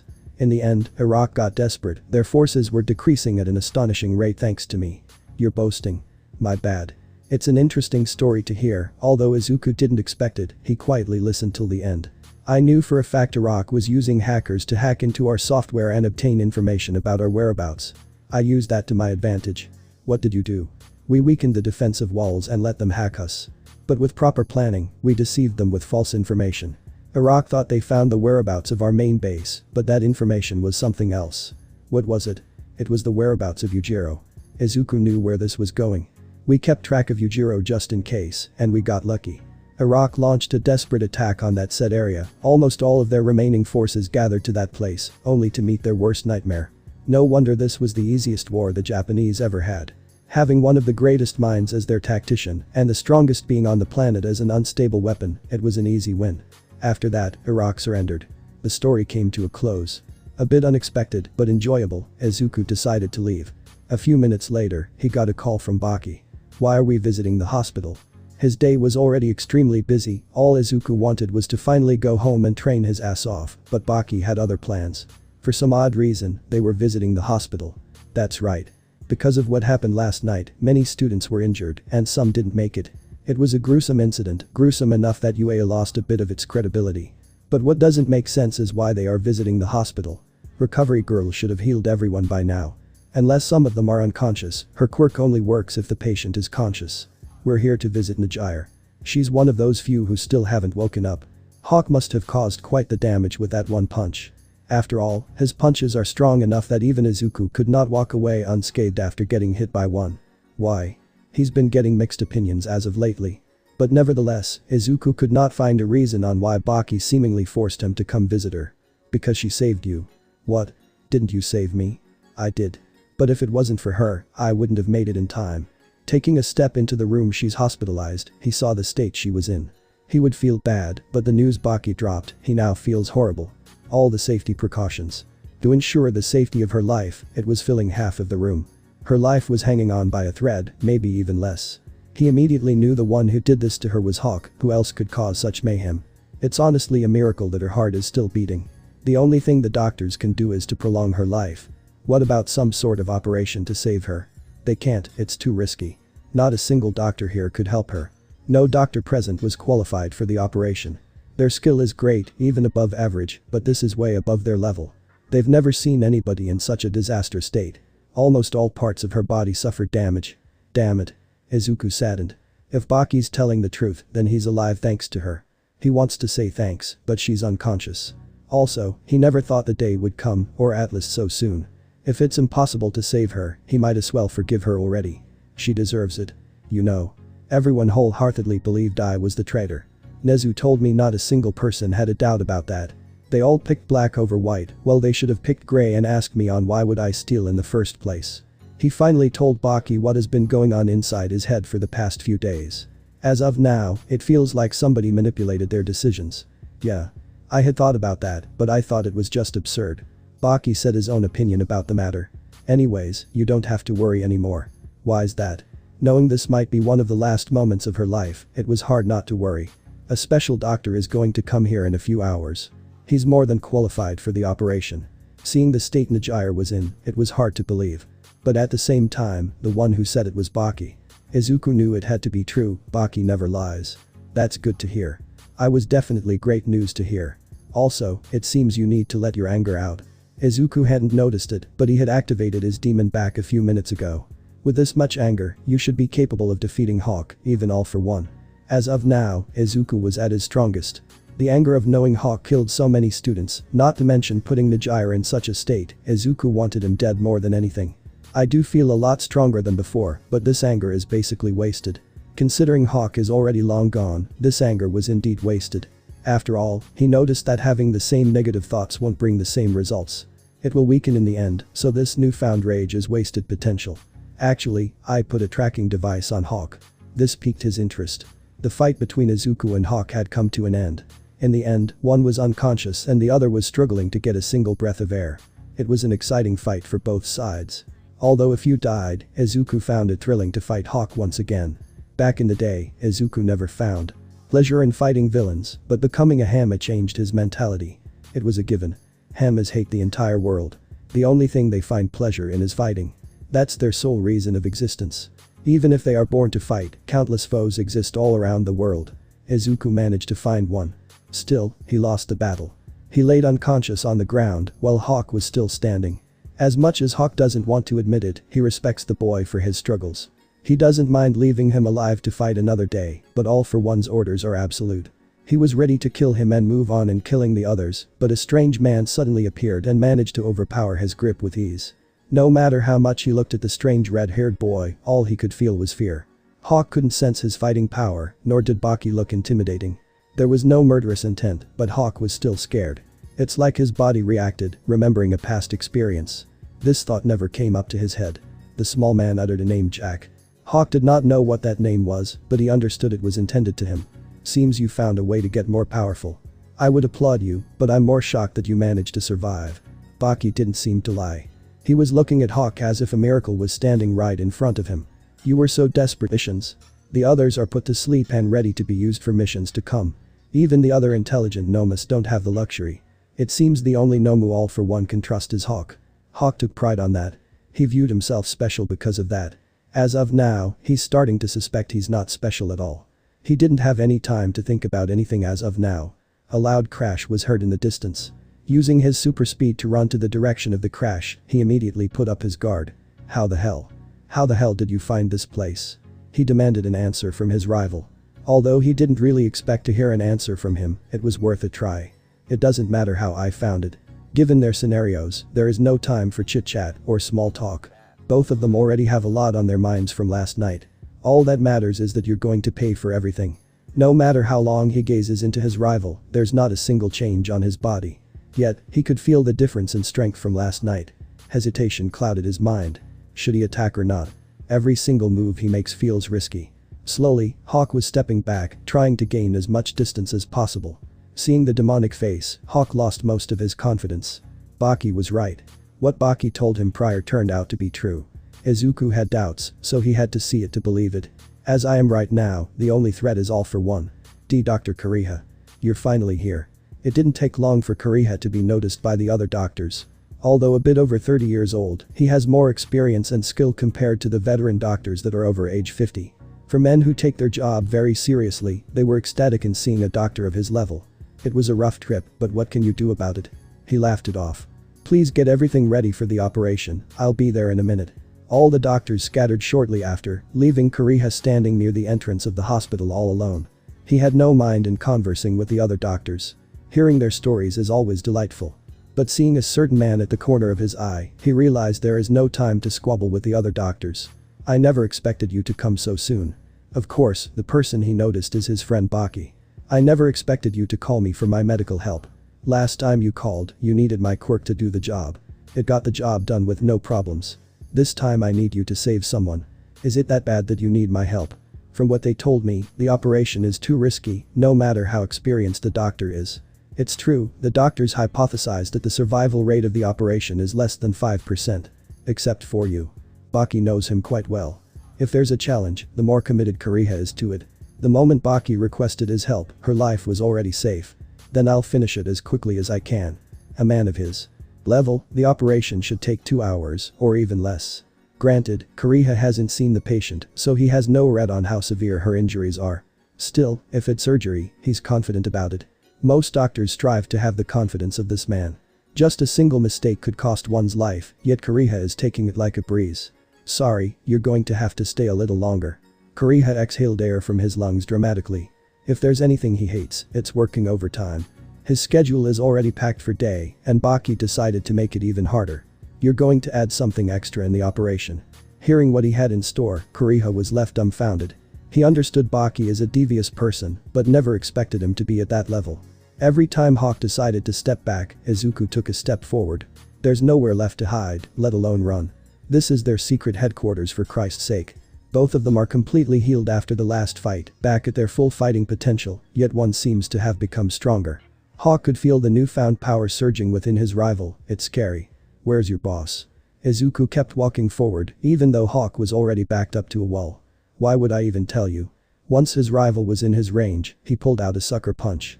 He had his arms down, so Izuku was begging to be punched. Not commendable, but everything goes in a fight. It's not a disgrace to attack your enemy when his guard is down. What's a disgrace is attacking your enemy by surprise and still failing miserably. Izuku dodged the punch with no effort. Spinning his body to avoid the punch, he back-kicked Hawk straight through the wall, sending him flying a few meters back. Half-heartedly, the only path to victory he sees is using those quirks to their full potential. Having a clear mind in battle is the key to victory. Luckily, Hawk noticed the anger gushing out of the kid's face. He wanted to use that to his advantage, but it was too late. Their difference in speed is leagues apart. Before Hawk could muster anything, he was once again filled with a throbbing sensation in his stomach. His healing quirk automatically activated. He was pushed back quite the distance, but luckily he didn't lose his footing. Hawk had to play it smart, then there's no chance. He decided to use the earth manipulation quirk, launching a surprise attack right behind his rival. He launched a column right from the ground. Barely being a novice of such a quirk, he could not make the column spiky, so it was just a piece of rock that was aimed right to the head. As luck would have it, it hit the target with force. The column completely shattered. Any normal person hit with such an attack would have their heads detached, and that's one of the lucky outcomes. Izuku was unfazed from the attack, taking it like a champ. Why would you use an attack that's by far weaker than your punches? In essence, he was quite disappointed that Hawk thought it would do something. He's still a novice when it comes to stuff like that. Immediately, Izuku dashed right to Hawk at super speeds. He was like a blur to Hawk. It was too fast for his eyes to properly follow, to a point where he lost sight of him. Before he knew it, he felt pressure being applied on his neck. Izuku was strangling him. The strength applied on his neck was too strong enough that Hawk was feeling dizzy mere seconds later. He was trying everything he could to weaken the grip, even trying to punch Izuku from behind, but nothing was working. Seconds felt like minutes. This unbearable sensation has only lasted seconds, yet time feels different when your brain is begging for oxygen. Slowly, Hawk was losing his strength. Choking Hawk for a measly 10 seconds, he already lost consciousness. Hawk fell on his back, crushing Izuku with his body. Izuku really strangled him hard. Marks were visible on his neck. By the strength applied, he surprised Hawk's neck didn't break. He didn't waste a beat, he kicked Hawk off himself. Now, he was unsure that if All For One has a way to measure Hawk's well-being. Hawk would have died right here and there, but his master still hasn't showed up. Unless there's some sort of delay on that quirk, All For One really was watching everything from afar. You really are a thorn in my plans. All For One, in fact, actually showed up. A portal had opened up a few meters away from where Izuku was standing, patiently waiting for him to come out. And to come here unannounced. All alone. You really are ignorant. Here comes the true enemy. The mastermind finally made his entrance. He was forced to come back to his headquarters. White hair, red eyes, he's as menacing as before. Last time you needed your dad to save you. Don't think it's going to happen a third time. Hawk wasn't really vivid with the interaction he had with Baki. He didn't disclose his name, mainly because he has short-term memory. The only thing Hawk could say is that someone with red hair interfered with his work, adding the assumption that it was Yujiro. I'll just end you before he makes his appearance. All For One lifted his arm and activated his gravity quirk, the same quirk he had used in USJ last time. He weakened the gravitational powers because Izuku wasn't in the shape to fight, but he didn't find it intriguing that his enemy barged into his headquarters unannounced. It was a well-hidden base, and someone finding it just ruined his entire mood. In an instant, Izuku felt the gravity become a lot heavier. The ground below was already cracking, incapable of supporting its own weight. The area of effect is quite large. All For One didn't find a reason to pinpoint it straight on the intruder. Gradually increasing the gravitational strength, the ground was on the verge of breaking. The hell are you implying? It would be a lie to say that the gravity quirk is ineffective. It's placing quite the toll on his body. You think I'm here because I have my father behind my back? If it weren't for his family members, this book would have reached its end already. Time and time again, his ass was saved by family, especially Baki. Help from getting over a breakup, getting out of prison, giving a new chance at life, and saving his life twice. Although Izuku doubts Yujiro is a family person, he still saved him nevertheless. He's grateful for that. I'm here because you crossed the line. Attacking USJ was already bad enough, but killing UA students was where the line was crossed. How are you still standing? Perplexed, All For One tried to strengthen the gravitational powers in hopes Izuku would succumb to the pressure. It barely made a difference. It was at its maximum right at the start. Because I'm way stronger than before. Considering who you are, you should have already figured it out. Izuku questioned his intellect. Considering that Hawk is already out as a candle should have been the big giveaway, All For One only realized it by now. Enraged, he activated yet another quirk. Chains suddenly appeared from the ground, enwrapping Izuku's body parts. It would have been a win right here and there, but the chains missed the target. At the same time they were activated, Izuku dashed right to All For One. His speed was reduced due to the gravity, but the Gakaburi dash was still extremely fast. All For One had his guard down. The only person he believed was capable of breaking through his gravity quirk was Yujiro. Make that 2 people. Reaching the target, Izuku back kicked All For One, sending him flying into the nearby wall. All For One doesn't have that many body enhancer quirks, mainly because he gives most of them to Hawk. His fighting style isn't for close combat. A quirk for flying, offensive quirks that are long-ranged, quirks as a means of defense, like a barrier or the gravity quirk, that's All For One style. Damage was inflicted because of that. All For One struggled to get himself out of the rubble. He couldn't believe it. It's the same brat as before, yet his newfound strength is nowhere near as he was in USJ. The kick is already a clear indication of Izuku's prowess. All For One got himself back together. There was no real damage, as his strength mostly comes from his speed. In essence, the gravity made the kick weaker. Still, he healed himself back up for safe measure. All For One has a few quirks that enhance his reaction time. He understands it's clearly needed for the battle. His enemy specializes in speed after all. He could already see Izuku charging right at him, giving All For One no time to rest. As Izuku cocked a punch right to his face, it was stopped by an unforeseen object. All For One has a barrier all around his body. Cracks could be seen on the barrier, but it wasn't broken. It was valuable information. If a punch can crack it, kicks could definitely break it far easier. But Izuku had no time to readjust himself. All for one punched him, sending him far back. Something was different about that punch. He could feel some similarities about it. For a punch like that, it sure sent me back. The punch was definitely not weak, but it looked to be weak. If Izuku remembers correctly, it's as if he was punched by All Might back in the days. I see, you made your own one for all, didn't you? All for one didn't respond, but that was definitely the case. With the quirks he has, making another one for all shouldn't have been too hard. The only hard part is recreating the stock power. One for all has been cultivated by countless people, increasing the strength as it goes on. It's not a perfect copy, but it's definitely something. It even displays the same wind power when using one for all. But it's weaker than the original. Izuku has no clue why he even has it in his disposal. I thought I had no use for it, but it's a great way to keep distance. Now it made sense. He must have created that quirk by the time he was at the same level as All Might. That barrier is a problem. Although a single punch was enough to crack it, the damage had already healed. I'll admit, you're a lot stronger than before. Throwing his petty pride aside, he acknowledged his enemy. I even have a small feeling that if I'm about to kill you, Yujiro is going to interfere. All for one can't shake off the burden that he has Izuku's back all the way. But at least I know he won't kill me. The hell are you talking about? If there's anything he knows about his own father, it's that he's going to kill somebody if one looks at him for too long. The remark made by All for One made the boy curious. It doesn't concern you. Suddenly, strange sounds started to emit from the containers in the vicinity. The Nomus are waking up. It seems All for One forced them to wake up. They were frenzied maniacs, showing no care for the equipment as they ripped off the tubes supporting their life. Like mindless animals, the moment the Nomus got out, they instantly surrounded the boy. All for One must have issued a command telepathically. There's no way these mindless beasts would just surround him from all sides and wait patiently. Because of these Nomus, Izuku completely lost sight of All for One. So this is your plan, huh? If it is, it definitely worked. All for One can do anything he likes as he pleases. Izuku patiently waited for what's next to come. He could feel no hostility coming from the Nomus. His instincts kept telling him it's a distraction. In fact, it is definitely a distraction. A beam of light came through the Nomus. What the hell was All for One thinking? As it suddenly appeared out of nowhere, Izuku managed to block it, but not dodge it. The beam of light was aimed to his head. He extended his hand to stop it. It was a powerful beam. Although Izuku wasn't pushed back, his palm was heavily burned. Izuku clearly realized it's not an attack he should be blocking. But still, what the hell was that? A few of the Nomus fell down because the laser penetrated through their bodies. He clearly doesn't care about these Nomus at all. They're basically kamikazes waiting for their end. It's like a commander sending his soldiers on a suicide mission. An absurd plan, but there is always something to gain from it.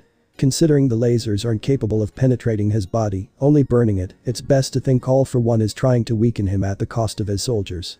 It's better than sending them to fight Izuku. They'd get their asses whooped in less than a minute. Again, another laser is coming closer towards him. It was from a random location. Luckily he was able to dodge it this time. The lasers are a problem, but he's more scared of the gravity quirk suddenly activating on him. If it did, he wouldn't be able to dodge them anymore. But why isn't he using the gravity quirk again? Izuku could only wonder as his problems right now are dodging and weaving. The Nomus fell to the ground at a fast rate, more than half have already died. All for One really shows no care for his Nomus. They are expendable to him. One of the lasers managed to graze his face. A burning sensation followed ahead. It was bearable. Izuku has already experienced what true physical pain feels like. As more Nomus fell, gaps started appearing between them. At the corner of his eye, he caught a glimpse of All for One. He used the Gakaburi dash, pushing the Nomus away. The other Nomus followed pursuit for some reason, but they were too slow to catch up. All for One noticed Izuku coming for his way and activated the barrier. In an instant, the two collided with each other. Izuku managed to crack the barrier, but this time the cracks were more noticeable. Kicks are far more effective. He knows the barrier can heal itself over time, so Izuku quickly readjusted himself and went for another kick. All for One didn't let that. He created the same wind pressure as One for All and pushed Izuku away. What? Izuku predicted the pattern of his attack, but even so, it was a hassle to dodge. Performing another kick, the barrier cracked even more. It was still active, which was a big problem.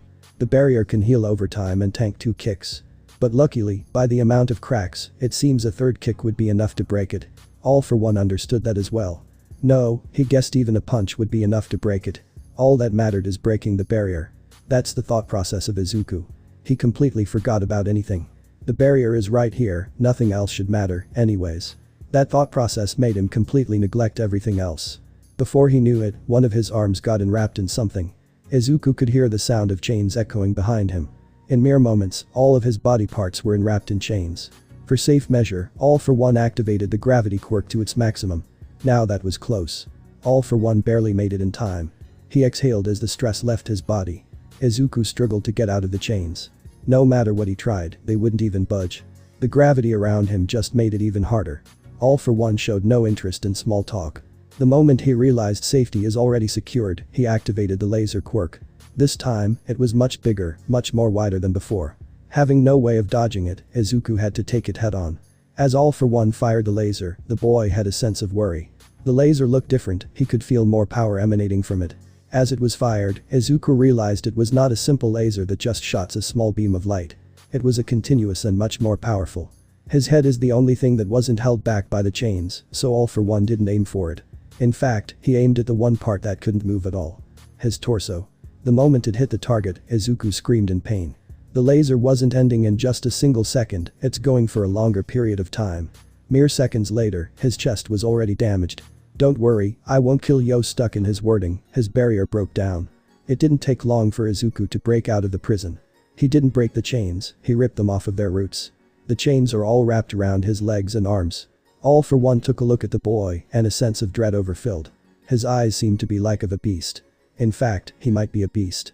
Izuku quickly maneuvered around All for One and placed the chains around his neck in less than a second. Before he could realize it, a strong sense of pain hit All for One. Izuku decided to strangle him with his own chains. It is a scary experience.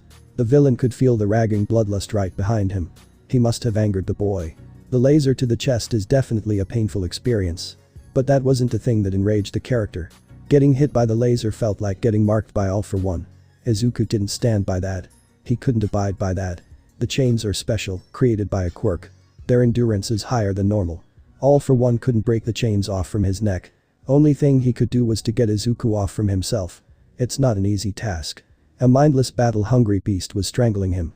All for One tried using the laser, but he couldn't aim well because Izuku was right on his back.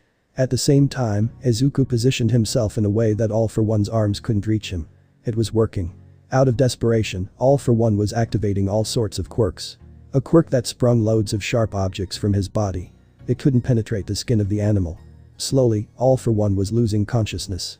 The villain had no idea what to do. All of his quirks are useless, given the situation. That's why the villain decided to do something risky. Using the same laser quirk, he tried melting the chains. He used the quirk to its maximum. All for One tried grunting since the heat of chains was unbearable, but he couldn't. No matter what, he continued to heat the chains. As luck came, the chains finally melted. All for One desperately inhaled for air. A few seconds more and he would have fainted. Immediately, All for One flew into the air to gain distance. He never expected such an attack, and from his own quirk nevertheless. Looking down on Izuku, All for One could see the boiling anger swilling inside the boy. He realized that anger is his fuel. For All for One to gain an advantage, he must not anger the boy too much. Flying in the air, he was steadily thinking of a plan. Izuku did the same. As new anger arose, he managed to overcome both the gravity quirk and the chains. All for One was at a loss for words as he levitated above the ground, thinking of a plan. The barrier had been broken. All for One is vulnerable without it. Still, simple punches aren't enough for him to fall, he can tank a few. But he's not going to risk it, given the new circumstances. For some reason, a new monster inside Izuku arose. A monster born from new hatred. Already having godlike instincts, strength, agility, speed, they all evolved a level further after getting a huge burn mark on his chest. Not to mention, his head is clearer than ever. The only person with a disadvantage is All for One. His best defense quirk has basically been nullified. Even so, this isn't going to stop him whatsoever. A man harboring huge quantities of quirks isn't going to cry just because one of them had been deemed useless. All for One is thinking that way, yet he can't seem to gather the courage to look Izuku in the eyes as hovers above him. There's still a few nomas lying around the vicinity, but too few for a plan. The more I hurt him the stronger he becomes. That's bullshit, says the man who can steal quirks. His next trail of thought was interrupted as Izuku started fighting the remaining nomas. It didn't make sense whatsoever. With barely any nomas left, the boy should already know they aren't a threat in the slightest. As the last standing Nomu fell, Izuku quickly grabbed it by the arm and suddenly threw it to All for One. It was not a big deal, the thrown body wouldn't even budge All for One. As All for One moved out of the way, he never expected to see a knee so close to his face.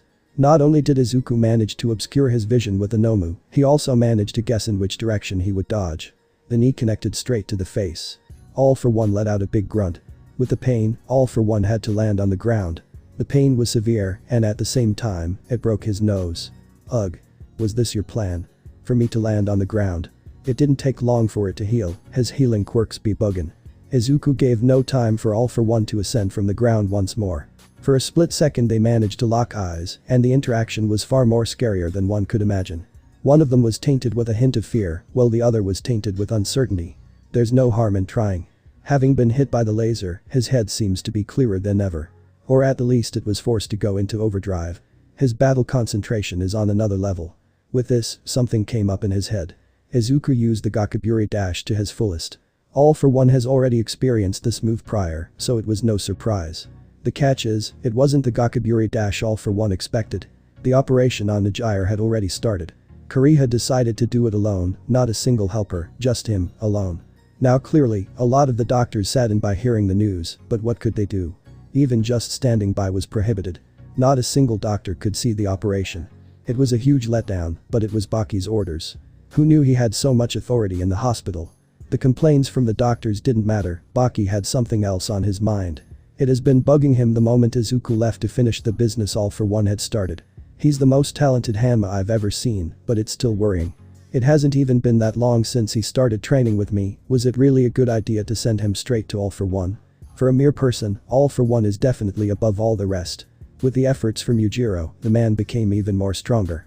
Izuku unlocked his family's potential less than a year ago, it seems to be a mistake to send him straight to him, no matter how talented Izuku really is. He needs an opinion on the matter, that's why he called Yujiro. There's nothing to worry about, it doesn't matter if Izuku is weaker or not, he won't kill him, he knows he can't. Ogre or not, there's no way you should know that. Having the title of the ogre, or the strongest creature on the planet, which already belongs to Baki, there's no way Yujiro would be certain on such a matter. I made sure to know that, All for One already knows Izuku can't be killed. Then I hope what you're saying is true. I can't lose him, I don't want another failure to happen. If it's anything Baki had learned from his father, it's that he never lies. His demon back activates from negative emotions, and the effect is bigger the stronger the emotions. You might reach your goals sooner than expected, Baki. His goal might become a reality sooner than expected. It's only been a year already, but the mental pain is unbearable. I finally understand why you smiled once I defeated you. I'm certain I'll react the same way. With that, the call ended. His mind is clear now. Izuku's life is not in danger, that brought his stress levels down. Maybe my expectations are too low. Damn it, this hurts. Izuku was down on the ground. Nothing hurts more than a broken ankle. He broke his ankle by trying out his new move, an advanced Gakaburi dash. It's actually uncertain if it's broken or not, but the pain is real high. His mind was forced into overdrive in the battle, so he managed to think of a new move. Still, it's a high risk high reward type of move. Izuku feels like an idiot for actually trying to use it. At least it did the job well, All for One died right on impact. His head was caved in pretty deep. Those healing quirks of his are useless once you're brain dead. Izuku defeated his rival with finesse, yet he doesn't see this as an achievement. All he feels is pain in his ankle. He shows more care in his stupidity for actually trying this new move out, rather than feeling happiness in defeating his worst enemy. Still, he's definitely feeling something. He took a look around and noticed a few Noma still alive just suddenly stopped functioning. He guessed that they are somehow connected to All for One, that's why they always followed his commands. With him out of the picture, the Nomas lost their meaning of serving their master. Hawk is definitely connected to All for One, given the fact he always manages to come by and save his ass by the last minute. The question Izuku had to ask is if the connection is similar to the other Nomas. Did Hawk also stop functioning like the others? Or he's different from the rest? Managing to get himself back up, but barely, Izuku seemingly started hopping to reach the place Hawk was lying. And the worst outcome came to light. Hawk was finally conscious. Damn, the author really likes cliché scenes. He was still on the ground. He must have woke up not long after All for One died. Losing the connection to his master was probably the thing that woke him up. Either way, this wasn't looking good for Izuku. With his left leg out of commission, it's going to be a hassle in fighting Hawk, no matter how much stronger he is. Suddenly, Hawk finally noticed the boy, and a sudden influx of fear entered his body. Although not in his best shape, Izuku stood his ground. Applying a bit of pressure on his left leg so he could stand normally, he was trying to bluff Hawk. All for One's dead. Izuku dropped the news to Hawk. For a man to lose his master, this would be enough of a fact to show his true strength. Clearly, Hawk started showing signs of disbelief. He holds All for One highly, a being stronger than anyone and everyone to ever exist. If you don't believe me, go check yourself. Izuku pointed to the back. So Hawk did just that, he got himself back up and walked to the place where Izuku was pointing. The boy didn't move a muscle. Only did he start moving was when Hawk didn't see him. Due to his leg, his walking was quite wobbly. Hawk could have easily seen this as a sign that he was weakened from the battle. It didn't take long for Hawk to stop in his tracks. He saw his master in the distance. Seeing the body, a sudden realization struck Hawk. Instantly, he understood everything was now worthless. He's dead, there's no reason for you to do anything now. Izuku was right, even Hawk had to admit. With his master now gone, his whole life became meaningless. So, are you going to kill me as well? As much as I want to, it's up to you. Hawk had to raise an eyebrow for that remark, even if he doesn't have eyebrows. There's still something that I have to ask. For a sunny day as this, things couldn't be better. It's the last class of the day, and the last day of school. Not to mention, the beef between All for One and Hawk is finally over. Nijira's operation was successful, another good reason for a good day. Due to his extra motivation and training, Izuku has been neglecting his studies. In fact, it's been a while since he had a study session. Even so, his grades didn't drop. As of now, he's the third smartest in the class, right behind Momo and Iida. Even when he's taking school half-heartedly, his long-term memory is on another level after becoming a Hanma. Surprisingly, Momo is actually dealing quite well with the fact she lost her quirk. Still, she's not completely the same as before. Her annoying nagging to get her quirk back hadn't stopped that easily. Since ERI is the one who can bring back quirks and is in Izuku's possession, she's nagging Izuku to hurry it up. Since it was a good day for him, he didn't reply to her. Since classes ended, it's time to tell you the results of the festival. Although it was cancelled, heroes were still interested in some of the students. Out of all of them, nothing was interesting. Only 5 students piqued the interest of the heroes. At the start, only 5 heroes wanted you, even after seeing the video of you dealing with Overhaul. After the antidote scandal, the 5 heroes cancelled their requests. After the interview, 274 heroes now want you to work with them in the summer.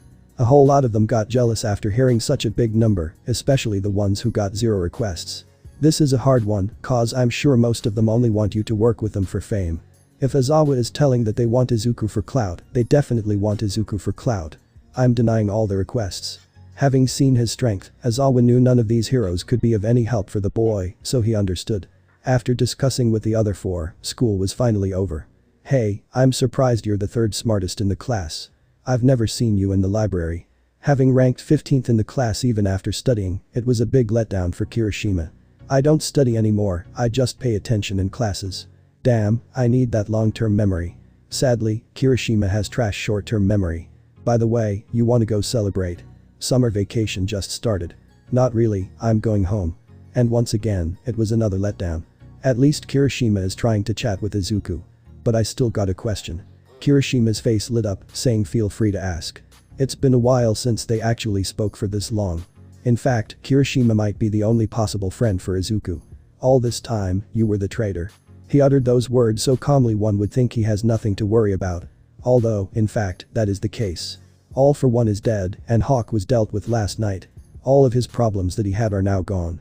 Still, albeit calmly, his demon back activated the moment Kirishima uttered a single word to Izuku. Kirishima was at a loss for words. If anything, he was shocked. Taking a few steps back after hearing those sudden words, he immediately tried to defend himself. Traitor. What are you talking about? Even when face to face, Kirishima managed to stay composed. Barely a stutter could be heard coming out from his mouth. But his plea for safety was useless, Izuku already heard everything from Hawk. As to why he became a traitor and why there have been no sudden strange occurrences, Izuku knows the truth. The class was already more than half empty, since the last class for the year just ended. Most took their immediate leave after the bell. Even when the class is more than half empty, one student heard the conversation. She didn't move a muscle, only listened to everything from the background. When the boy who suffered so harshly because she impersonated him to steal some files, Toga can't find it comforting to talk with him at all. But as she thought deeper, isn't it their fault he suffered this badly? They must have known it wasn't him who actually stole the files. All those thoughts came to an end a second later. The sight she had to see was gut-wrenching. Toga has a fair share of blood incidents, so what happened hardly fazed her mentally, but it was surprising. The students leaving. The class heard the uncomfortable sound reaching their ears. A sound so horrible they wanted to puke. They turned around immediately. All they could see was Kirishima being lifted in the air, with an arm embedded into his chest. Slowly, the blood dripped from his chest and onto Izuku's arm. Clearly, mixed reaction came from the students. Kirishima must be in great pain, given that they heard him scream. An unfazed and angry expression resided on the Hanma. The students are heroes in training, trained to expect anything to happen in the near future, but they never expected this.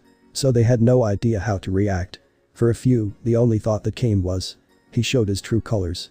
Izuku was the traitor all along. Let him go. A few students demanded Izuku to let Kirishima go, but those students must not know much about how the human body works. If I let him go, wouldn't he die from blood loss? He made a good point, but in the unprecedented event, all they wanted was ensure Kirishima's safety.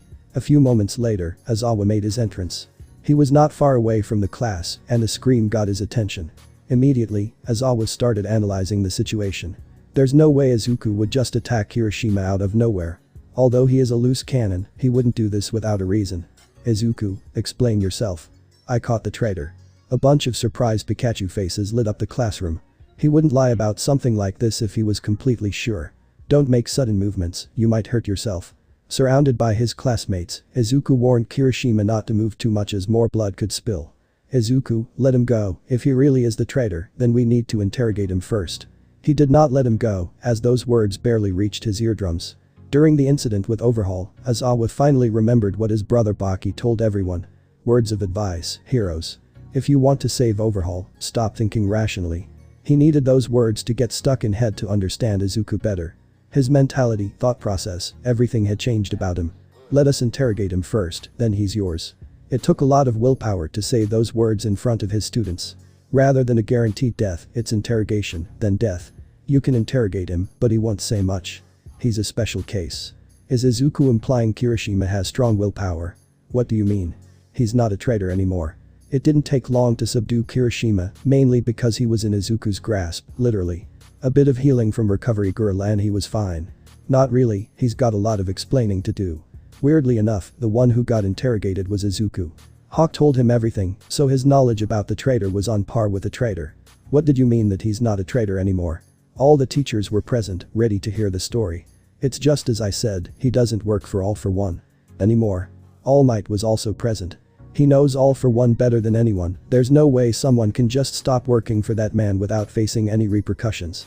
Are you telling us that Kirishima was fired? For All Might to be capable of finding out the truth from barely any information, it just goes to show that something must have definitely manipulated their decisions. In a way, yes. From what I heard, after a few days he entered UA, All for One attacked his family and blackmailed Kirishima into helping him. How come his family members haven't said anything about it?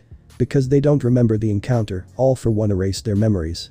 All for One had used his family as blackmail to get classified info from UA. The thing is, All for One wasn't that strong at the time, that's why he contacted Kirishima. Then, he started getting quirks at an astonishing rate and realized that getting help from the inside wasn't needed anymore, so he fired him. All for One got cocky with those newfound quirks, that's what everyone could understand. After the surprise Nomu attack on UA, All Might and Nezu decided to spill the beans about All for One. Hearing about a man with multiple quirks wasn't something they needed further information on. Kirishima lost his use to All for One, then.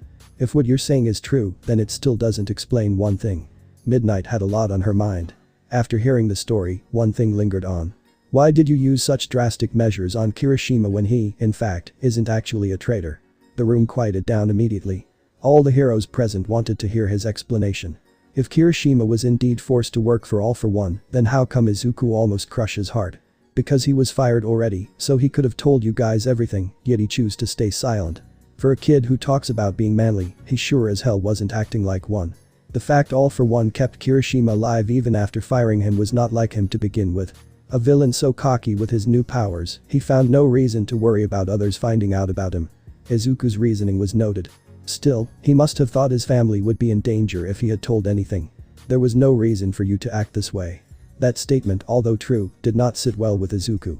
Let me remind you how much I suffered because of this traitor propaganda. And just like that, Midnight couldn't utter another word. In fact, nobody in the room had anything to say about it.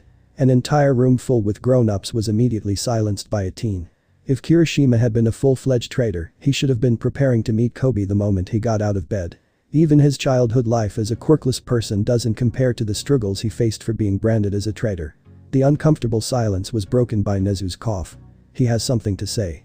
Well, we should contact his parent just to be sure. They're safe. They are, don't worry about that. All for One is already dead.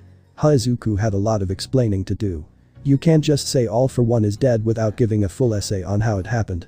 Sadly, to his discomfort, he had to do just that. It was unexpected, but at least the symbol of chaos is finally dead.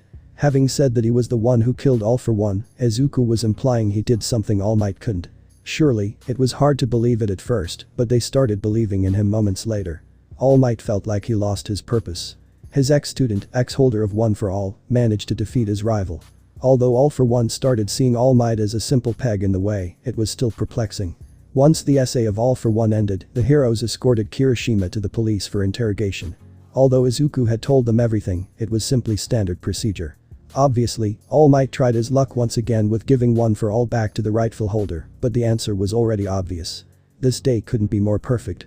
Everything was resolved on the very last day of school. Not to mention, Izuku has way more free time to train. Summer is about to be hell, but he is looking forward to it. Dr. Kariha decided to stay in town for a while. Having the free time, he decided to help the hospital. With him, it started prospering better than ever. His skills were unrivaled. Surgeries that take hours to complete are reduced to barely an hour because of him. Since the doctors show high respect towards Kariha, he decided to help them improve. It's only been a single day, yet all the doctors reached a new level. Walking through the hospital, he met an unfamiliar yet familiar face. It was Izuku. You're Izuku Midoriya, right? Kariha got his attention. And you are? I'm the one who operated on Nijire Hado. Hearing those words come out from his mouth, Izuku immediately changed his views. At first, he thought this man recognized him because of the antidote scandal. I see, thank you for saving her. It's nothing much. I just do what I need to do. I heard from my brother it took less than 2 hours to finish the surgery. From what I know, it should have taken at least 12 hours. Well, I am the best doctor in the world, after all. Kariha seems to have a lot of confidence and pride in his skills. Your quirk must really be good for surgery. Well, yeah. The more committed I am to something, the better I become. Since saving lives is one of the most things I'm committed to, it's most effective on that.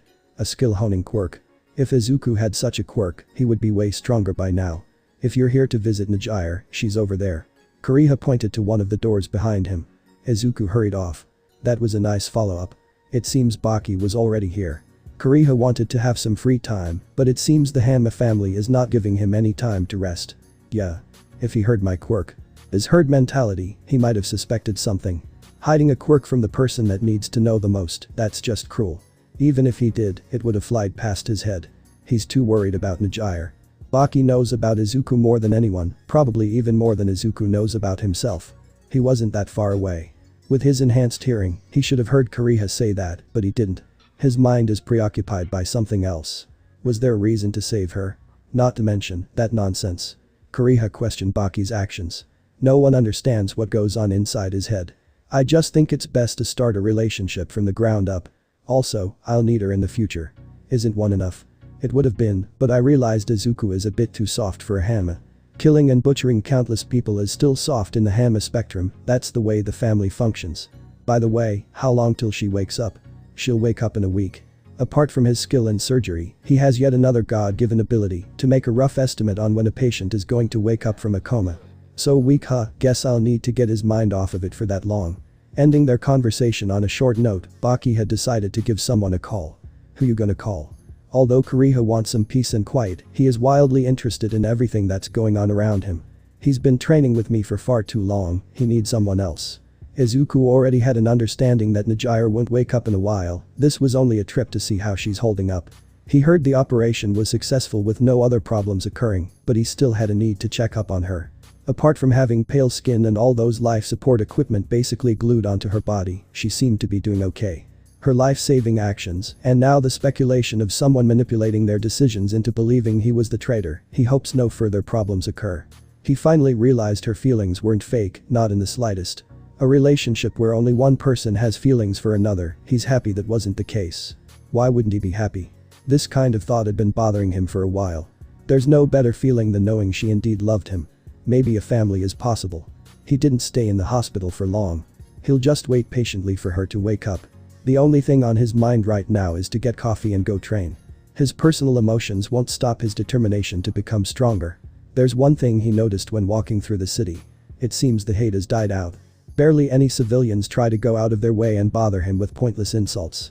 Although there's still a few of them left, they immediately stop when Izuku glares at them. He brushed them off as clout-chasers. But still, it's definitely surprising for the hate to die out this fast. Maybe the world understands what pressure the girl ERI is on. Having suffered greatly by the hands of Overhaul basically most of her life, it's no wonder she's now afraid of needles. Given the misunderstanding that happened on TV, it probably explains it. He got his coffee and decided to go on his way.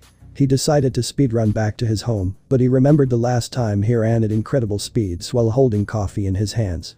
Rest in peace, you delicious coffee. I'll just walk. He told himself before proceeding to walk home. Excuse me. Wanting to go on with his day, a female voice interrupted him from behind. He turned around and was greeted by a strangely familiar face. Izuku, in a way, can recognize the face from somewhere, but he can't put his finger on it.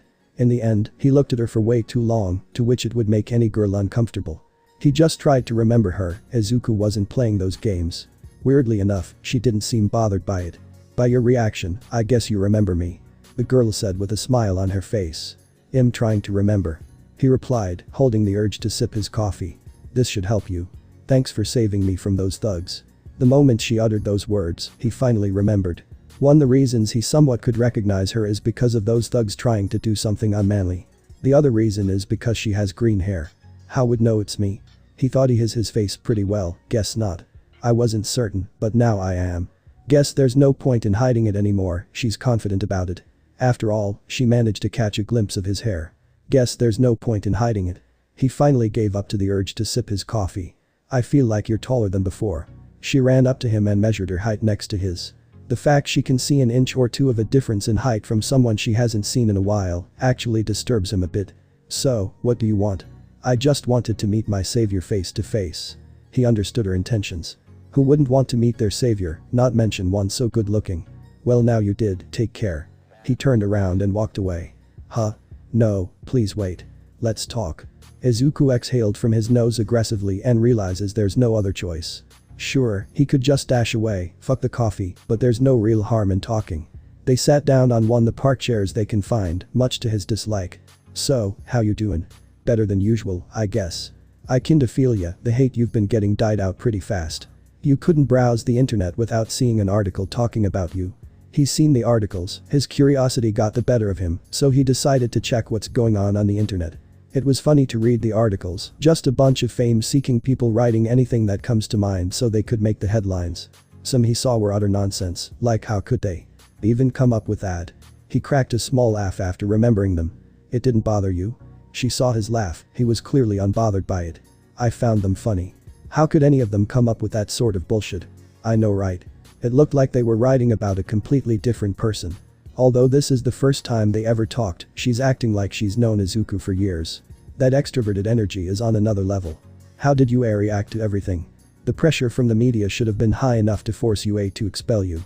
It's unclear to her if he was expelled or not. Classes should have ended not too long ago, but he's not wearing a UA uniform.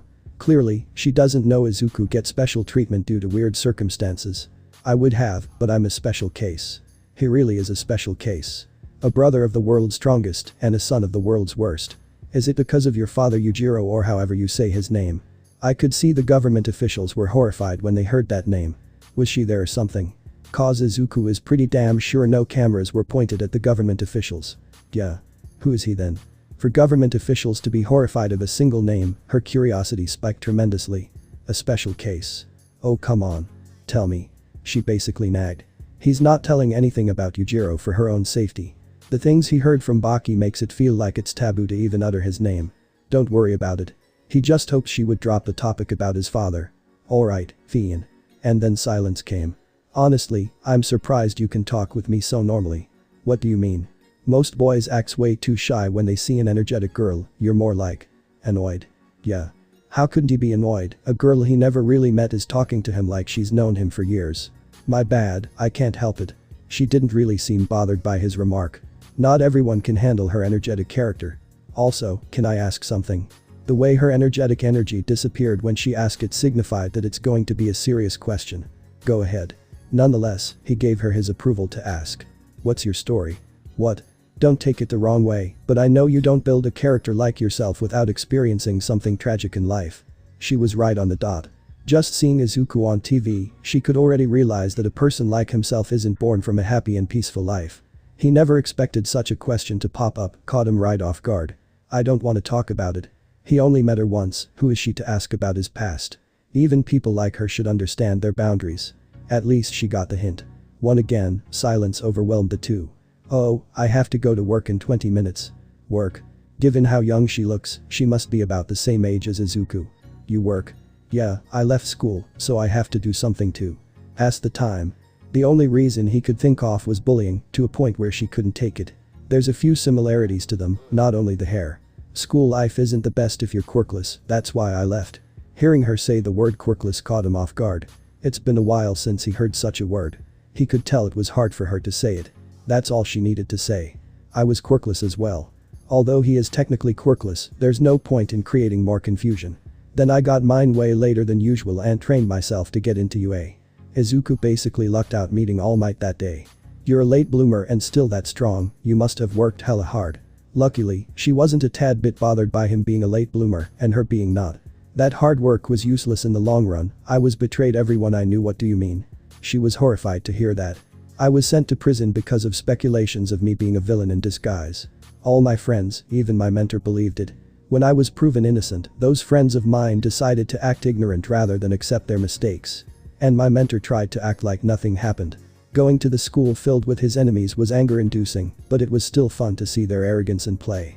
But you fought till the end. I can tell it was hard, but look where you are now. She tried to bring back the positivity in Izuku. It wasn't really hard. It's not a matter of willpower or to prove someone wrong. Once becoming a Hanma, his desire to fight was heightened to incredible degrees. Then you're just naturally strong-willed, like me. Yeah. He has to admit, she's as strong-willed. Look at any quirkless person in the eyes and they'd lower their heads to the ground in a heartbeat. The fact she's an extrovert, not to mention quirkless, is indeed a unique combo. By the way, I never asked for your name. Oh, yeah. Nice to meet you. The name's Elia. A familiar name from another world. There was no reason for Izuku to introduce himself. I got a question for you. Let's hear it. Do you have girlfriend? Elia stopped right in her tracks. Izuku, there's somebody behind you. He took a look around and was horrified by the sight. Dad, it was Yujiro Hanma in the flesh. An unexpected situation had come up. Seeing him with his own eyes, Izuku stood up. Damn, you're almost taller than me. If anything, this doesn't look good in the slightest. What he heard about his father from Baki, Elia might be in the danger. What do you want? Yujiro really is intimidating. Izuku is unsure what's going to happen. Before he could react, Yujiro picked him up, put him on his shoulder. Sorry, little girl, but you'll get to talk with Izuku in a week. Just like that, Yujiro dashed away. To her eyes, it looked like teleportation. Although she could tell that was not the case, the powerful wind that followed almost pushed her away from her seat. I didn't even get to ask for his number. Denied by Yujiro himself. Let me go. An unexpected scenario came up. While Izuku was talking with Elia, his father snatched him away and is taking him somewhere unknown. Considering how fast Yujiro is moving, they must be miles away from the city. Where the hell are you taking me? No matter how much he struggled, Izuku couldn't even budge his arm. Angered at this unexpected ordeal, his demon back finally activated. Trying even harder to escape, the arm finally budged. Oh. Baki wasn't lying about your strength. You're much stronger than I expected. Yujiro was surprised by his strength. That's a huge achievement. Still, he couldn't just let Izuku go just like that. He tightened his arm even move, ending Izuku's struggles in a heartbeat. That means you're going to last longer. What is that supposed to mean? The trip ended shortly. Yujiro landed in the middle of a forest, in the middle of nowhere. Izuku finally managed to stand on his own feet. Not a single second of the trip was comfortable. How could he find any comfort? Being carried by a man who has muscles harder than steel. Right after Yujiro let him go, Izuku put his guard up. Being stolen right out of the blue and carried in the middle of a forest, it's like a secret execution. If it is, Izuku is not going down without a fight. Even when the strongest creature on the planet is right in front of him. Don't be so scared, it's not like I'm going to execute you or anything. Those words sounded fake in the eyes of Izuku. What's the reason of him being brought here? Then why did you bring me here? To train you? You're staying here with me for a week. It took a while to process everything. His dad snatched him away and suddenly decided to train him for a week. No father would do that unless you're a member of the most chaotic family in the world. It's not a bad thing to be trained by the strongest creature on the planet. But the bad thing is, Izuku is going to be trained by the strongest creature on the planet.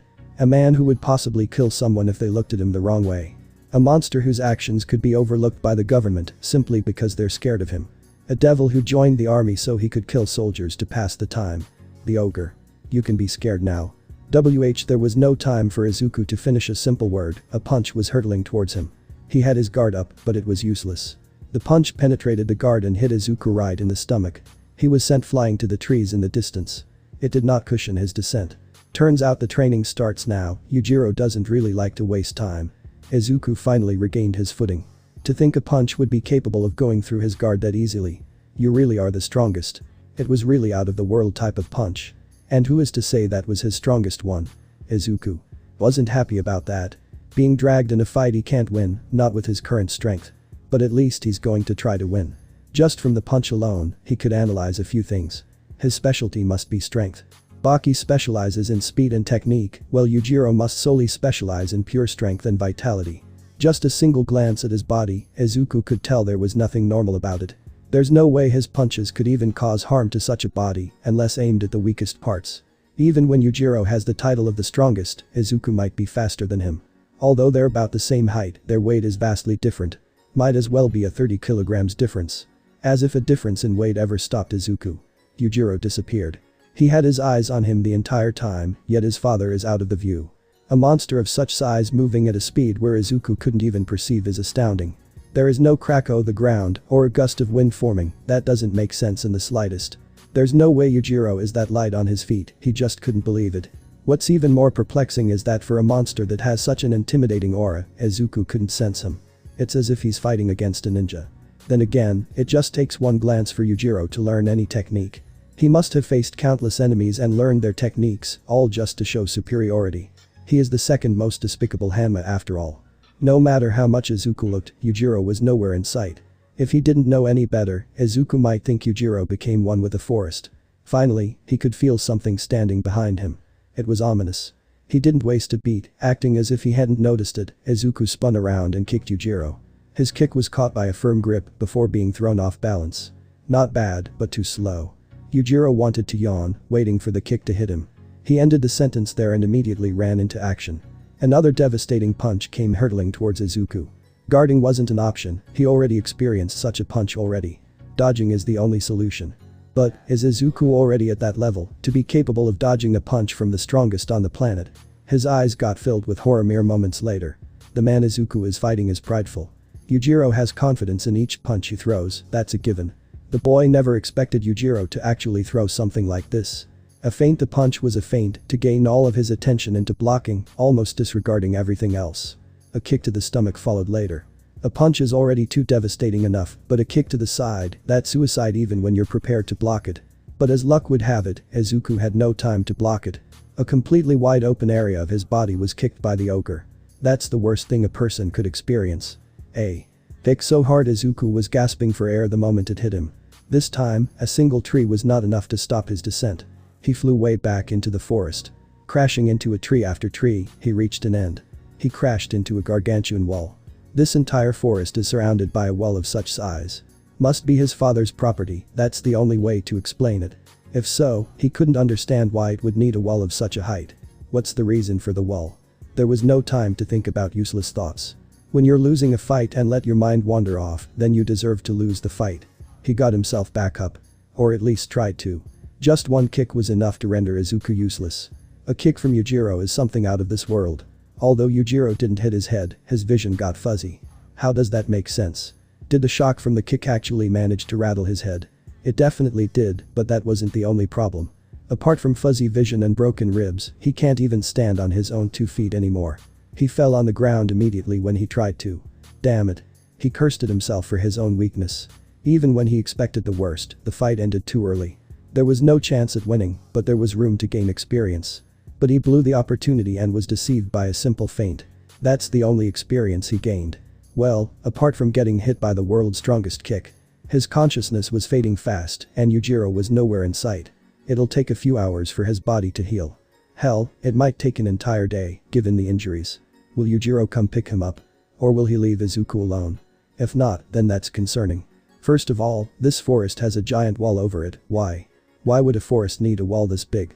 What's inside of it? Dinosaurs? He hopes not, that's impossible. Then again, he was brought here by Yujiro. His concerns turned out to be true. He could hear footsteps. Just by the sound alone, it was no ordinary footsteps. Ah, it's a giant bear coming towards him. No wonder this place has wall, bears of such sizes must live here. His vision is fuzzy, so he thought it's a bear. As it got closer, he realized it's a wolf. A wolf the size of a bear. No species of wolves ever grow to be this big. At least, wolf species that still exist. Izuku doesn't know any better, so the only solution is that it's a dire wolf. It was coming closer towards him. Slowly but surely, as if expecting Izuku to be dead but still unsure, the wolf walked closer. Might as well be dead. He finally collapsed. A few hours later, he finally woke up. The sun was still shining up in the air, so it irritated his eyes. He is thankful to the explosive regeneration abilities he got by becoming a Hanma. That didn't take long. Yujiro did in fact save him. Even brought him to a safer location, which he presumes to be the center of the forest. Honestly, I expected you to be out longer. And Izuku honestly wanted to be out even longer. The fact he attacked the moment Yujiro explained everything seems to indicate Izuku has to fight him again. You trained your body well. I've seen too many Hanmas disregard their bodies, it's always exciting to see someone know what they're doing. As a father, he is somewhat proud of Izuku. Not even a year of training with Baki, he reached a level where Yujiro actually feels prideful of being his father. You say that as if I wasn't knocked out after a single kick. Losing a fight after a single kick is humiliating enough to unleash a petty side in Izuku. I've seen people of our lineage train for years and still enter into a coma after getting kicked. The fact it hasn't even been a year since you became a Hanma and still managed to stand up after getting kicked is definitely out of the ordinary. That's a lie. Izuku did in fact stand up, but immediately fell to the ground afterwards. Something as standing up and immediately falling down couldn't really be considered as standing up. You should take pride in that. He should take pride in what? Getting his ass knocked out in one single kick. If anyone heard you got knocked out in one kick, then most people will take you as an easy target. If they knew who Yujiro was, they'd be more astounded that you're alive. Sure. There's no way he is taking pride in that. The only thing that would make him happy is landing a solid hit on him. But after experiencing Yujiro's speed with his own eyes, it's more of a dream than a possibility.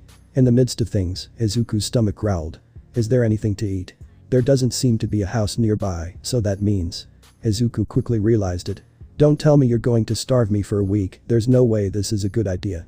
A body needs nutrients to survive, even more to improve. And even way more for Izuku. Don't be silly, the inhabitants of the forest is your food. Another quick realization had hit him. 1 hour. I'll give you 1 hour to hunt for food. If it takes you longer, then there's going to be punishment. Even when he's on a break, his life is on the line. Bring him to the forest for a week. Baki told on the phone. If there's any better place to train him, it's the forest. He had asked Yujiro to train his little brother until Yujiro wakes up, which is expected to be in a week. A week is barely enough to achieve a significant increase in strength, but with Yujiro as the trainer, it is possible. Yujiro has high standards, not meeting his quota literally means death. He's not the type of guy to waste time on someone insignificant. But if it's Izuku, the daily requirements should be met. The call ended shortly after. A straight-to-business type of call. What's the forest? Baki thought he had walked a fair distance, enough so Kiriha wouldn't hear the conversation. He's interested in everything even when he's on a break, so he followed. Baki. The forest is highly classified information, even the government has no wind of it. That's how special that place is. It's just a forest where Hanmas go to train. Kiriha is a friend. Or more of an acquaintance rather than a friend. Spilling the beans about a place only the Hanmas know the existence of is taboo in their family. But as the strongest, who would be capable of punishing Baki for his actions? What's so special about it? How is a forest going to help him? It's filled with bears and wolves you don't normally find outside that forest. Remind me again on how is it going to help him? Izuku's already stronger than All Might. Special bears or not, wouldn't they die after one hit? That place is also a last resort to change his mindset. That's why I'm going to send him there. A place to change his mindset. What the hell does that mean? Baki had no thoughts of hiding anything about the forest. In fact, he might as well reveal the existence of their family and their lineage to the world if he wanted to. Nobody is left to stop him from doing such a taboo. Since Baki was clearly eager to say everything he knows about the forest and why it even exists, Kiriha had to ask for further information after a short brief of silence. Hey, you said it's a place where Hanmas go to train, right? How many Hanmas are there? To his knowledge, there's at least 3. The fact an entire forest is a property of the Hanmas seems to indicate there's more than you can count on your fingers. If that's the case, Kiriha wonders how many strong fighters actually exist. He could not wait patiently for Baki's answer, as it was too exciting. To my knowledge, only me, Izuku and my father, the others are dead. Kiriha read the mood, and he understands that whatever questions he has on his mind, he cannot ask Baki to satiate his thirst. An incident happened, and I don't want to elaborate. And so Baki left it at that. Do you think a week is going to be enough to change his mindset? Kiriha asked, hoping to change the weird mood. It should, or else he's just going to suffer more in the end. Training had ended with Yujiro, to his dismay. A chance to fight the ogre, and he blew it because of a simple feint. He's sad about it, but what happened, can't change anything about it. As of now, he has an hour to hunt for his own food. Although he hasn't hunted a day in his life, it shouldn't be hard. In fact, Izuku knows it won't be hard. Oversized wolves or not, they can't pose a threat. Sure, it's wide knowledge that animals are way stronger than humans, but that was long ago before quirks even existed. What can those wild beasts do?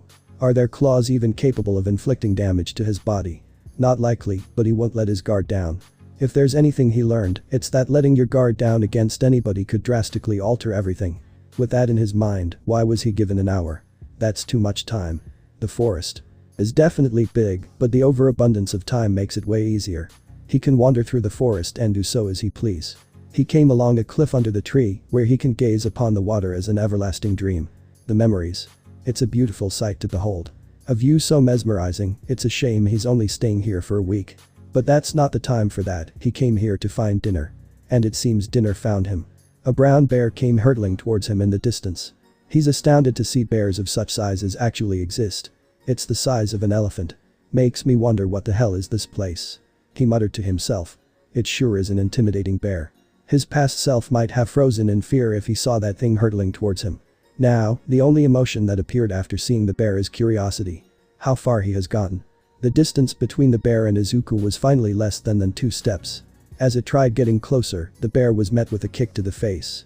It fell to the ground immediately. Dinner is right in front of him. Even with the inhuman appetite Izuku possesses, there's no way he could eat this in one go.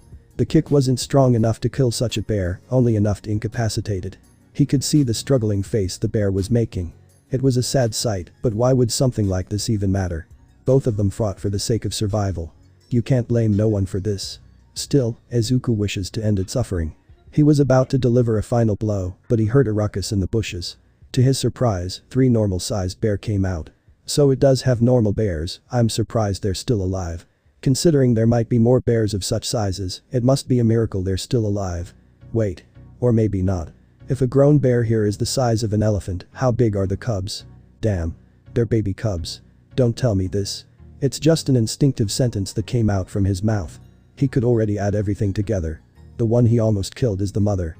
Out of everything that could have been possible, he just had to fight a bear who has cubs. It's a bad stroke of luck. The mother was simply trying to find something for her kids, and Izuku was the target. The mother went at him with the intent to kill, it's her fault she couldn't measure the difference in strength. She's at fault for ruining the chance of life for the cubs. As much as he doesn't want to, time is running out. And he's already hungry. Patiently, Yujiro waited for him to come back. He gave Izuku an hour to find food. Although that's a lot of time for someone so strong, Yujiro knows what he's doing. A moment of hesitation is bound to happen in that forest at least once during the week. Yujiro doesn't know it already happened. The forest is filled with oversized creatures, capable of killing strong men if they come unprepared. Izuku is not some simple strong man, nothing in that forest could pose a threat even if he lets his guard down. The only threat to him is hunger. Time was running out and Yujiro grew impatient all the more. Rules are meant to be broken, but not all. He was given specifically an hour. If Izuku dares to break such a rule, Yujiro might as well show him what true hell feels like. Yujiro wouldn't dare to kill him, that ruins everything.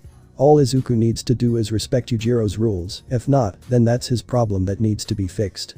They say talented people are sometimes arrogant. Even more so if you're a Hanma. All Yujiro would need to do is knock some sense into him. But as Yujiro was thinking of what to do, Izuku came out of the forest. He made it in time, with only 3 minutes left to spare. You barely made it. Yujiro was honestly thinking Izuku wouldn't make it in time. For a second, he expected Izuku to be stuck in kill or not to kill situation. It seems that was not the case. Looks like you had a rough meal. And by the looks of it, it was indeed rough. His hands were completely stained in blood. Yeah, it's my first time hunting. He's an amateur when it comes to killing and eating his prey. Having no knife, Izuku had to remove everything by hand, which created a mess. A mess he's not fond of. Am I on time? Barely. What took you so long? There's a few factors why Izuku took so long. The first being that he was mesmerized by the scenery. I had a tough decision to make. To Izuku's eyes, it was simply a mother trying to take care of her children. And in the life of animals, taking other lives is their source of food. That's how animals function. That's how their world functions. Izuku had to be in their world for an hour, so he had to act like an animal. Was it a tough decision? Suddenly, Yujiro questioned everything. You were attacked by a mother with her cubs, weren't you? He was right on the dot. You can't underestimate a Hanma's quick thinking. And Izuku didn't respond to the claim. Such silence basically told Yujiro that was the case. As anger overtook Yujiro, he suddenly picked up his son by the neck. Once you're out there, you become one of them. The grip strength was out of this world. Izuku couldn't budge his arm, just like before. Any animal that sees a youngling walking around alone would instantly eat them up. A father and son bonding moment had come up, even though they only properly introduced themselves a few hours ago. I did. I killed the mother in the end. Almost gasping for air, Izuku told Yujiro what happened, hoping he would calm down. It doesn't matter if you killed the mother. What matters is that you hesitated. First day training with Yujiro and he feels like he's about to be killed. How the hell is Izuku going to survive a week with this man? That kind of mindset is what's holding you down. He really is disappointed in his son. Izuku is unsure if this is some sort of tough love or just straight up anger. You're talented, I'll give you that, but you're no. Hanma. It's the worst possible combo in their world. A Hanma who hesitates might as well be killed on the spot.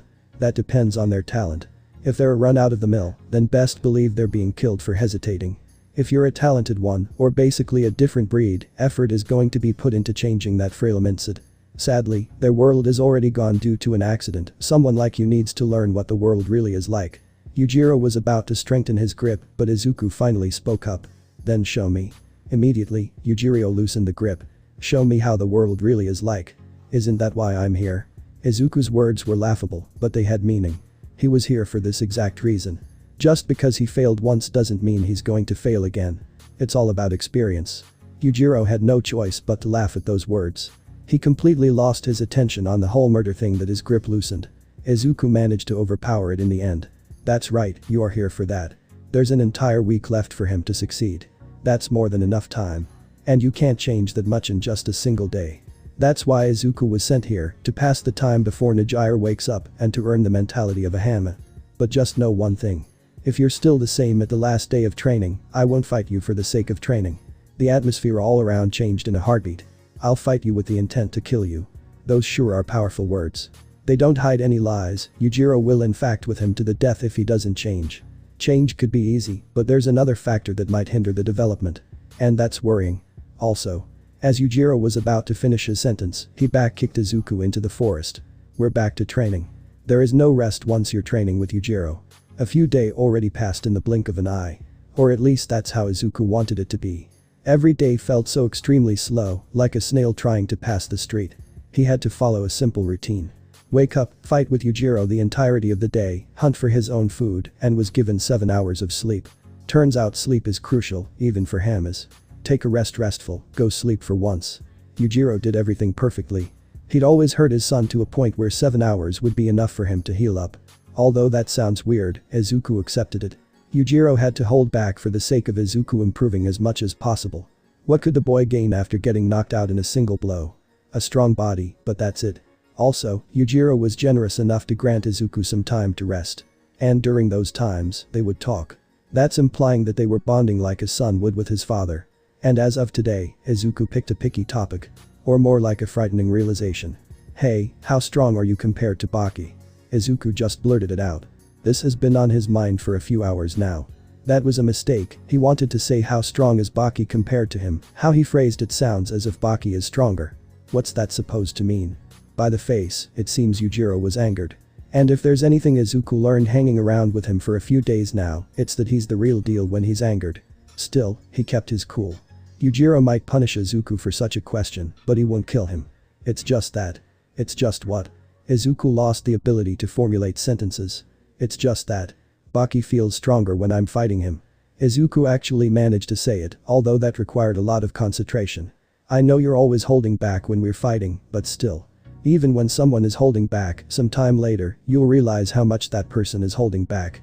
That's what Izuku started to feel a few hours ago. He managed to catch his rhythm. Baki always holds back when they're fighting, but the same thing happened as well. So you're saying I'm weaker than Baki? Yujiro had an annoyed look on his face. That is exactly what Izuku is saying. It just feels like it. The boy couldn't even look Yujiro in the eyes. He feels like a mistake was made. Well, you're right. What? Surprisingly, Yujiro was calm about it. But how could he be? The stories he's heard about him from Baki seem to indicate that he would kill a child if they said they're stronger. Maybe it arrival or not would only either motivate someone to try harder or might affect one mentally, even bringing their confidence levels down. Izuku feels both of them when experiencing a loss. I can't understand that. Because you're not at my level, kid. Although it's true, Izuku hasn't reached the pinnacle of strength, he's still got a lot to go. Who knows? Maybe in the future, he'll once again become a whole different person. A person begging for defeat, no matter the cost. Take it as advice from the former strongest and from a father. Never dream of becoming the strongest. If you do, don't think it's going to feel as you expect it to feel. Izuku never expected that Yujiro would say from a father, he's never been around in his life when he was a boy. The only reason he's even met him is because of the pain everyone forced him to go through. It's not about the goal you seek to reach, but the journey you experience. It's so cliché, but it's true. Izuku had to admit it's true, no matter how many times he heard a similar sentence. Going through a harsh journey is what makes a goal special to reach.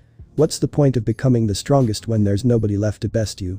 I get that, but is becoming the strongest that bad of a goal? Most people would set a goal to become strong, the Hanmas take it to the top. It's bad if you hold the crown forever. In the long run, you will be desperate for defeat. Which was the case with Yujiro. Having held the title of strongest more than half of his life, a loss becomes a new goal, but the journey depends on the enemy. As of now, Izuku got the hint. Never hold the title of strongest for a prolonged time. Also, break is over, we're back to training. Finishing his sentence, Yujiro got up and kicked Izuku right to the side.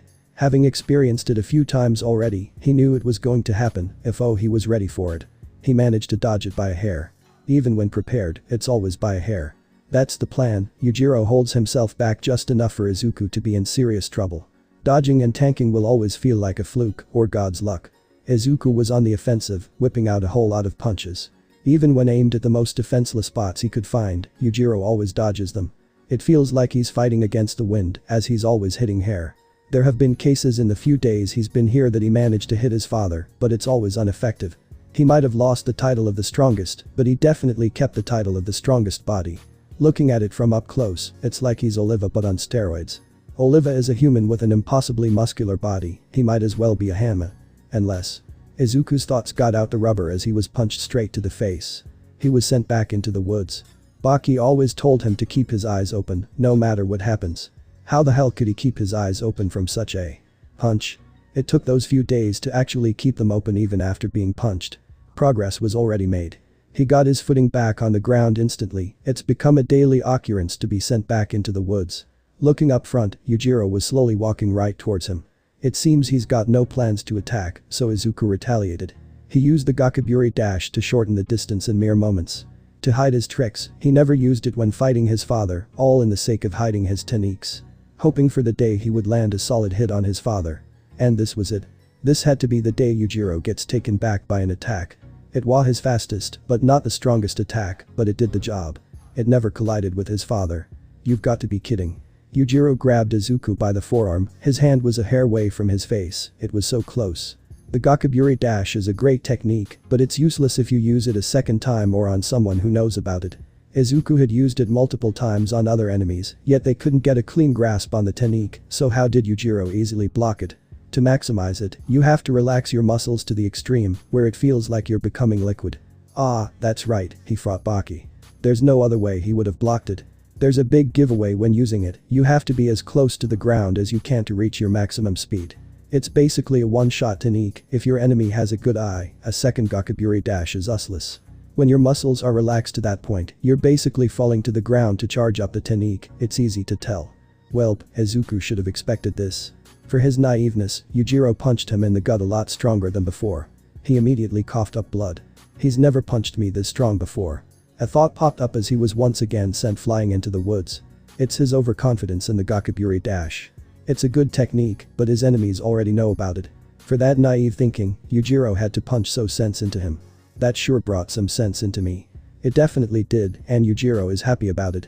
A good punch is what it takes to bring common sense into a person. The fight continued till the end of the day.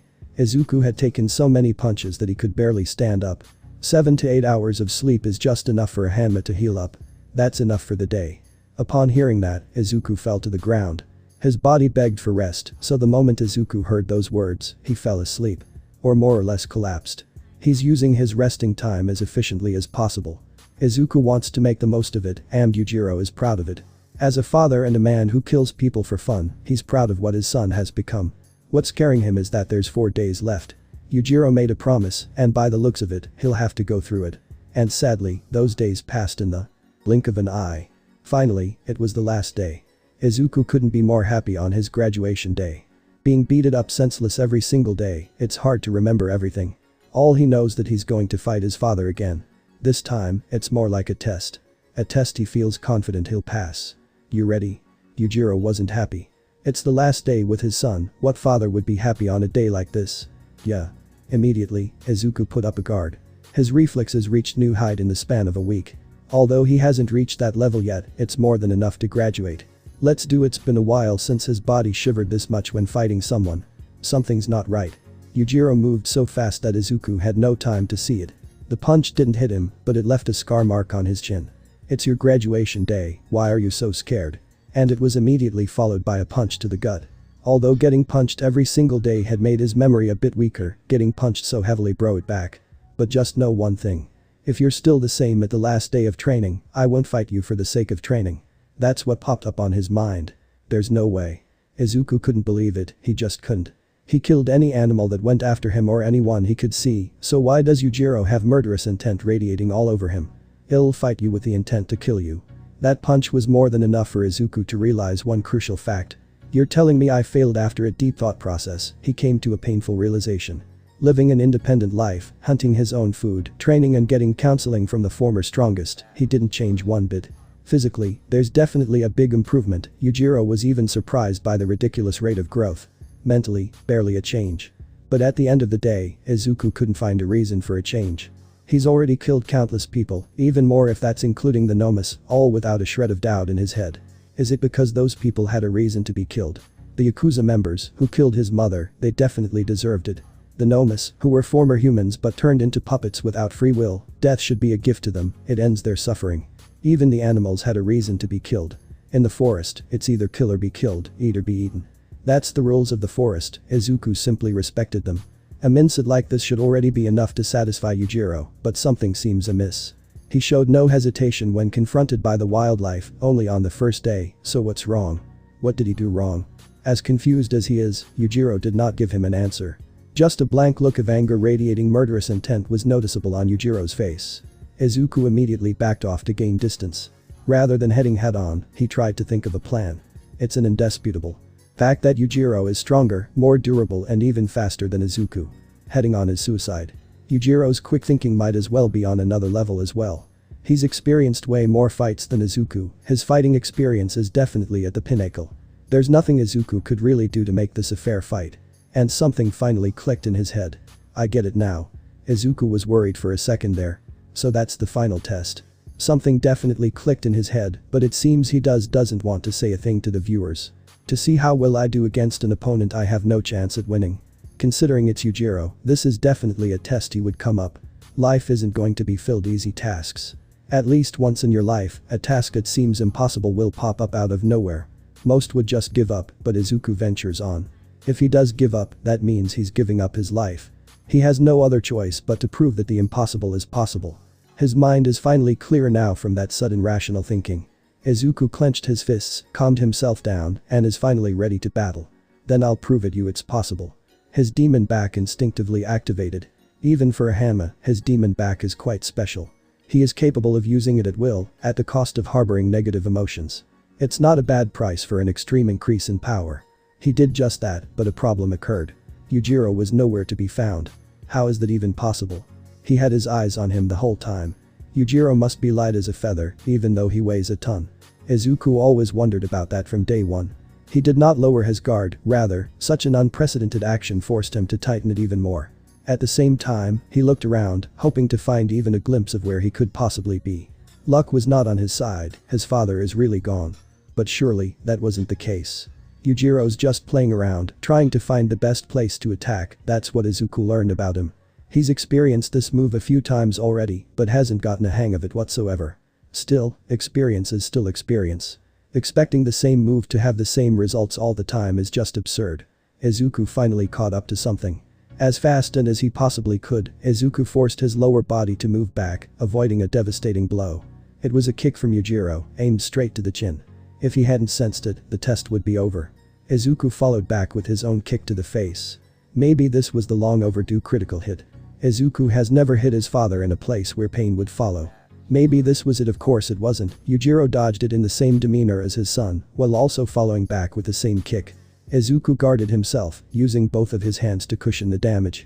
An angry, or more or less a disappointed Yujiro always knows how to bring out full potential of a kick, even from an uncomfortable kicking position. He is a monster who can copy any technique by only seeing it once after all. The force of the kick didn't manage to break through the guard, but it forced Izuku's body off the ground and pushed him back near a tree.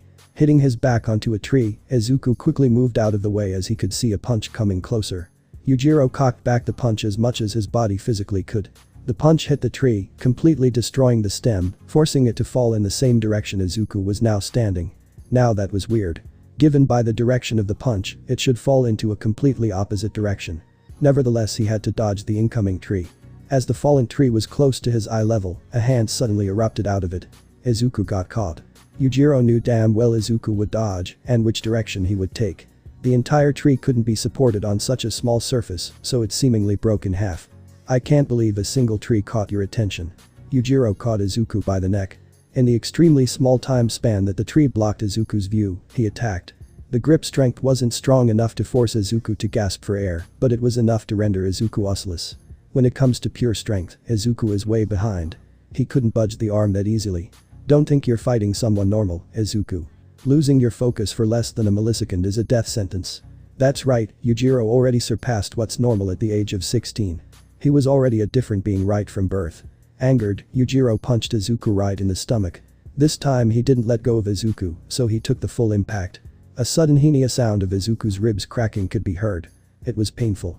He can't get used to his ribs breaking, no matter how many times he experiences it. Just how the hell did you defeat All For One, being like this? Yujiro questioned whether he really defeated All For One. Did he let his guard down? Or you used something to finish the job?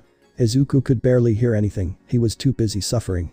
If you're not going to say anything, then fine. Yujiro punched him in the stomach once again.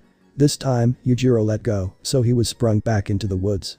Not a single tree, or even himself, could cushion his descent. A week ago, this would have been enough to kill him, or at least render him useless. He's got no energy left, or the strength to cushion his own descent. As he finally slowed down, his injuries wouldn't let him to get himself back up. Izuku tried as hard as he could, even leaning on a tree to gain stability, but he could barely hold on, his own body weight as of now is an enemy. What's even worse, Yujiro was already standing next to him. He took a careful look at the situation. Even when going with the intent to kill, the fact Izuku is capable of standing for this long surprises him. Try as hard as you can, it's over. With a slight push from Yujiro, Izuku fell down onto the soft grass. Once again, he tried to get back up, gripping the old tree near him so he could get up far more easier. But he couldn't, Yujiro wouldn't let him. He placed his foot on his son's chest. I'll answer your question. Yes, you failed. Yujiro told Izuku the cold hard truth. And now it's over. Izuku accepted those words with a grain of salt. He knew deep in his heart that he failed, but it hit him like a truck when Yujiro told him himself. At least he accepted those words. Not long after, Izuku stopped struggling. Noticing that, Yujiro removed his leg. It became easier to breathe now, but Izuku couldn't even notice that. He was too busy being angry at himself. All the suffering, all the pain and betrayal he had to go through in less than a year, he overcame those mental struggles. He's proud of what he's become, not everyone can push themselves this far in life. But in the end, he couldn't achieve the one thing that would have saved his life. Yujiro noticed the anger that was resonating within his son. It's not anger that was directed towards him, but to himself. A familiar scene popped up in Yujiro's head. A scene he wishes he could forget. Yujiro was ready to deliver the final blow. It's sad to know such a talented family member would die just like that, but it would be for the best. Given his unseen talent, his future wouldn't be filled with sunshine and roses. Izuku would break sooner or later. This always happens once you're cursed with talent. In the end, they'd take a path every single person would say no to without hesitation. Even with such knowledge flowing inside Yujiro, he couldn't deliver the final blow. The trick you used to defeat all for one. Suddenly, Yujiro asked his son a question. Show me it. Yujiro can't believe Izuku managed to defeat all for one. The only possible solution he could think of is a devastating technique. And don't try to disappoint me. Izuku took this as a last chance to prove something to his father. It's a deadly technique. Both to the enemy and to the user. But given the circumstances, it doesn't matter one bit. Izuku might as well use everything he has in his system. With all the strength he has in his disposal, he got back up. Trying to stand as firm as possible, his eyes lit up with determination. If Yujiro wants to experience that technique, Izuku will gladly show him. For a man who passed Yujiro's test, he is worried about opening a single door. A door handle is inspiring more fear than Yujiro himself. Out of context, that's weird, with context, understandable. Nijire's right behind the door. Yujiro notified him that she's awake. Upon hearing that, he hurried back to the hospital. From what he heard from the doctors working the shift, Nijire woke up 4 hours ago, more or less. Nobody as of yet has visited her. The reason being is that Baki wanted him to be the first one. Being a friend of Kiriha does give Baki some perks. In a way. He is a good wingman. In all fairness, Izuku isn't frightened about opening the door, he's just unsure what to expect. To hell with it. He muttered to himself and opened the door. The room wasn't big, it was room specially designed for one person, so he immediately noticed her. It was bad timing, she was undressing herself. Or is that good timing? Mere moments later, she noticed him and locked eyes with each other. Guy, at least have the decency to knock on the door before entering. Nijire screamed out. Her face was turning red after Izuku noticed her body. He's seen her a few times with a bikini before, it was definitely a sight to behold. Why would she act so flustered? She always enjoyed teasing Izuku with her bikini. It would always get him, in a way, turned on. Heh, at least you're lively as ever. He found her reaction cute, how couldn't he? What are you talking about, you pervert? He didn't find that cute, more or less confusing. There has never been a time where she called him a pervert, so what's going on? After the battle with Yujiro not that long ago, his mind has been clear and focused. In mere moments, he thought of something that frightened him. Nijire. It's me, Izuku. He told his own name to his girlfriend, or ex-girlfriend. He expected the worst after opening the door, but he never expected this. Who? This is indeed the worst case scenario. The day was peaceful for the animals living in the forest. Most of them already had a meal, so barely any hunting was involved during the day. But that peace was suddenly interrupted by a sound echoing through the entire forest. Every single animal suddenly raised their heads in confusion. A sound that seems to be so far, yet it managed to reach their ears. They wonder on whatever it could be, but they didn't let their curiosity get the better of them. No one tried to get closer. In fact, the closest ones ran in the opposite direction. Most of them just went on with their day. They're completely clueless that it was simply a father and son bonding fight. A last chance to prove himself to his father, that's what happened. And he did it. His double-edged technique paid off. Even Yujiro himself couldn't see it coming. Or maybe he did, but he couldn't react in time. It's been over a year since he felt something like this. A jaw that screams in pain, his vision that seems to be blurry. Never in his life did he expect to experience something like this ever again. It's definitely a technique of the highest quality, but it's also a double-edged sword. It places an unbelievable amount of strain on his legs, especially the ankles and knees. Yujiro was about to continue the fight, but it was already over. Izuku collapsed right after the hit. His ribs were already fucked up, using the technique fucked them up even more. Either way, the fight is over. Izuku passed the test, in a way. It was more of a complete change of the subject at the last minute. Still, a pass is a pass. Heh. You're barely a Hanma for 6 months and actually managed to damage me. With a bloodied mouth, Yujiro spat out a tooth. Everyone would be left in awe with that potential. Every single trainer would want him, no matter the cost. That's how much they value potential. To their eyes, it's God-given talent. To Yujiro, it's a God-given curse. He worries for the future. Who? It is indeed the worst-case scenario. Nijire has a hobby of lying, but she's absolutely trash at it. Her confused face, her worried eyes, she really lost her memories. Kiriha informed Izuku that the surgery was successful, so what the hell is this? Did Kiriha make a mistake? Considering that making a single mistake as a doctor is already bad enough, Kiriha self-proclaimed to be the best doctor in the world. Him making a mistake isn't likely to happen. You really don't remember me? Izuku had to make sure, so he asked again. He's an idiot for that. The one face she would without a doubt remember is his face. Not really, I can't remember anything. As worrying as that is, she doesn't seem fazed by it. What can you remember? Apart from my name, nothing else actually. So you do know that you lost your memories? Yep. That's Yujiro alright. One thing he learned about her is that she never worries about anything. Either way, it's worrying for him. Most people with lost memories might remember the most important things about their lives. But she forgot everything, apart from her name. Oh. You must be someone I know. Did she realize that just now? He internally facepalmed at her stupidity. Is everything alright here? Turning his head around, Izuku noticed Kiriha standing near the door. Oh, you're here, then I won't bother you too. Kiriha slowly closed the door. Well, he tried to close the door, but Izuku wouldn't let him. She lost her memories. Right from the start, he informed Kiriha about the memory loss Nijiro's experiencing. If it's him, he might be capable of bringing them back. Oh dear, I should have expected this. Her head was in the worst condition. Kiriha seemed disappointed. Having the title of best doctor, the thought of her having amnesia went over his head. Can you fix it? I can't fix memories, Izuku. So much for having the title of best doctor. Well, is there a way to fix it? A slight hint of aggression came out of his mouth. They should come back with time, but if you're that worried, let her visit a place she's most familiar with. A place she's most familiar with. There's plenty of places she could remember in the blink of an eye, but one stands out above the rest. The school. Due to the major accidents villains had started to cause, the dorms were implemented. Barely any students had an issue about it. Most of them spent their days in UA training way before the dorms became a thing. Nijiro was one of them. So naturally, UA is a place she's most familiar with. The end result might get uncomfortable. If she remembers they dated then. Realizes he helped her, bounds of questions might surface. But in a way, Izuku is ready for it. Kiriha gave Nijiro permission to leave the hospital. Apart from amnesia, she's already perfectly fine. There was no need to inform Nezu that he's arriving to UA once again. The school is open for all students even during the summer. So this is the school where you went to. After a long walk, they finally reached the school. It would have been quicker, but Nijiro was distracted by the city landscape. It sure is a gorgeous place, but once seeing it every day, it becomes normal. To her as of now, it's like she's seeing it for the first time. But sadly, that didn't bring any memories back. Was I expelled? She had a horrified look on her face. You graduated a week ago, don't worry. Hearing those words brought a sense of relief onto her. Oh thank God. My parents would kill me if that was the case. Do you remember your parents? Not really. Nijiro wasn't lying about forgetting everything apart from her name.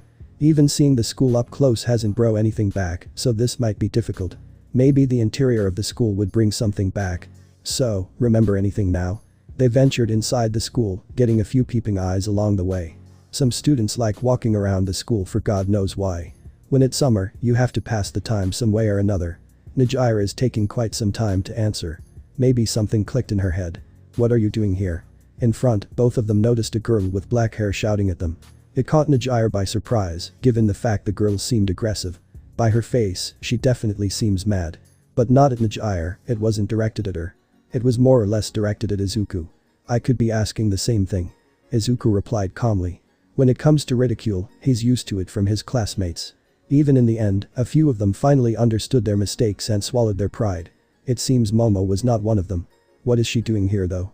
Most students only decided to stay in UA for the summer because it has all the necessities to become stronger. That said, most stay here because it's more efficient to train here rather than at home. All the most expensive and the most efficient methods of training could be found here. It's heaven for students with not so rich families. Momo is from a prestigious family. They even fund the school. She has merit for staying in here. Unless it's also ridicule. Her family must have big expectations for her. Coming home for the summer and telling them you lost your quirk might end badly. Unless they already know she lost it and branded her a failure. Both of them are possible. Her normal life is gone and everything rests on the person she might as well hate the most. Izuku understands that someone manipulated their decisions when he was branded as a traitor. Either way, he's not the one who should apologize, it's them. All they have to do is admit they were wrong and apologize. Shouldn't you be working on fixing the problem? Overhaul caused a lot of the students and even heroes were hit by those bullets. The only person who can fix it is Izuku. Now, they expect him to fix it. Are you implying that I'm obliged to fix it? I'll take my time. Even when the world is burning, he'll take it at a steady pace before ERI could overcome her fears. Not to mention, Izuku hasn't even started on fixing the problem. This wouldn't even have happened if you didn't take ERI from him. Are you also implying that I shouldn't have saved ERI from that monster? Overhaul's definitely a monster, hearing that name already agitated Izuku. I told you, I'll take my time. No matter how much the world pressures him, he'll take it nice and slow. Whatever. Go play lovey-dovey with Nijira all you want. Just fix the damn problem. Momo stormed off. She wants that cure as fast as possible. The expectations of her family as of now is a burden. Well, she should experience pain once in a while. Lovey-dovey. What does she mean by that? Momo's remark seemed to spark interest in Nijira. Are we more than friends? A question Nijira asked, to which her ex doesn't want to answer truthfully. He's got a lot on his mind. Even after all of this, he's unsure if she should know the truth. Not really, people started speculating that we are because we used to hang out all the time. Izuku kept his cool in check. After experiencing life and its cruel jokes, lying while being asked such an important question isn't a hard task. And because you're the prettiest girl in school, everyone started gossiping about us. He added another sentence to throw her off. If I'm the prettiest girl, you surely didn't befriend me just out of the blue. You definitely tried something. Understanding that she was the prettiest girl in school, she tried to tease Izuku. You can't blame her. With her memories reduced to atoms, she completely forgot that Izuku isn't that type of guy to get embarrassed when being teased by a pretty girl. At least not this Izuku. You were the one who initiated everything. You have an interest in quirks, and you were especially interested in mine because of its complexity. As they say, fake it till you make it. If that's the case, then what's your quirk? Since I forgot.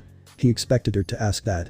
Even when she can't recognize anyone, even Izuku, her personality traits still remain intact. My quirk enhances everything about my body. Speed, strength, reaction time, even my body heals way faster than normal. That's such a broken quirk. It's not a quirk, but definitely more broken than any quirk. Also, my back muscles can form the face of a demon, which strengthens everything to another level. His demon back is a special case among his family. A rare case of having the ability to activate it at will. Can I see it? Her face lit up with anticipation. You want me to undress in school, although there's no rule saying you can't, most have the common sense of knowing it's not allowed. Yay. Izuku thought he strengthened himself enough to say no to anything that comes flying into his life. He can't really find a reason to say no to her innocent face. Her curiosity for quirks led her to asking quite personal questions. And not strangely enough, the boys had no problem answering them. Fine. He agreed to show her his demon back. Izuku took off his shirt and Nijira immediately ran behind him. Her interest dropped down after seeing his back. How do you have so many scars? There was no interest in her voice. Rather, it was worry. She's genuinely worried by how he has that many wounds. It's because of my training. I don't think you could get such scars no matter how brutal the training is. It's possible, only because it's me. To him, each scar has meaning. It's a sign that he's training hard enough. It might be unappealing from up close, but that doesn't discourage him to train harder and get even more. A scar is a sign, scars colliding with one another is an achievement. Nijira could notice Izuku have pride in those scars. Her worries somewhat relaxed. To her, she could only imagine torture as the only way to achieve so many scars. Also, she's been touching Izuku's back for a prolonged period of time. She's mesmerized by it. All the muscle parts could be seen as if she's looking at a representation of all the muscles of the human body. Most girls would be horrified by it. As for Nijira, she's way too interested by it. It's not like Izuku finds a problem about something so minuscule. She's been like this ever since they met. Do you want to see the demon back or not? Oh, of course. She was brought back from her trance state upon hearing him speak. Even she's basically a new Nijira, she's already showing signs of interest. The trigger to activate the demon back is negative emotions. It's best to think of something horrifying to activate it. Memories that he's already used or something that happened some time ago aren't as effective as being thought of the first time. To maximize it, he has to think of something completely new. It's simply to show her the demon back, so it's no use over-exaggerating a scenario. But one thing he noticed is that the more severe the scenario, the clearer the back is. Sometimes, it could barely be seen. And sometimes, it could actually look like there's a demon on his back. For her to see its full glory, Izuku thought of something horrifying. ERI is already a family member. He hasn't seen her for a week. Although not blood-related, he sees her as little sister that needs to be protected. So he thought of something bad happening to her. An insanely clear demon face appeared on his back. It really is a demon face. Now the term demon back makes sense. And here I thought Mirio had the most insane looking back. Wait, you remember Mirio? The back of. Her ex brought back a memory of one of her best friends. As she took a prolonged look at his back, some, if not only one of her memories returned. But this made zero sense whatsoever. How could Izuku's back be the key to some of her memories returning? Not to mention, she remembered a completely different person. One of her best friends, Mirio, is what she remembered. Oh yeah, I do. And I also remember Tamaki. Her expression was filled with joy. The very first day of her memory loss and progress was already made. Undressing in the school could get you expelled. Nezu was standing right behind them. His curiosity got the better of him seeing Izuku undress himself in front of Nijire. But since it's you, I have no choice but to overlook it. Even though he had a calm and a serious demeanor, Nezu has no choice but to give Izuku special privileges. After all, he's the son of the ogre. If you're thinking of doing something, do it at the dorms please. Nezu is not going to interfere with them. It's a reunion to his eyes. Even the teachers think we're dating. Nijire's surprised remark brought a lot of question to Nezu. She lost her memories, and I need to talk with you. Given the fact Nijire lost her memories, this is going to be a serious talk. Alright. Nijire, could you stay here until we're done? It seems Izuku wants to speak with Nezu alone. Either it's something between the two of them, or something Nijire shouldn't hear. I'll try, but don't expect too much from me. It's Nijire we're talking about. Her curiosity might lead her out of THR school given the right amount of time. Either way, Izuku took the bed and left her alone for the while. I take it she doesn't remember you. And weirdly enough, she remembers Mirio and Tamaki, but not me. That's a shame. It seems bad luck is always on your side. It probably is. It definitely is. So what did you want to talk about? If Nijire can't hear it, it must be something serious. Could you inform Mirio and Tamaki about her memory loss? That's far too tame of what Nezu expected to come out of Izuku's mouth. So tame that he felt a sense of relief knowing it's not something hard to handle. Is that it? Also, tell them not to mention anything about Nijire and I dating. Tell them to act as if me and her are only good friends. That's also an easy task, but Nezu questions as to why should Nijire live such a lie. Izuku must have his reasons. I could do that, but why do you want to hide your past relationship from her? I'm worried how she'll react. I see, I hope you're not going to alter her memories for long. The doctors told me she has amnesia, they'll come back in a while. For now, I want to keep it a secret. It's a shame this was agreed out of her own free will. If anything, Nijire has the right to know everything. Sadly, she can't remember everything. Could you also take care of her for the day? I have to go home. It's been a whole week since he's seen his brother. Not to mention, ERI is probably worried sick. I feel like you're throwing all of your problems at me. I probably am, but I need a rest. It's been an entire week of training non-stop, literally. Even Izuku needs to rest and mentally recover. I'm way too tired right now. I feel like I'd snap if All Might tried to give me his quirk again. Izuku doesn't seem to be joking. He might clock All Might in the face if he ever mentions one for all in front of him. Don't worry about that. He's already thinking of giving it to Mirio. That was good to hear. In a way, All Might finally realized it's futile. Izuku doesn't need a quirk to make him more powerful. At the same time, he physically can't have a quirk anymore. That's at least what Baki told him. That's a relief. Guess he finally moved on. All Might's ignorance was what kept him going. Izuku's newfound strength is another factor that kept his ex-mentor going. The thought of him having one for all, while already having the strength on par with the big three, is what interested him the most. After trial and error, All Might realized there's only going to be error. He gave up in the end. Are you fine with it? You were worthy enough to have it in the first place. It's basically already yours. Mirio's a good pick, I don't know anyone else that would be a better one. Except from himself, there's no one better than Mirio. Also I don't need it. Izuku left it at that. He decided not to bother Nezu any longer and went on his way. Throwing all of his problems to Nezu, the principal had to sigh out of stress. My day is already packed with work. He's already acting lame he didn't have his morning coffee. But at the end of the day, Nezu can't complain. He's the principal of UA. Piles of work filling up his desk is a natural occurrence. But even he needs a break once in a while. I just hope I can finish everything by the end of the day. Izuku, I missed you. Upon reaching his home, which he hasn't stepped a foot in for a week, his sister greeted him the moment Izuku came into her view. ERI is a bit too short, give him a hug. Considering her age, she might as well be above average. Nevertheless, if she couldn't give him a bear hug, a leg hug was more than enough to bring some sense of relief back to Izuku. I missed you too, ERI. He, as always, patted her head as if it was a natural instinct. She can't say no to head pats. It always brings her a positive mood, or if given the situation, it calms her down. Naturally, the sight of ERI calmed Izuku down as well. It's great to see her doing so well. Only a week has passed since he last saw her, but ERI has some noticeable changes. Bruh, I felt like a creep writing that line. She put on some weight. Considering she was a bit too skinny for a child, her increase in weight is a spectacular improvement. Most kids her age are picky eaters, ERI learned from the best that food should not be wasted. Well, Izuku also has some slight changes. He never wasted the animals he hunted. Naturally, he put on a few pounds of muscle in only a week. That's an impossible thing to do in just a week, but Izuku's built different.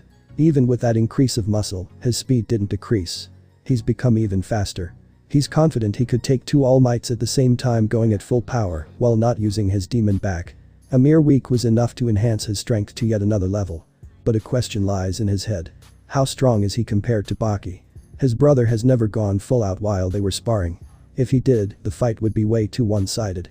Maybe as of now, if Baki does go all out, the fight wouldn't look like a civilian going up against a professional boxer. It feels like a dream to force Baki to fight seriously. But it's not the same sort of dream he had when he was hoping to be a hero. Unlike in the past, this dream is achievable. By the way, where's Baki? He's training right now. Baki is always training. Well, this just goes to show he's the strongest. One might have God-given talent, but it's not so valuable if you don't nurture it. A person born to rule might be defeated by a simple man who always trained until he passed out. Are you going to spar with him? Can I see it? ERI had a curious look on her face. She might not realize it, but their sparring is on a completely different level. A sparring match might come to close if one of them suffers an injury. A Hanma sparring match comes to a close when one of them has broken at least a dozen bones. Or she already knows that their sparring match would end like that. If she does, then it's worrying. A girl her age shouldn't see something so gruesome. Worst case scenario, it would hinder her mental growth. But lately, Izuku noticed ERI take on their habits. She's started training as well.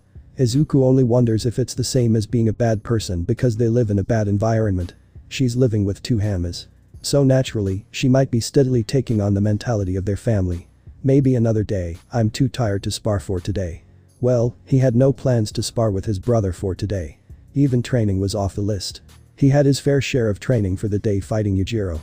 I'll go take a nap, could you tell Baki that I'm back? He's really tired for today. It's been full of surprises. Yujiro almost killing him was bad enough, Najire's memory loss just sealed the deal. Nevertheless, he's going to take a nap. It's already getting late. Not the usual time he goes to sleep at, but today is more or less a cheat day. Baki. Izuku's back. In the midst of his intensive training, ERI interrupted his focus. Baki would be raging if someone did something so improper, but a realization had hit him at the same time. That's great, I'll go meet him when I finish. Baki was left in a trance, a state of confusion had hit him hard. It's always like this. Although uncommon, it happens from time to time. Is something wrong? ERI could tell Baki was acting a bit differently. Her little sense of intuition is always on point. Nothing, really. He took a prolonged look at his sweaty palms. Then, he finally felt the sweat dripping off his face. Baki could see the pond of sweat that formed right beneath his feet. I just realized I was training. That nap Izuku decided to take took way longer than he initially expected. When waking up, he realized it was a whole other day. A bit irritated, he ate breakfast with a grumpy look. What's with that face? I slept longer than I wanted to. Yujiro's training must have tired you out mentally, huh? To survive, Yujiro's training plan is all about mental capabilities and willpower. His expectations are always high. Just like the author on Tuesdays. He did, but he also told me something. He decided to bring up the topic right during breakfast. Izuku wanted to keep it to himself, but he could never think of a logical answer. Is it the fact I beat him? Yeah. Izuku's honestly surprised Baki caught on that fast. Either it was written all over his face, or that's the only secret Yujiro was hiding. You want to know why I kept it a secret from you? I hope you do have a reason. A reason or not, Izuku never openly asked if Baki is stronger than him. He's not going to be mad if Baki answers him or not. Well, it's because one book influenced me. A book? It was about a sore loser being trained by a teacher. To Izuku, it sounds like a training arc you find in any shonen anime or manga. The kid was surprised by his own growth at such a short time, so he thought he had talent for fighting. Now it definitely sounds like a training arc found in shonen. That wasn't the case. The teacher admitted that he's actually the strongest person on the planet. Hearing those words actually had the opposite effect the teacher was hoping for. Izuku listened because he was wanted to hear the reason why Baki kept it a secret. Now he's more curious about the story his brother is telling. The teacher hoped the kid would understand that he only became strong because his teacher is the strongest, but it turned the boy into the same type of person as the ones who bullied him. Izuku understands what happened to the boy. He thought he was destined for greatness. Maybe even believed he had talent as well. He walked down a dark road. In the end, the teacher had to kill him because the kid was going too far. It's a short story, but even ERI quietly listened to everything. Izuku understands his reasoning. Everyone believes in different things. The book probably wouldn't have influenced Izuku to act the same way, probably even ERI, but everyone's different. This should clear things up. Yeah, I get it. Thanks. With that, they were finishing up breakfast. Izuku could only wonder why there's baggage in the living room. Also, I forgot to mention it last night because you were asleep, but pack your things, we're going to the beach. It's been a while since the smell of the ocean reached his nostrils. Training and never getting an ounce of rest made this all the more worthwhile. A well-deserved summer break couldn't be any better than this. Some time away from the life of endless training brings back memories from the past. Izuku never expected to treat a break with so much care. Back then, a break from school or from work was treated as free time to improve. Now he sees it as a time to experience the true pleasure of using a break to the fullest. Taking a single step on the soft yet hot sand brought a sense déjà vu. I never thought I'd experience something like this ever again. The sight of the ocean was mesmerizing to his eyes. What? Just because you're a Hanma doesn't mean you don't deserve a break once in a while. Baki spoke words of comfort. Their bloodline does deserve breaks after all. You never gave me a break after getting out of prison, so how should I know? Baki never gave Izuku any time to rest. It was just an endless cycle of training. It might have been torture, but it was for a good cause. If it wasn't for that, Izuku wouldn't be standing where he is today. That's because you didn't deserve a break back then. Now you do, so nurture these days. Baki didn't need to say it, Izuku was already going to make the most of it. The mental stress is already high enough for him to beg for a rest. The stress levels would be enough to break any man. Hanmas, in a way, have some sort of immunity. That's one of the reasons they can train harder than anyone and not lose their sanity at the same time. Oh, I'll definitely nurture it alright. Just not this. Izuku only had his swimming shorts on at the moment. His body was visible to everyone on the beach. And they did notice him the moment he walked on the sand. A body so muscular yet shredded, not to mention the scars and the beautiful face, it had the girls jumping out of their seats. Holy shit. Is he a role model? He's definitely a role model. And here I thought you had a good-looking body. One girl berated her boyfriend's physique. Oh come on. He's definitely using steroids or something. You still couldn't achieve the same body if you used the same stuff he's using. And a couple's argument ensued. God, I hope he's single. I'm pretty sure that's his girlfriend next to him. Are you sure? I think that's a boy. Damn it.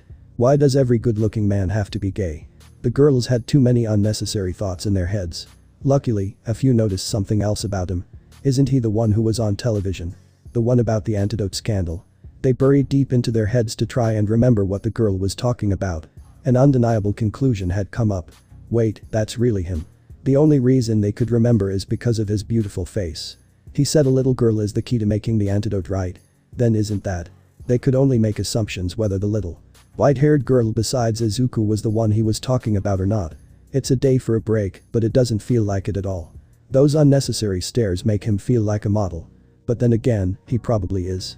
Although none of this concerns him, it might pose a problem to ERI. She's always been shy of large crowds. Being at the center of attention brings back painful memories. But she's fighting it like a champ. There's already been a big improvement to her mental health, and she achieved it with no proper help. Being near her two brothers made the stairs seem like they're nothing. It took a while to find a comfortable spot on the sand. It's already packed to the brim with people. Finding the perfect place to stay is impossible. That's why the trio decided to stay near the ocean. Hey, I'm gonna go for a swim. Try not to swim to America by accident. How the hell could someone swim to another continent by mistake? Is that even possible? I'm speaking from personal experience. Izuku definitely knows Baki's capabilities. A swim to another continent would barely break him a sweat. Even so, how the hell did he swim to America by mistake? His brother definitely experienced a fair share of life, but this one is unexpected. That's only possible if one is thinking about something too much for comfort, considering one might be in the middle of the ocean when they snap out of it. I'll try not to. Izuku replied, a bit weirded out. Just look after ERI if you're not going anywhere. It's the least Baki could if he's not going for a swim. Matter of fact, it doesn't look like he has any intentions of going into the water. He still has his t-shirt on. Either to not get fried by the heat or the stares from other people. Most of them couldn't get their eyes off of his. How would they react to Baki's physique? They'll probably be in disbelief. A lot of people, even heroes, neglect their bodies and solely focus on strengthening their quirks. They all want to have a physique of a bodybuilder, but none of them want to lift no heavy ass weight. It's a painful process, but it's worth the struggle. Izuku walked closer to the ocean. The salty water gently enveloped his feet. Summer just started. Albeit it's hot, the water is still cold. Not many people around here even have the intent of going for a dip, let alone a swim. Cold resistance training was never in his routine, or ever will be. The cold salty water does sting his feet, but it's something he wishes to experience. Although it's difficult to enjoy it when people are staring at him. He ignored everything and went straight into the water. His body instantly reacted to the cold, but a thought of getting out never crossed his mind.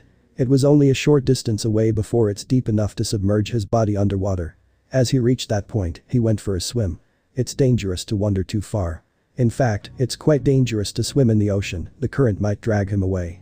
No matter how powerful the current is, it won't overpower him. A tsunami wouldn't even pose a problem. The only problem in his life is Najire's lost memories. He's thinking of ways to help her memories return. Nothing's coming up at the moment. The school, a place she's most familiar with, didn't really help. All she remembered is her two best friends, but couldn't remember the person who was trying to help her. Izuku had to scratch his head for that strange occurrence.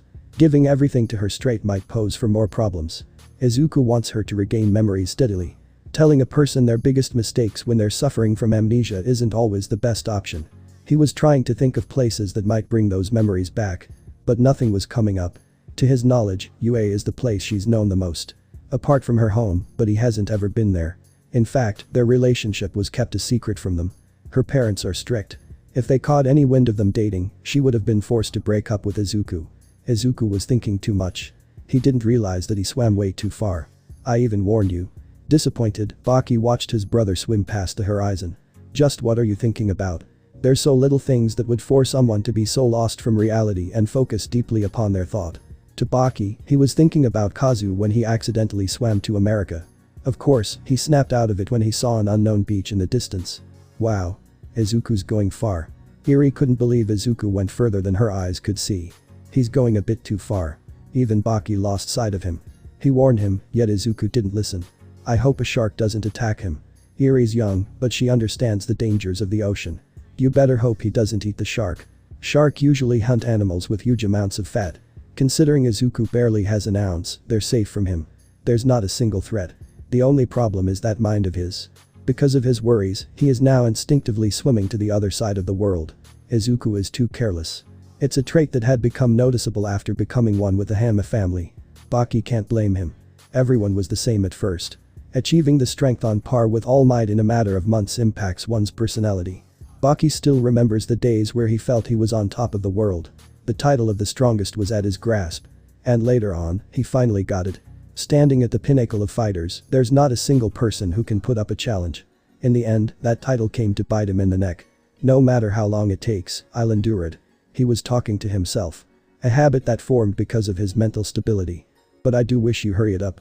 ERI couldn't hear a word he was saying, her attention is fixated on the sand castle. Suddenly, Baki heard something coming to his direction. The sand deafened their footsteps, but Baki could undoubtedly say they were in fact coming after them. Before he knew it, 3 masked men picked up ERI and dipped from the location. No one is stupid enough to kidnap a child in broad daylight. Not to mention, the beach is filled to the brim.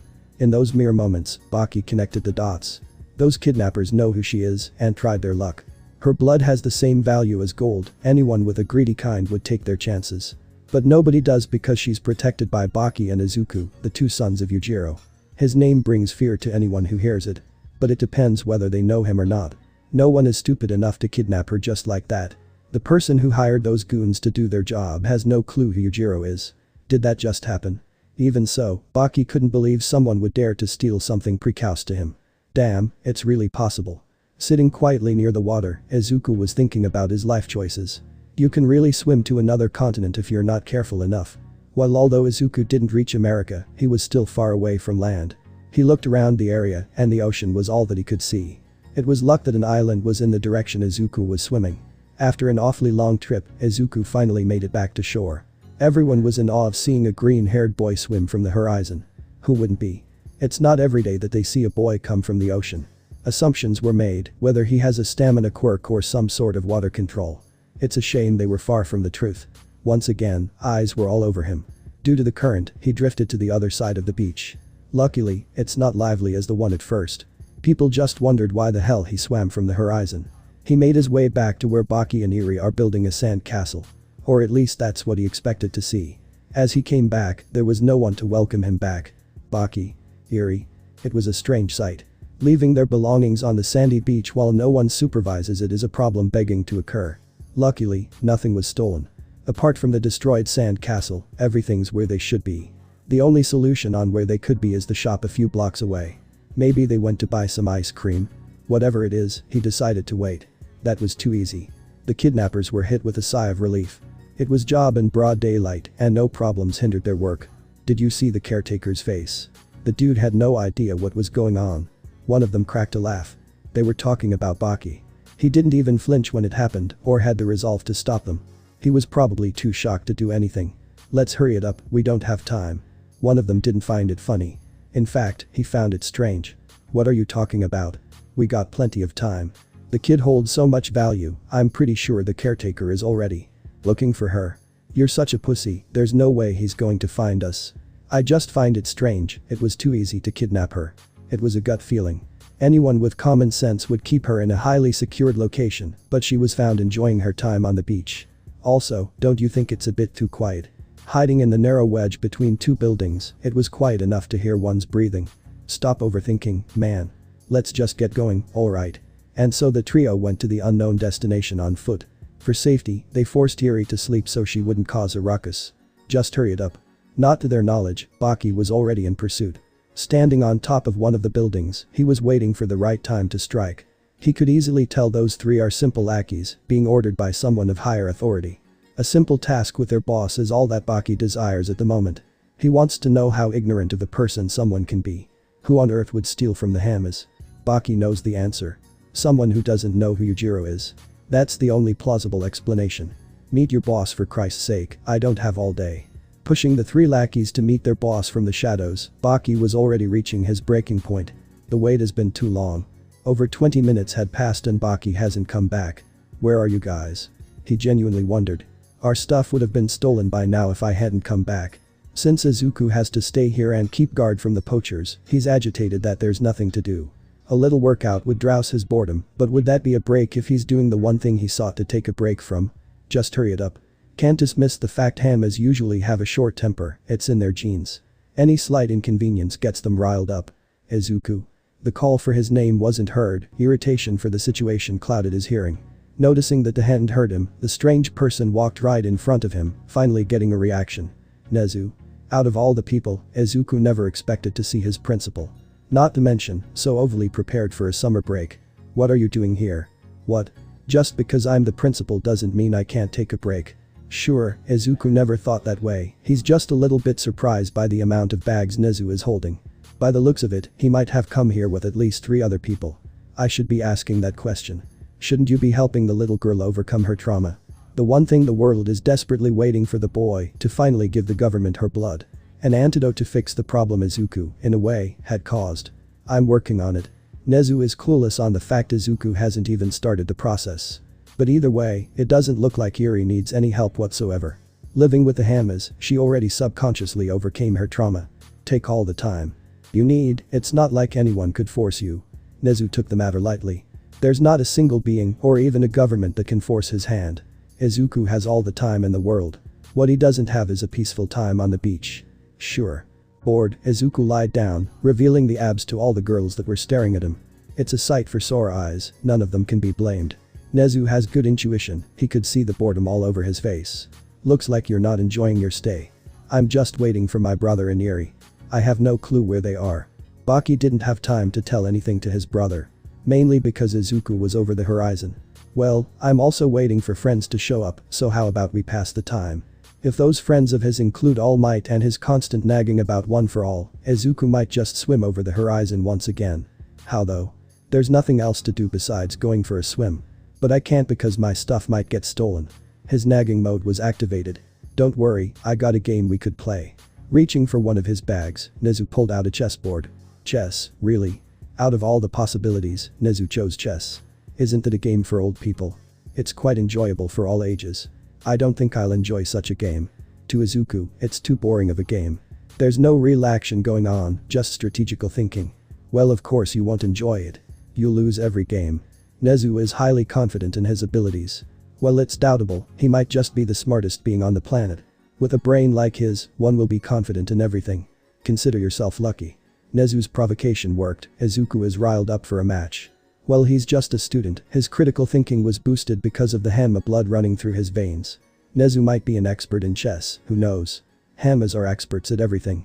All they need is the motivation to go all out. So you're up for a match? Damn right I am, there's nothing else due to either way. Placing the chessboard on the towel that was neatly placed on the sand, their competitive game commenced. You should have hired better kidnappers. It didn't take long for the 3 kidnappers to reach their destination. Upon meeting their boss, everything backfired on them. They were so certain nobody followed them, but that wasn't the case at all. For their crime, Baki immediately murdered them with no hesitation. It was gruesome to say the least. The boss of the operation was in the same room. A few heroes who acted as guard couldn't handle the sight with their sore eyes. Deaths are quite common in their line of work, but it's a rare day when something like this occurs on the job. None of the heroes could keep a straight face, only the boss stayed composed even after everything. The boss wasn't worried, ERI was already in his hand, unconscious. Take care of him. He ordered the 2 heroes. And so the 2 did their best, but had no time to shine at all. 2 well-coordinated punches to the heart and they fell right to the ground. And you should have also hired better heroes. They were simple, run-out-the-mill heroes. Nothing was special about them, apart from being heroes. As of now, the boss is showing signs of worry. His guards just got demolished like they're nothing. Well, they only accepted to work with me because I promised I'd make them stronger. The man finally spoke. Although not from around here, his Japanese is fluent. So that's your plan? To create quirk enhancers with her blood. It was an easy guess. ERI is human goldmine. Any greedy man would do anything to get their hands on her. This man was not different from the rest. It's a good plan, right? With the obsession of quirks, my bussiness would become international. So it's simply greed for money, not like I've heard that before. Money is everything, you know. People judge you by the amount you have. And so, the dialogue of the boss finally begins. The world functions by money and power. With her, we could achieve both. We. Baki had to question his usage of we. I'm giving you a choice. Let me experiment on her, and I could create a drug that enhances quirks. ERI's quirk lets her remove quirks and bring them back. By theory, it's definitely possible to create a drug that enhances them. You're definitely strong that you managed to defeat 2 heroes like it's nothing. Now imagine if your quirk gets enhanced, you might become on par with All Might. A statement that almost made Baki burst out laughing. And of course, I could give you a share of the money I earn. The man knows nothing about Baki. He's offering him the 2 things he already stands at the top of. It's a tempting offer to the blind eye, but it's more of a trick. To backstab Baki in the end when he's vulnerable, that's most likely the plan. It sounds tempting. Simple request, yet the man unconsciously imagined the outcome. Baki, who was like a beast in his eyes, was now less than a foot away. Although the boss was taller than Baki, he felt like he was looking up to him from below. Don't think subspecies like you could ever force me to make a decision. Baki was definitely out of this world. A monster so strong that he even views humans as lesser beings. Nobody in this world could change his sense of thinking. The boss had no other choice but to let go of the knife. Intimidated to the extreme, he could hear his own heartbeat going faster and faster every second. He listened to Baki's command and let go of ERI. Yet those actions didn't disperse the feeling of death.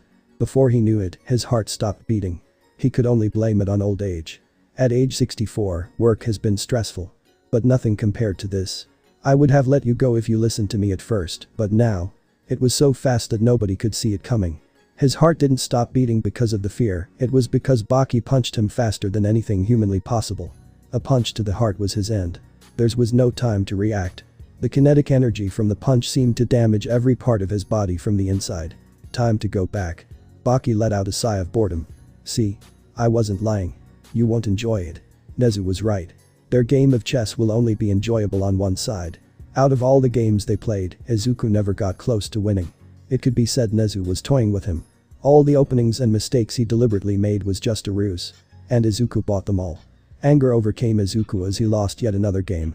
The chess pieces he was holding in his hand were crushed into dust. Alright, that's enough. He already wanted to end this pathetic struggle. I can see that, you crushed the chess pieces into smithereens. Nezu got a kick out of it. Bullying newbies is more or less a habit of his. Those friends of his that are coming would have experienced the same thing, but the pieces are now gone. I did tell you won't enjoy it. I'm the smartest person alive, complex chess is child's play. High levels of confidence of his intelligence is one of Nezu's traits. Yeah, but not smart enough to know I wasn't a traitor. Isn't it your sore loser side talking? Somebody manipulating our decisions is highly plausible. You're the one who even said it. Izuku had to admit that was true. After all of this, a sore loser side awakened. More or less, a sentence that forms simply due to impulsive anger. Yeah, you're right. And as of that, their game of chess ended. One side enjoyed every second of it, while the other was fuming with anger. Sorry I'm late. where the hell were you? Baki made his entrance. Carrying ERI on his back, people looked at him with concern. And why is ERI unconscious? Something happened, but it's not a big deal, already took care of it. To Baki, barely anything is a big deal. At least you're back. Sorry for the wait. At least Baki apologized, then immediately affixing his gaze on the principal. Nezu. He blurted out his name, just his name. They're not friends or anything of the matter. In a way, they're just stangers that met a few times in the past. Nice to see you again, Baki. Baki would reply likewise, but Cat got his tongue. Or more or less, he doesn't want to reply in that manner. Well, my friend should be here by now, so I'll be going. Nezu excused himself. He'd happily play more chess matches, but it seems Nezu isn't welcome here. Also, if you're on a break, then I got some good news. One of the third-year students is throwing a party not far from here. A party. Izuku's never been to a party before, or was he ever invited to one? That said, it's doubtful whether the third years would welcome him to the party with open arms. Also, how does Nezu even know? It's your choice, but just know Nijira is going to be there. The hate most students harbor towards him is common knowledge already. There's no merit going to the party to begin with, except for Nijira. Should I? Izuku asked his brother for advice. After all, they're here to spend their free time as a family. Well, yeah. You're here for a break, aren't you? Still, I was wondering to spend time with my family. We always interact at home, so don't worry about something too minuscule. I'll take care of ERI when she wakes up, so just go to the party. Baki was reluctant about the matter. He wasn't wrong. They always interact at home, whether by fighting or by fighting. A break should be spent experiencing something unique, like a party. Although his face probably won't be welcome there, it doesn't matter if Nijira's there, it's fine. So Nezu, where's the party at? It seems the party is already set in motion. Overly loud music and screaming could be heard right outside the door. Izuku's already there, waiting right outside the door. Whether someone is going to open the door or not, it's a genuine question. With music so loud that it could damage one's eardrums, it's doubtful someone could hear his knocking. Either it's really that loud, or his heightened hearing is reacting, he can't tell. A few moments later, someone opened the door. Oh, you must be a first year. I've never seen why already drunk to the brim, the girl couldn't remember who Izuku actually is. It took a moment to realize who was standing right before her. She was lucky the intruders misses her with those quirk erasing bullets. She's not a victim to the incident, so she doesn't harbor any hatred for Izuku. In fact, she's attracted to him. But she never expected he would look so different face to face. Can I come in? Stunned by the beauty, the girl couldn't utter a word. Even when Izuku tried to bring her out of a trance, it didn't work. I'll just let myself in. The entrance was blocked by the stunned girl, so Izuku forced himself through the small cracks. Entering the house that could be considered on the same size as Baki's mansion, Izuku noticed the up-to-date interior. His home is rather old-fashioned, a sense to upgrade his room had come up to mind. It's not like Izuku dislikes his room's design, but it would need some work to catch up with the current age. The students were definitely lively. Drinking and dancing like they're celebrating something. It must be the fact the third years graduated. All those hard days filled with suffering, a celebration is a must after leaving such a hell. That's what the third years tend to think. A school that trains students harder than any other now pales in comparison to Izuku's morning routine. Still, although not being welcome here, a feeling to let himself out once in a while has awakened. Izuku. I never expected you to come. Out of the blue, Nijira came hurtling towards him and enveloped him in a tight hug. I honestly expected you to be the quiet type that hates parties. But I'm happy you came. Due to her memory loss, her first impression of her ex was that of a calm and collected individual who doesn't really express his emotions that well. Well, I have to let myself go out once in a while. He's right, this is probably the day he's going to let the beast inside him enjoy something normal for once. In the end, that got his mind thinking. For her to act so normal towards him leads Izuku to believe Mirio or Tamaki kept the secret from her. Otherwise, she wouldn't act so friendly. He has to thank Nezu and his friends for keeping it a secret. It's already enough of an apology. I agree. Everyone has to let themselves experience life once in a while. Her overly loud screaming was to make sure Izuku hears everything. The music is blasting at max volume, after all. Even I didn't expect you to come. Mirio finally made his entrance. Standing firm but uncomfortably at the same time, he managed to look Izuku in the eyes. Mirio's the new holder of One for All. Or All Might is still considering on making the decision. All Might must have uttered about the previous holder, that's what All Might did. All routes lead to the same goal. Mirio knows the story, no wonder he's uncomfortable. He's standing right in front of the man who got robbed of the power he worked his ass off to finally be worthy of wielding. Hey Mirio, it's been a while, hasn't it? It has. Mirio was really uncomfortable. Hey. Could I talk to you? It was a perfect moment, both parties had the same thought. Sure, I kinda need to talk to you too. Hey. Can I join? Of course, Yujiro was interested about the matter. Her curiosity has no bounds. But sadly, this only concerns Mirio and Izuku. Sorry, but it's a talk between me and him. Izuku had to clarify, disappointing Yujiro. Ah, come on. Can I listen? Please. You can't, so sorry. Ugh. Fine. Finally understanding that this talk is so important, she stormed off in a heartbeat. Thanks for not telling her anything about me. How she acts, it's safe to say the secret hasn't been revealed to her. It's nothing, but I do hope you have a reason to keep it from her. Mirio replied. He definitely has his doubts on why such an important part of her life is still being kept hidden. I just want her to remember it herself. That probably won't take long, she practically remembered everything by now. Her memories are returning at a faster rate than normal. There's no better news than this. Except for you, she doesn't remember anything about you. Now that's neat, ain't it? How does that work? One of her most important memories are the last ones to return. He'd understand if most of her memories haven't returned, or if any at all. Her remembering Mirio and Tamaki could have been a lucky breakthrough, but that's not the case. Yeah, it is. Maybe it's because I told her you're only good friends. That's a possibility. Her mind could have taken that as fact and completely removed all her memories about Izuku. He hopes this isn't at all true. I hope not. Even if it's true, then their relationship could be built back from square one. You didn't want to talk to me about this, didn't you? Yeah, you're right. An uncomfortable laugh came from Mirio. The time finally came about their talk. I heard you were the previous holder of One for All. And I heard you're the newest. Well, I still haven't accepted it. It's clear as to why Mirio is postponing his decision. If All Might kept his mouth shut, Mirio wouldn't have a single reason to decline. But the previous user was betrayed and had it taken away. As the truth came out, the quirk had to be given back to the rightful holder. But the problem was that the user didn't want it back. Just accept it, you idiot. There's no reason to deny the power of one of the strongest quirks. Even if it's stained with betrayal. It's not like I need it back, really. I finally got my own power, and it's already strong enough to beat any hero. A controversial claim to many, but it's the truth nevertheless. Also, I literally can't take it back. Like, physically. The body structure of a Hanma, somehow, is not compatible with quirks. So just take it. Do you really think I'm strong enough to live with the fact I betrayed my friend and took his quirk? The mood got dark in a heartbeat. Even if Izuku forgives the people who wronged him, it still feels wrong to Mirio. To hold the quirk that was stolen from the true successor. Mirio's not strong enough to live with that fact. So that's why. No wonder you're an idiot. Izuku thinks differently. Use your head for 1 second. Try to remember the moment you heard the news about me being a traitor. Did you doubt it, or did you believe it with no further questions? It's a shame no one has thought about it until now. Let me guess, you never had a moment of doubt, you just saw it, and you chose to believe it. Izuku was trying to make a point for Mirio to understand. But it had an opposite effect. I did. I just believed it. Mirio bowed his head in defeat. If anything, the party is now ruined for him. He felt like an ass, but now he feels even worse. I told you to use your head. You're not the type of guy who gives up on their friends, are you? Knowing Mirio, he would risk his life to save his friends. If something like this ever happens, his first reaction should have been doubt. You should know something was wrong that day.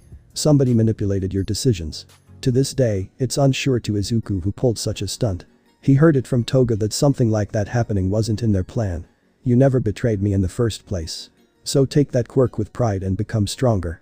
There really isn't anyone better than Mirio. Having a seemingly useless quirk, he made it this far. Already dubbed the Big Three at UA, all the students fear and respect him. His future as a good hero was already set in stone in everyone's eyes. One for All is going to seal the deal, thanks. Mirio is a strong man, yet he couldn't help but shed a tear of knowing Izuku has his back. I feel refreshed. That's what friends are for, ain't it? It's been way too long since he heard someone say something minuscule, but something so important. He realized, or at the least accepted the fact he lost Izuku as a friend. But that single word brought a new reality. A more welcoming reality. That single tear wasn't enough. Upon hearing that one word, the other tears of joy followed. Mirio was now a completely emotional wreck. Even Izuku never expected Mirio to show such a soft side. You okay? You're crying way too much. I'm fine. Izuku could tell that was a lie. Mirio is definitely not okay. At least this isn't something he should worry about. It's just a complicated way to show emotions. After all, there's something else he managed to catch a glimpse of. Mirio, I'll be right back. Izuku promptly left the seat. What he saw in the distance is sickening, but usually common in parties. For a split second, Izuku noticed a student putting a pill into Nijire's drink. On the other side of the room, Izuku could see Nijire interacting with 4 other students. He's not the jealous type, but it brings a lot of discomfort knowing the 4 students are male. Especially when the 4 of them are somewhat aggressive, as if they're trying to impress her. Worst case scenario, one of them succeeds. Then, stuff hits the fan. It's good to know hardly anyone could catch her attention, aside from their quirks. She's never been interested in relationships. Or perhaps it could be that she's picky. Nevertheless, Izuku sees no harm in Nijire interacting with the other boys at the party. The sudden pill drop to her drink just changed his entire mood. What's even more disturbing is that the guy made it look easy, even effortless. Stuff like this aren't uncommon in parties, some guys actually stoop down to that level. I'm just happy I graduated, you know. For a senior, his grades do not correlate with his strength. Potentially, the kid could make it to the top 10 if he tried hard enough. While his grades are enough to fill a mother's face with disgust at the sight of them. Same here, man. That was the same case for the other 3. Although not as talented as the first one, their hero careers might as well be set in stone. Ha, you dummies. Nijire exclaimed, obviously joking about the matter. As much as she sees the 4 males as simple idiots, she might as well be considered an idiot herself. By the way, did you really lose your memories? The boys had doubts about whatever she told them is true. No shroud of evidence to back it up, she's acting the same as ever. It's not every day that they hear the prettiest girl in school lost her memories as well. I heard that I hit my head pretty hard when UA was attacked. When I woke up, nothing was coming to my head. Jesus, that must suck. At least now I remember everything. She expressed her emotions in finally regaining those memories back. It was a fast recovery, so fast like it never happened to begin with. Still, the minuscule feeling of something being amiss wouldn't leave her head. Well, I think I remember everything. I just get the feeling something isn't right with my memories. At the end of the day, she tries to pass this uncomfortable feeling as a simple side effect of memory loss. Well then, to graduating and to your memories returning. And then, they all shared a toast after that cringe line. Seriously, Nijire could barely keep a straight face. You shouldn't drink alcohol. She was about to take a sip, but Izuku immediately intervened.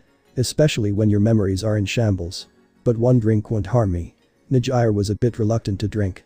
When Mirio and Izuku left her alone to talk about something important, there's nothing else to do besides taking a drink. Well, this one will. She couldn't understand how one drink would have harmed her, apart from intoxication. A few drinks wouldn't have done anything, Nijire can hold her liquor. Sorry guys, she can't drink. So why don't you do the honors? Taking the cup from her hands, Izuku turned to the person in question and told him to drink it. The answer was clearly going to be a no. Izuku was just teasing the idiot with his own plan. No idiot is arrogant enough to think they can withstand their own drugs. Unless the boy has a quirk that makes him resistant to poisons or drugs, he won't take the drink. Even if the boy has such a quirk, then how the hell did he make it to UA? Oh, you won't take it. Is it because of what you put in it? At this point, Izuku was just teasing. People like them need a lesson in life. Just because one is desperate for something doesn't mean you have to go down bad. I'm just not thirsty. Weren't you about to drink with the others? The boy who was caught red-handed is now clearly uncomfortable. He's only 5'10", yet a first year is towering over him. It's not the body that makes someone strong, it's the quirk. Or so that's what everyone believes in this world. Even so, Izuku's body alone was enough to intimidate him and the 3 other boys. Don't tell me you dipshits were also on it. One guy trying to drug his ex is bad enough. Knowing all of them had the same intentions forced a slur to slip out of his mouth. They're Isaacus's seniors, but that doesn't look like that at all. Hey, what's going on? What did they do? Nijire was in the dark. With curiosity that gets the better of her every time, this was a rather different case. To see her friend, Izuku, radiate this much anger clearly made it seem as if the 4 boys did something illegal, or at least get on his nerves. She wanted to calm the situation down, but it didn't work. Something you don't want to know. An urge to knock their teeth out had come. Sadly, Izuku knew doing just that isn't a viable option. It's a party, a fight might kill down the mood and force it to come to a close. Whether the 4 guys tried something similar in an alley, it would be a different story. Now ain't that funny? Something you don't want to know.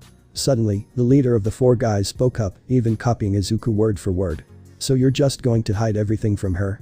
It was an unexpected situation. Although definitely intimidated and scared, he had the backbone to talk back after what he did. Those words clearly had intentions, indicating something Izuku could easily figure out. The hell are you blabbing about?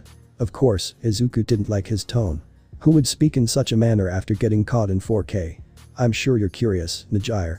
You said something doesn't feel right with your memories. Once again, an urge to force the senior to shut up had come. An urge to take those few steps forward and punch the senior in the stomach. That's because your memories of Izuku are fake. It took a lot of willpower, mostly arrogance and a final resolve to keep his dignity to say those words. That was enough for Izuku to snap. Forget about teaching him a lesson, a dead body might be reported. Shut up. Izuku grabbed the senior by the neck, lifting him up from the ground.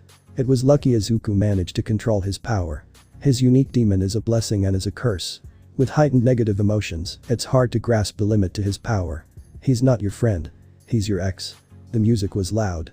Barely anyone else could hear the conversation. A student being choked in the air did not garner any attention from the graduates.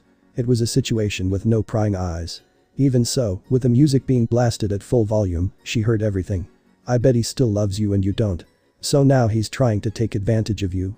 Even in the end, the student decided to go down with Izuku for some reason. It's surprising. His grades are bad enough to invoke a mother's rage, yet he managed to come up with such a complex story on the spot. At that moment, Izuku lost it. The secret is finally out. A measly attempt of trying to shut the senior up didn't work. He was thinking about everything logically. Too deep in thought that the senior passed out right in the air. Sorry. Izuku wasn't talking with the unconscious senior, he was talking to Yujiro. A simple sorry for lying about everything up until now. Even if she doesn't remember it, which would be a big surprise, her common sense would skyrocket. With a minuscule feeling of something being amiss, she definitely realized that whatever the senior said might be true. But it was a special case. Before Izuku could let go of the dying senior, Yujiro already stormed off to the second story, pushing past all the other students in a hurry. The worst situation had come up at a party. To relax, he let go of the senior and took a deep breath. Izuku knows what to do, this happening for whatever reason didn't slip past his head. And even so, he's worried. If she viewed Izuku as a friend after lying to her, that might indicate that she remembered him as a friend. Or even worse, false memories were created. Fill in the blanks. Hearing a completely different opinion about Izuku might have altered them even more. If that's the case, his life changed to hard mode. Thanks to luck, the second story wasn't filled to the brim. A second story just filled with a bunch of rooms. All the doors were closed, making it hard to pinpoint where she could be. With enhanced hearing, he could hear a faint sound even amidst the music. It didn't take long for him to pinpoint the room she is in. Next moment later, he was standing right next to the door. The same feeling as before had overcome him. It was the same scenario as back then. This time, he's even more worried about opening the door. Inside that room is his girlfriend, who is crying about everything. Once again, Izuku swallowed his fears and opened the door. He was expecting to be greeted or at least to be noticed, but that wasn't the case. Just from a glance, he could tell she was a complete mess. All that he wants to do in this moment is to go and comfort her. But at the same time, he's afraid how she'll react. May I come in? Izuku needed to do something to catch her attention. It was more than enough to spring her head back up and take a look. Izuku. She uttered his name weakly. This is her first time seeing Izuku with her memories finally being back in place. And it sure is nostalgic. She clearly remembers the day she tried to save his life. There's no better feeling knowing your efforts weren't in vain. But there's no hint of that feeling inside of her. I'll take that as a yes. Whether he was welcome here or not, Izuku would have still entered the room. After all, she needs comfort. Her mind isn't at the best place. All her memories of Izuku came flooding in like a violent river. Every single moment they experienced, all the pain she has caused him. Everything came back in a heartbeat. That's why Izuku needs to calm her down. Gently, he took a seat next to her, finally ready to fix everything. But the problem is, nothing was coming up to his head. He has no clue what to say in such a situation. Would you lie? While he was baffled, Yujiro spoke up first. Cause I knew this would happen. That was one of his concerns, and it turned out to be true. What? You knew I'm going to overreact? No, I knew you were going to be hit with grief. To lose a person that is precious breaks a man. Even the most serious people will show emotions to losing a brethren. I can kinda understand how you're feeling. I know you can. I doubt this compares to what you felt. Yujiro can't even imagine the pain Izuku had to go through. Everything he had was taken away in an instant. And I'm to blame for that. To her, it was the biggest mistake of her life. So I'm sorry for everything. You don't need to apologize. I don't blame you for anything. Izuku was telling the truth. Using common sense, nothing makes sense about the betrayal. But why? Yujiro couldn't believe a word he said. To this point, Yujiro was always looking down, in hopes Izuku wouldn't see her in such a pitiful state. But to see him being this kind, even after everything, is a shocker. Now, because of those heightened emotions of her ex, she had the willpower to look him in the eyes. I didn't offend you. I didn't even believe in you. Her emotions ran rampant. I just betrayed you. How could anyone have the heart to forgive others after something like that? Each word she spoke felt as if a burden was lifted from her body. I know I wouldn't. She doesn't see herself as a person good enough to forgive others for betraying her. Rather, she doesn't believe such a person exists. I probably wouldn't too. Izuku doesn't see himself as a good person. Rather, someone who will do anything to survive. Then why? Because you didn't betray me. Nobody did. What? With tearful eyes, she once again couldn't believe a word he said. You were manipulated into believing I was the traitor. He finally dropped the shell bomb. Think logically. How in the world would you believe I was the traitor? As hard as she tried, a legitimate reason wouldn't come up. But a realization popped up. See? Now do you finally get it? I guess. Her emotions calmed down, but they're still somewhat wild. She finally stopped crying, while at the same time fixing her pitiful composure. Whatever goes next was unsure, she was still completely in the dark about it. Then. You're not mad at me? She feared his answer to the question. Whether everything going to back as they were or not was unsure. In fact, she couldn't help but flush, Izuku is staring right at her. Before she could get an answer, a sweet and subtle taste appeared on her lips. Before she knew it, they kissed. Is that enough for an answer? That one single kiss was enough to force her emotions to go rampant once again. Yeah. She couldn't help but cry. Expressing her happiness in a smile, she kissed him back. Whether they would start their relationship from the ground up or where it ended, it's a mystery. But the answer is clearly obvious just by their expressions alone. They're both happy to be back together. The party was definitely lit. But it ended way too early. Owners of the huge mansion came knocking on the door and demanded an explanation from their daughter. After that, everyone left in a hurry to not get caught in trouble. So it's like that, huh? Izuku exclaimed, stretching for an occasion. Right after coming back home, Baki requested for a fight in the arena, the one right outside their mansion. Can't blame me. You got a lot stronger, so I think you're ready. Has Izuku gotten stronger lately? Training with the ogre, he definitely got a boost, both physically and mentally. Baki already acknowledged Izuku for his new strength, but it happened again. Have I? You did, and you don't know why. Baki could barely keep his laugh in check. There's no way Izuku could have missed that, but he can't understand the joke. Alright then, keep your secrets. As if a joke that went past his head would cause problems. He and Yujiro started dating again, just a few hours ago. His entire body is filled with motivation. A 1v1 with his brother after all that training with the ogre, the gap shouldn't be that big anymore. Do you have anyone in your life? This question only popped up because he had to deal with drama a few hours back. Izuku's genuinely curious about Baki and his love life, if that even exists for him. I had. Her name was Kazu. Kazu Matsumoto. That was the name of his girlfriend. She was a cheerful gal. Quite similar to Yujiro, but in appearance-wise, they were like day and night. Did she leave you? Worse. If there's anything worse than breaking up, it's cheating or death. Izuku could read the mood. It's sad to know a person close to Baki is now gone. Sorry for your loss. At most, he'd like to see a picture of her. What kind of a woman would get Baku's attention? She must be rather special. Don't be. I'm the one who killed her. Did Baki just say that? There's no way Izuku heard that correctly. Nice joke. It's not a joke, Izuku. Every single part of his body was stable, no sudden movements indicating a lie. As of now, the comfortable atmosphere plummeted. I said you're ready. So now you're ready to know everything. After all of the struggles, Izuku has finally reached a point where it interests Baki. He can't hold his sanity any longer. You're my precious little brother, so I'm sorry for everything. What are you talking about? The betrayal from everyone. It was caused by my hand. Words stopped, and the sound of birds was loud and clear. The entire area was hit with a dense silence. Baki. Stop joking. It's sad. Izuku heard everything as clear as it could possibly be. But still, denial takes over him. Hey, can I watch the fight in the distance? ERI came running towards the arena. Her wild interest in fighting has been growing by the day. Each time the brothers fight, she's always there to observe. Her presence was enough to calm Izuku down. Maybe everything Baki said is just a joke after all. So in the end, you haven't changed one bit. Baki sounded disappointed. As if he was expecting more from his brother. He's already the third strongest person on the planet, what more could Baki need? Izuku blinked and lost sight of his brother. ERI. Hey Baki. Can I watch you fight in mere moments? Baki was standing right next to her. Appearing to have a normal expression, Izuku could finally feel the malice behind it. Remember what I said to you that day, when we were watching TV? Confused, ERI tried to remember anything similar. Oh yeah. I do. What about it? She was cheerful, even when the conversation wasn't really that friendly. Let's just say. my patience has finally run dry. It was a boring day. A boring day for everyone all around the globe. There's no reason to describe why. A bland and tasteless day for everyone, with entirely nothing to do except to go by with their life. The world hoped for something to diminish this feeling. Maybe even spark a light into them. Beggars can't be choosers, but their prayers had been answered. A sudden influx of joy had unexpectedly arose out of nowhere. It is strange.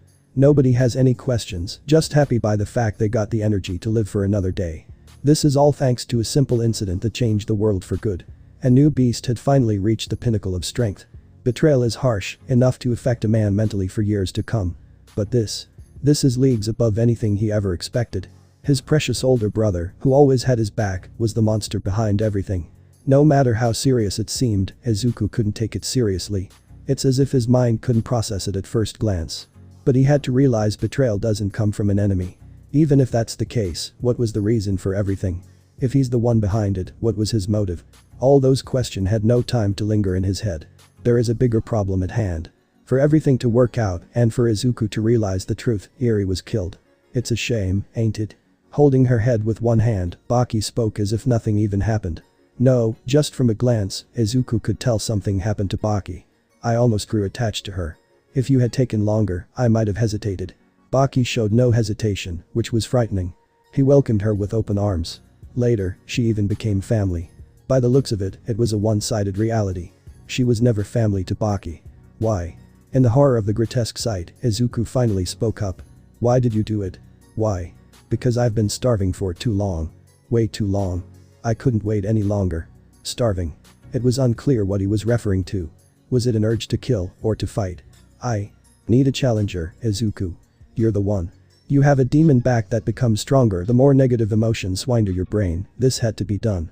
No matter how long Izuku tried to look and understand the situation, killing ERI still doesn't make sense. And it looks like it worked. I can practically smell your anger from over here. Anger wasn't the only emotion he was feeling. The cruel understanding of everything that just happened spiraled his emotions out of control. I don't understand any of this. No clear explanation as to why this had to be done popped up in his head.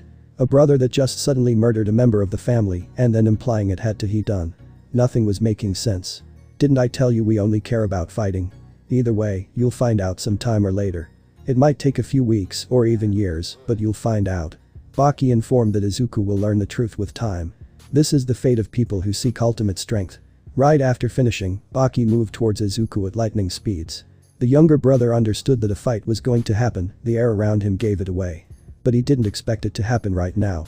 Caught off guard, Baki managed to land 3 blows in a single moment. Blown back by the momentum, Izuku almost lost his footing. His consciousness stayed intact, much to his surprise. Back when they would spar, if Baki wished so, he could end a fight with one punch. But now he took 3 blows and can still stand on his feet. Apart from a bloody nose, other parts of his body that got hit seemed fine. Everything was starting to make sense. His strength depends on emotions. What's happening inside his head was enough to strengthen his body to a new degree. I can tell what you're experiencing. This new strength is shocking, right? Baki could easily see the discomfort Izuku was showing. Well, I'm sure you're shocked about something else as well. A kick was aimed straight to his head. This time, Izuku was prepared.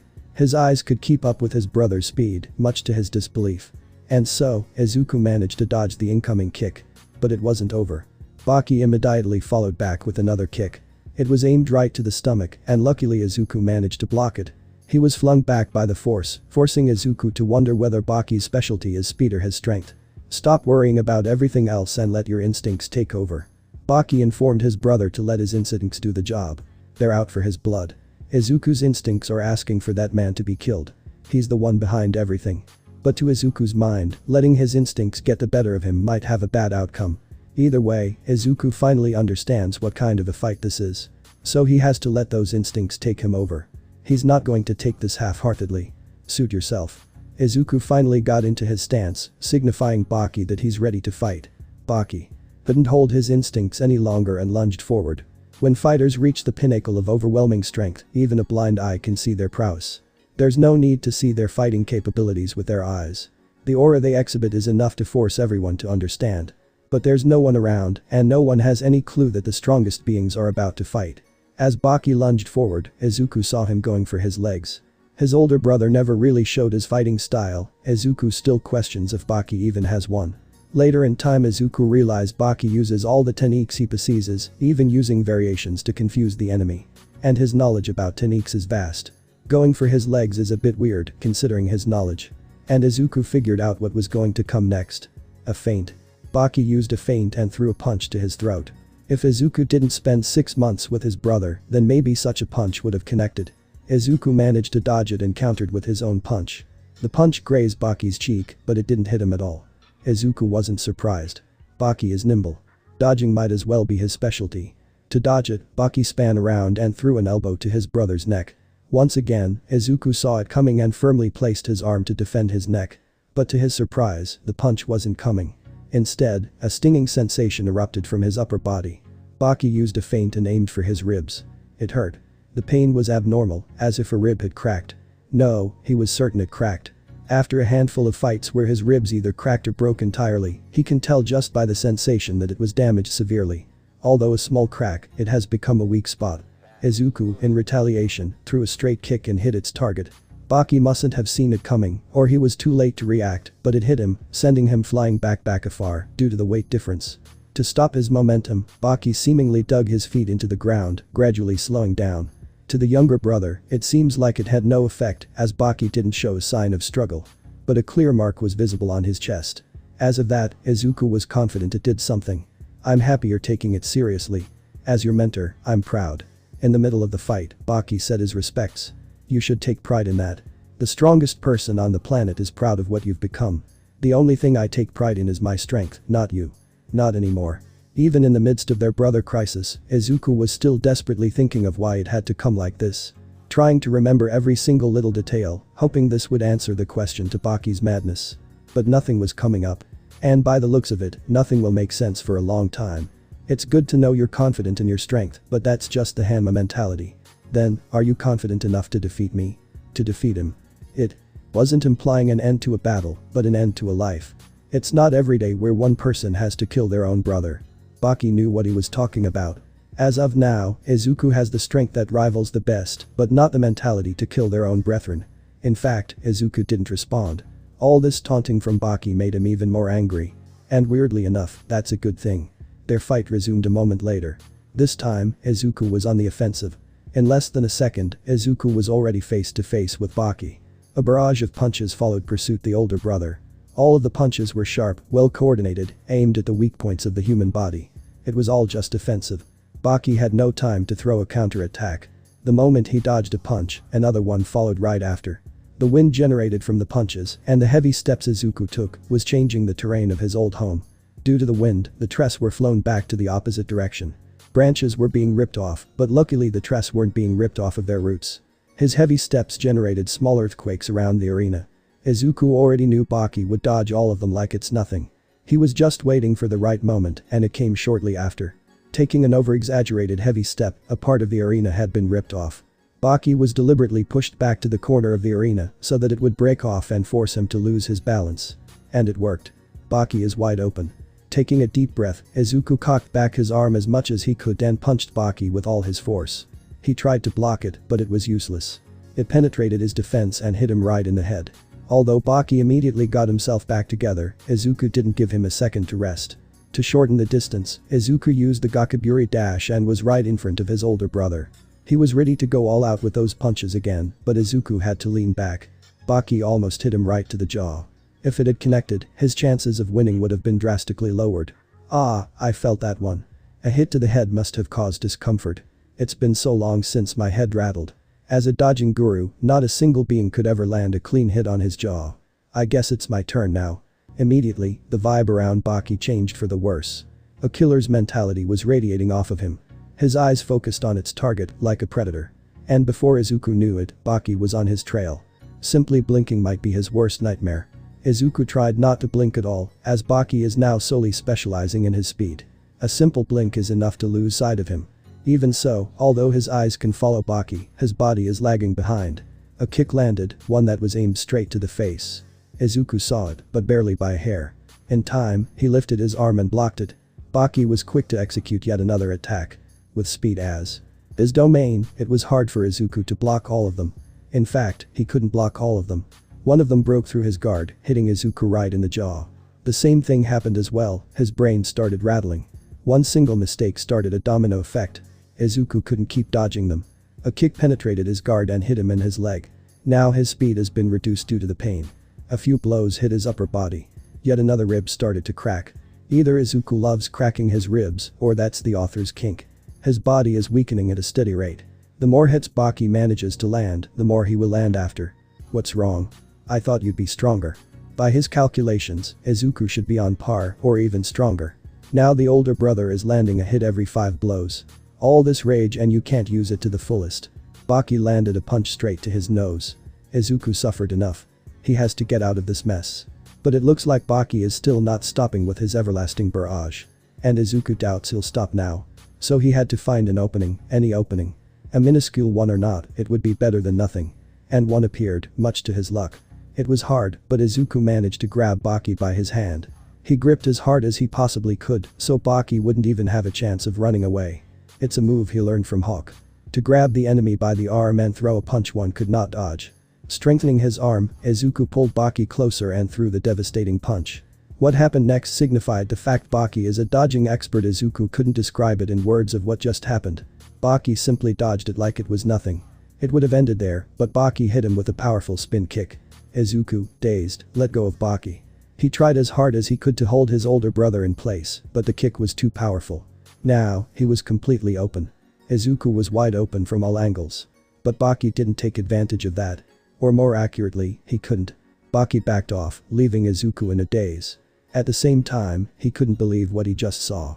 To dodge such a punch, Baki dislocated his arm so he could move out of harm's way and hit Izuku back with a kick. No normal human does that. Then again, Baki is not normal. I'm certain you're strong enough to defeat me, but what is this? Do you really not care about Nijire? Or anyone else at all? Baki was disappointed. Not by his strength, but by his willpower. The hell are you on about? Izuku didn't wish to talk with his brother. All he can see is a monster inside of him. Don't you understand her life depends on you? It got Izuku thinking. And as suddenly as he started, it clicked. Baki made it clear. To ensure Izuku fights to the fullest, he killed ERI. And to ensure Izuku fights to the death, Baki is threatening her life. To think his older brother he looked up to so much is now using such drastic measures. Even now, this all feels like a dream. But it's already painfully clear that this is reality. If you do, then fight me with all your strength. Baki put his arm back in place. He's ready to fight again. Izuku now understands what he has to do. His brother can dodge everything. A good plan might land a hit or two, but that's the most it can do. He still has a move up his sleeve. Even with a body that aches of pain and bruises that are clearly visible from afar, he's ready to use it. Izuku took a deep breath to calm himself down. Then, he relaxed his body to a point where he felt like a fluid. And he dashed forward Baki at maximum speeds. Baki had to question Izuku's plan. It's the Gakaburi dash. A move that not only did he teach Izuku to use, but a move he created himself. To use it against the creator is the worst idea possible. Any weakness the Gakaburi dash has is already common knowledge to Baki. He knows how to use it, how to counter it, or how to block it. It's useless. Izuku got closer, and the unthinkable happened. Baki was ready to counter it, but his younger brother stopped a few feet away. That shouldn't be possible. Izuku stopped all of his momentum in an instant. Before Baki knew it, a spinning kick was coming towards him. Because Izuku has long legs, it managed to reach the target. Due to the momentum gathered and transferred into the kick, it was the fastest and strongest move in his arsenal. But Baki managed to put up a guard by just pure instinct. But it didn't matter. The kick was too powerful for his arm to handle. It was a useless means of defense. His arm broke trying to tank it. At the same time, it penetrated through and hit Baki right to the face. A loud thud echoed throughout the entire mountain, even going past the walls. It was definitely a successful hit, but it came at a price. Every time he uses it, his ankles suffered the pain. It's not easy to immediately come to a halt when dashing at such high speeds. Thankfully, his body was strengthened by emotions. His legs didn't break, but it did cause a lot of pain. At least he can stand on his own 2 feet. That couldn't be said for Baki. Being at the center of such an overpowering blow, he barely remained conscious. Looking down at him from above, Izuku could see the damage it caused to his face. One of his eyes was bloodshot. In fact, blood was running down from it. It wouldn't be surprising if he can't see with his right eye. By the looks of it, the kick cracked his skull. Once again, it wouldn't be surprising if a part of it got shattered to pieces. Is that enough to show my true strength? Izuku asked his brother. He was still conscious, but in pain. But that pain is barely a hindrance. Yeah, I'm proud of you. Baki seemed to genuinely acknowledge Izuku as a man, but Izuku did not hinder. You win. The fight came to an end. Turns out Izuku is strong enough to defeat Baki. All he needed was to show his own version of the Gakaburi dash. Although it destroys his own body, it causes more damage. To the enemy. Why did you do it? Even now, Izuku wanted answers. Because he could barely hold his fists back from punching Baki into a pulp. I told you. I couldn't wait any longer. All I wanted was a fight. Baki told the exact same thing. He couldn't wait any longer. He couldn't wait for what? Now I understand why Yujiro smiled when this happened. A facial expression he rarely saw Baki have. A smile, a normal goddamn smile. Should I just kill you right now? Izuku hesitated to say such a sentence. To kill his own brother requires grit. Although he has it, it's still hard. But at the same time, Baki killed ERI, a new member of the family. Frankly, I don't care. I got what I wanted most in life, so it's your decision. Izuku has two decisions. To kill or not to kill. To kill his own brother would end everything right here and there. Leaving him alive might cause problems.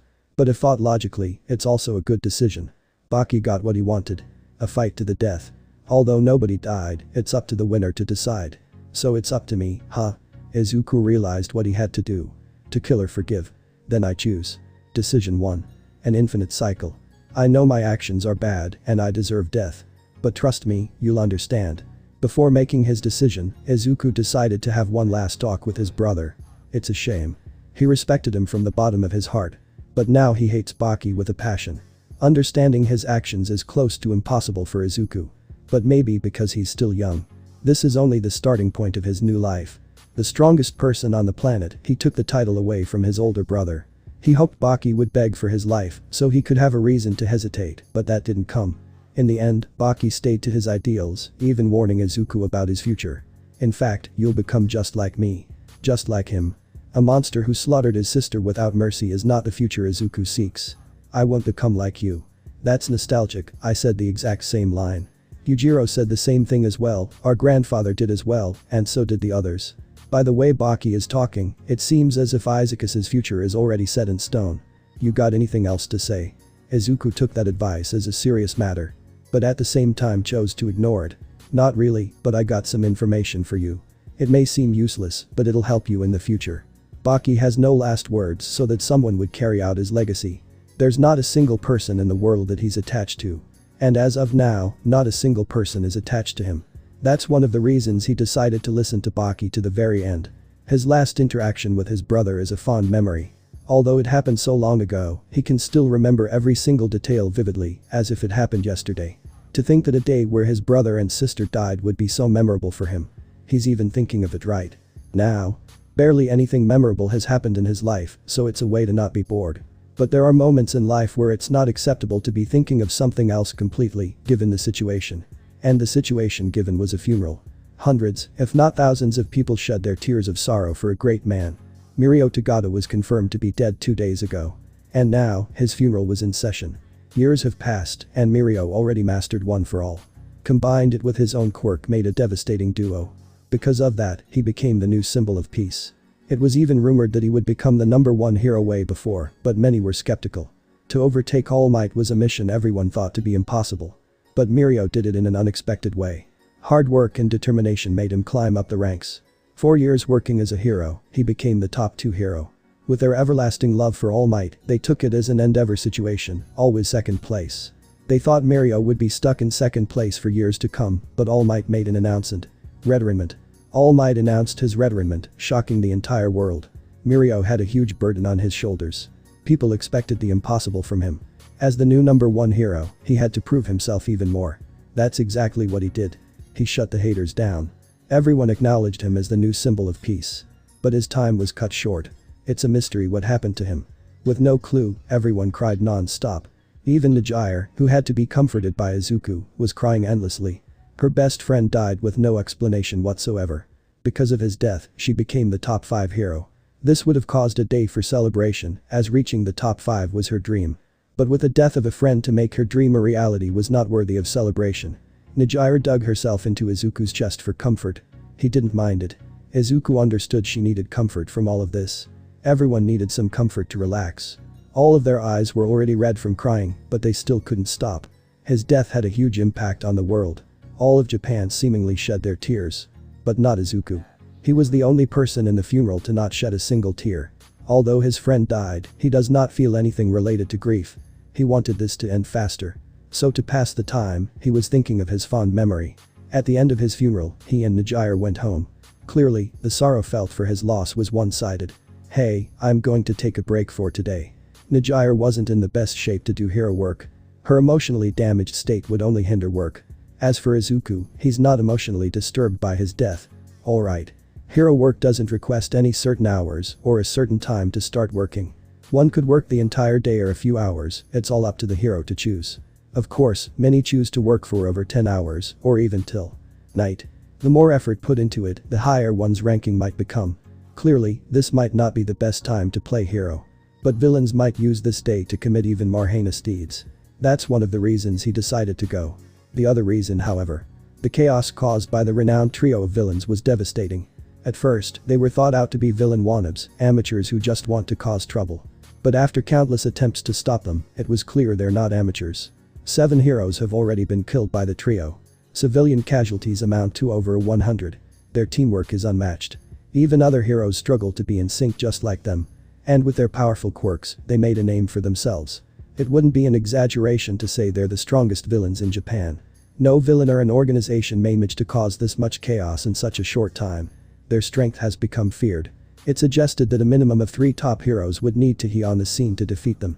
But it's almost impossible to have that many top heroes working at the same place. Taking that to their advantage, they don't fear anything. Any hero trying to make a name for themselves would only be killed in a matter of minutes. And a day came once again, they made an appearance at a certain part of a city. In mere moments, they managed to kill over 10 civilians. An unlucky hero who was patrolling the area had already died. Everyone thought it would be the same as before. They kill, erupt chaos and then leave. But it just so happened that Izuku was not so far from their location. Please, spare me. I give up. It's safe to say even the most renowned villains were simply amateurs when compared to Izuku. I won't cause harm ever again. One of them pleaded for his life. A last means of resort to save his life. Did you not hear me? I said fight back. The reason you're still alive is because you're the strongest out of the 3. Izuku wanted him to fight back, and it was no lie that he was alive, simply because he's the strongest out of the trio. The 2 others already kicked the bucket. And the last remaining villain was intimidated to new heights. Izuku once again commanded him to fight back. And the villain did. With his blood manipulation quirk, he can control the blood of any person he comes into contact. As Izuku was already holding the villain by the neck, contact was made. With his last remaining strength left, he used his quirk. It was unsure what was happening. Izuku's veins just started popping out of his body. Increasing the intensity just made Izuku look more as a monster. Sadly, those veins receded in a matter of moments. The villain had run out of strength. I'm at my limit. The villain exclaimed, breathing for air. Having used all of his strength for a final attack did absolutely nothing. Don't joke with me. For a villain of such high regard, this final attack was a joke. All it did was pop out. A few veins, that's literally it. Izuku's lost it. He's really lost it, still blind to what he just did. Because of such a pathetic struggle, Izuku accidentally broke his neck. The villain trio is finally dead. Japan can rest easy now. But Izuku couldn't. In anger, he threw the body away as if it was a small rock. You pathetic creatures. It's sad to know this isn't the first time he's accidentally killed a villain. In fact, it's been a while since a villain has been spared. Although only the number 14 hero, his celebrity status is on par with the top 3. The only hero that actually kills the enemy. His actions spark a lot of controversy online. It's safe to say that not many like him. His mentality is the complete opposite of a hero. Many demand for him to be out of the game, but the government has ties with his father. They can't do anything but just watch, that's the sad reality. So you couldn't control your strength yet again. Back at home, Nijire had asked what happened. It has happened so many times, but she can't get used to the fact her boyfriend accidentally murders the villains. She's not mad at him the slightest, just disappointed that he can't control his strength after so long. Yeah. Are you becoming stronger every minute? Or you just can't seem to hold back? She always found it weird. Izuku's a calm person, even becoming calmer as years went by. Not even flinching at a sign of danger, he's always remained calm even after a huge crisis. Something most people can never do. With such a mindset, controlling one's strength shouldn't be hard in a dangerous situation. I don't know. I'm not a fan of killing villains, but those bastards deserved it. You shouldn't be hard on yourself. Nijire comforted Izuku, as he looked to be in emotional pain. That's how it seemed for her. I know your strength is literally out of this world, so stuff like this is destined to happen. Like a human and an ant. If one is careless, the ant might die. A single distraction could end its life. Everything takes time, so don't try to rush it. Just take it slow and you'll reach your goal. Is rhyming a habit of yours now? I just like it. Well, it's not like he has a problem with her speaking in rhymes on occasion. It's cute. Hey, you know tomorrow's our day off, right? Yeah, why? That means we can stay up for as long as we like. They can stay up past their bedtime, a child's dream. Unfortunately, they're already in bed. Winter, it's already winter in Japan. And it's exceptionally cold for today. The wind is whipping through the trees, creaking and groaning like an old rocking chair. Sorry I called you out this late. It's alright, young Midoriya. I like the night sky, no matter how many times I see it. All Might doesn't mind at all.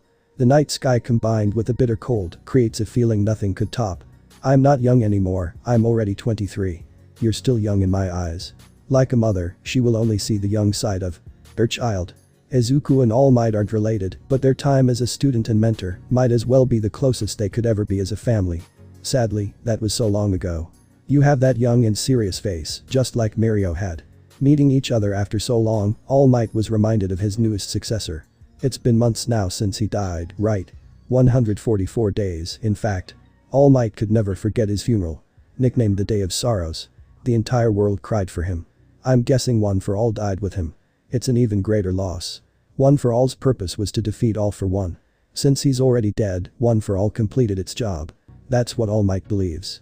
If All for One was still alive, then Mirio's death would have an even greater impact. I see. So, why did you call me so late at night? It must be important. Just suddenly, Izuku rang him a call late at night. Not having talked to him in months, there's no way All Might would refuse. Having this talk with you before asking why I called you will make me look like a heartless monster, but I'll be blunt. All Might could see no monster inside of him. Yes, villains have died by his hands, something All Might has never done. He's not the type of guy to support murder as well, it was just an accident in his eyes. After everything, All Might had to reconsider. I want to fight you. Izuku did not lie about being blunt. So quick to the point that it caught All Might off guard. Heh. Don't be silly. I don't even have One for All anymore. And I can only stay in this form for 2 hours. All Might never had a moment where he had to go plus ultra on his enemies. Perhaps that's the reason his limit is still 2 hours. I understand you're way weaker, considering you're not in your prime. But sorry. Izuku had to apologize for something. His new side was taking over. I don't fucking care. This isn't a joke, Izuku. Explain yourself. What do I have to explain? It was an accident. 5 months later, Izuku has once again caused a whole lot of accidents. At some point, it was easy for Nijire to deduce those were not accidents. An accident? How do you accidentally kill 2 civilians? They got in the way. Don't lie to me. You've been doing this for months now. Over the past 3 months, not a single villain Izuku encountered walked away with their life. It was overly suspicious for Nijire. I've seen what you do to the villains. Some civilians managed to record his heinous deeds with the criminals, something Nijire would describe to be torture. As those videos became public on the internet, riots started. For a hero, Izuku was tainting that title. Everyone wanted him out of that line of work. In fact, they demanded imprisonment. A place where Izuku would learn his mistakes. That didn't happen. The government was too afraid to make a change. Even so, the riots are still happening. I'm going. Izuku wished to end the conversation at that. Having no need to explain himself, Izuku proceeded to walk out the house. You're not going anywhere until you explain yourself. That is, Nijire managed to stop him. Furious, she demanded him to explain everything. Let me go. You're not going. Nijire was left stunned. For a while, she couldn't read Izuku whatsoever. A mystery feeling lingered in her as she searched for answers. As he slowly turned his head to meet hers, the question was answered. For a split second, she managed to read his feelings. It's safe to say it's no what she expected to see. Desperate. Izuku was desperate for something. So desperate that to see even a glimpse of success, he'd go down a dark path. That's what she could see. I said let go. Knowing she wouldn't listen, he pushed her back. His other side made him do it. He didn't want to, but it's already over. Baki's wasn't lying. Izuku became just like him. A monster who would do anything to satisfy his thirst, even expecting amateur villains to show him something interesting. The house suddenly became quiet. Nijire wasn't getting up. Heh. Izuku couldn't control the slight feeling of laughter suddenly wanting to burst open. His actions just proved he's different than everyone. A simple push managed to kill a top hero. Pathetic. Humans are weak and pathetic creatures, unworthy of respect. The only human Izuku could potentially respect is All for One. Unlike the others, he is a human who could have grown even stronger. It's a shame he had to kill him. There's nothing in this world that could satisfy his hunger. That's why. He's going for a Hanma. There's a kid in America. He's actually your brother. Baki, before his last moments, decided to give Izuku some information. And guess what, he's exactly like you. Quirkless. Upon hearing this, Izuku immediately made the connection. Break his trust in others and he'll awaken. To cause the same pain and suffering as Baki. There's no way Izuku would stoop down to such a level just to get a decent fight. But that talk was 9 years ago. It's honestly a miracle it took him this long to snap. Every single moment, he's only thinking about a fair fight. Everything he has fought so far was disappointing. Even All Might disappointed him. But Izuku understood in a way. He didn't have one for all, and that geezer was already out of his prime. Not even Mirio put up a fair fight. With nothing left, it was time to go to America. When Izuku woke up, the first thing he felt was pressure on his chest. As he opened his eyes, the morning light filled his vision. He could never get used to seeing light first thing in the morning. Once he adjusted his eyes, he found a dog gazing right at him from above. Well, aren't you up early? As he turned his head to the side, Izuku realized it wasn't exactly an early time in the day. Yujiro was already up and nowhere to be found. He found it strange. Usually, she wakes him up, but he remembered it's his day off. Yujiro must have decided to let his rest. As it is his day off, there is a whole lot of free time. So much, in fact, he can't decide on what he should do. At least, the very first thing he should do is get ready for his day. So, as for every morning, there's breakfast. Getting all the required ingredients, which almost emptied the entire fridge, he made his breakfast. Sitting at the dinner table with his dog eagerly waiting to go outside, the decision he made years ago suddenly lingered in his head. Was it a mistake to let Baki go? He couldn't tell. After all these years, he hasn't made his appearance once. It's as if he suddenly vanished from Japan. Completely gone from the radar. Even Yujiro has no clue where his son had wandered off to. His whereabouts are a mystery to everyone who knew him. Such thoughts tend to ruin Izuku's day. That's why he usually stays away from such a topic. And he can't be blamed. It pops up in his head from time to time. His breakfast was swift. A big appetite usually correlates to fast eating. There are times where Yujiro just looks away for a second and Izuku is already on his second plate. His next morning routine usually involves training, but a sudden urge to go outside suddenly came up. And since his dog is eagerly waiting, there's no better decision. How about it? Wanna go for a walk? Hey, isn't that a sudden influx of civilians came hurtling towards his way? Less than 10 minutes into his walk and he's already getting recognized. He's not surprised at the slightest, just irritated. This is what the top heroes have to endure daily. And since Izuku's the third-ranked hero, it's even worse. Known to effortlessly overpower every villain he encounters, he quickly shot up the ranks. And for his outstanding looks, it's an added bonus for his fans. Can I get your autograph? Suddenly, he was surrounded by everyone on the block. Can I take a picture with you? Izuku wonders whether becoming a hero was a good idea. You're a lucky bastard, you know that. Hanging out with his friend, Mirio, Izuku told him about the interactions he has with his fans on a daily basis. It's a lucky day where I get recognized by at least 5 people. Clearly, Mirio was salty about his fame. Then climb up the ranks if you want fame, idiot. Most people only recognize the top 5. Mirio was only the 7th-ranked hero. Although a big feat for someone his age, it's overshadowed by Izuku, who is already at the top 3. I know. It's harder than it seems, though. The competition for the top 5 is harder than I thought. Yes, the new batch of top heroes are the strongest it has ever been. Izuku can be blamed for that. But it's not like I'm doing this for fame. You make it sound like you do. Hey. I just want to save people. I know. Stop worrying about the ranks. You got one for all. You can easily become the number 1 hero if you tried. Combining his quirk with one for all, it becomes a devastating duo. Already capable of using it at 100%, his strength already surpasses any top hero except for one. Says you're the strongest. Mirio knew what otherworldly strength Izuku possesses. After countless fights, he hasn't seen Izuku break a sweat once.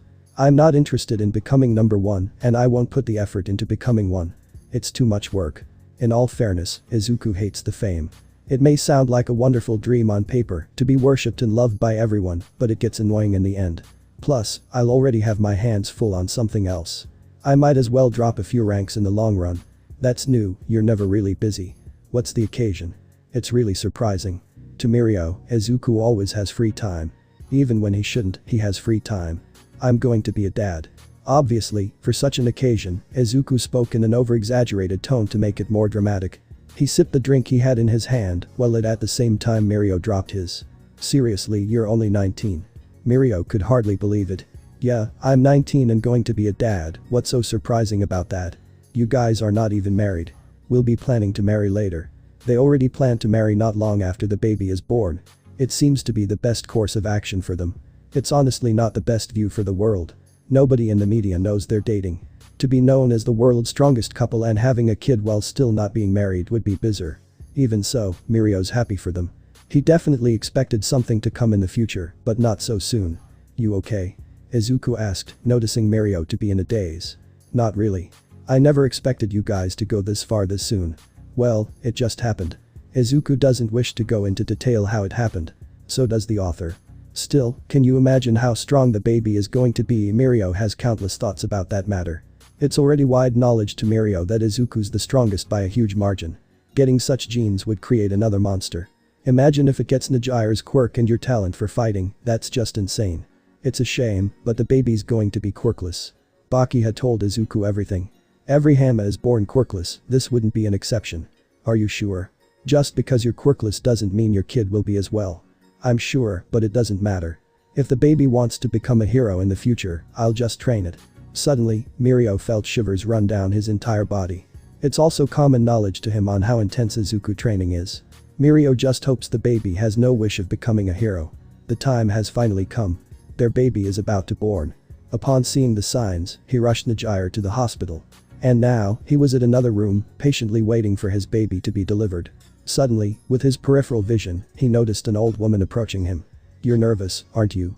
Seeing the young boy with his head down, she sparked a conversation with him. Not really, I'm just thinking. He was deep in his thoughts. He honestly never expected to become a father this soon in his life. Makes him wonder whether he's prepared for the future or not. You're thinking whether you're going to be a good father or not. The old woman saw him rush into the hospital with Nijire. Izuku is still young. The woman thought he made a mistake and is ready to take responsibility for it, but immediately started thinking otherwise. You're young, but I can tell you've experienced life more than anyone in this hospital. The eyes clearly show the horrors Izuku had to go through. Being an old woman who had her fair share of misery, she could tell Izuku wasn't a normal guy. It may sound weird, but people like you usually become the best fathers in the world, so don't worry about the little things. It was just an old woman, but she made her point clear. It didn't take long for a doctor to come out and inform Izuku that his baby was delivered safely. And now, he's in the same as Nijire, holding their baby in his arms. Congratulations, it's a girl. A girl, his first baby is a girl. Izuku didn't have the words to describe how he was feeling at the moment. He was just taking everything in. What are we going to name her? Nijire gave Izuku the responsibility of naming her. As of now, there's only one name that is lingering in his head. It makes him wonder whether this is fate or not. Let's name her ERI. Hearing the name, Nijire could barely hold her tears. She knew the significance of the name. He told her everything at one point. She felt emotionally disturbed for a while after that. It took only a few hours before they could go home. Luckily, there is nothing wrong with their baby, she's perfectly healthy. Upon reaching their home, they were greeted by their dog. Noticing the new scent lingering from them both, the dog immediately started bouncing around the house. Looks like he likes her. Of course he licks her. Asher likes everyone. His name is Asher. A name Izuku made up. How did you come up with that name anyways? Nijire had to wonder. Their dog is a golden retriever. To her, naming a dog Asher would make anybody wonder if the dog's fur is closely related to the color of ash, but it's not even close. It may sound weird, but it felt like somebody whispered that name to me. That's it guys. That was the full stuff. Hopefully you guys enjoyed it. With that, take care.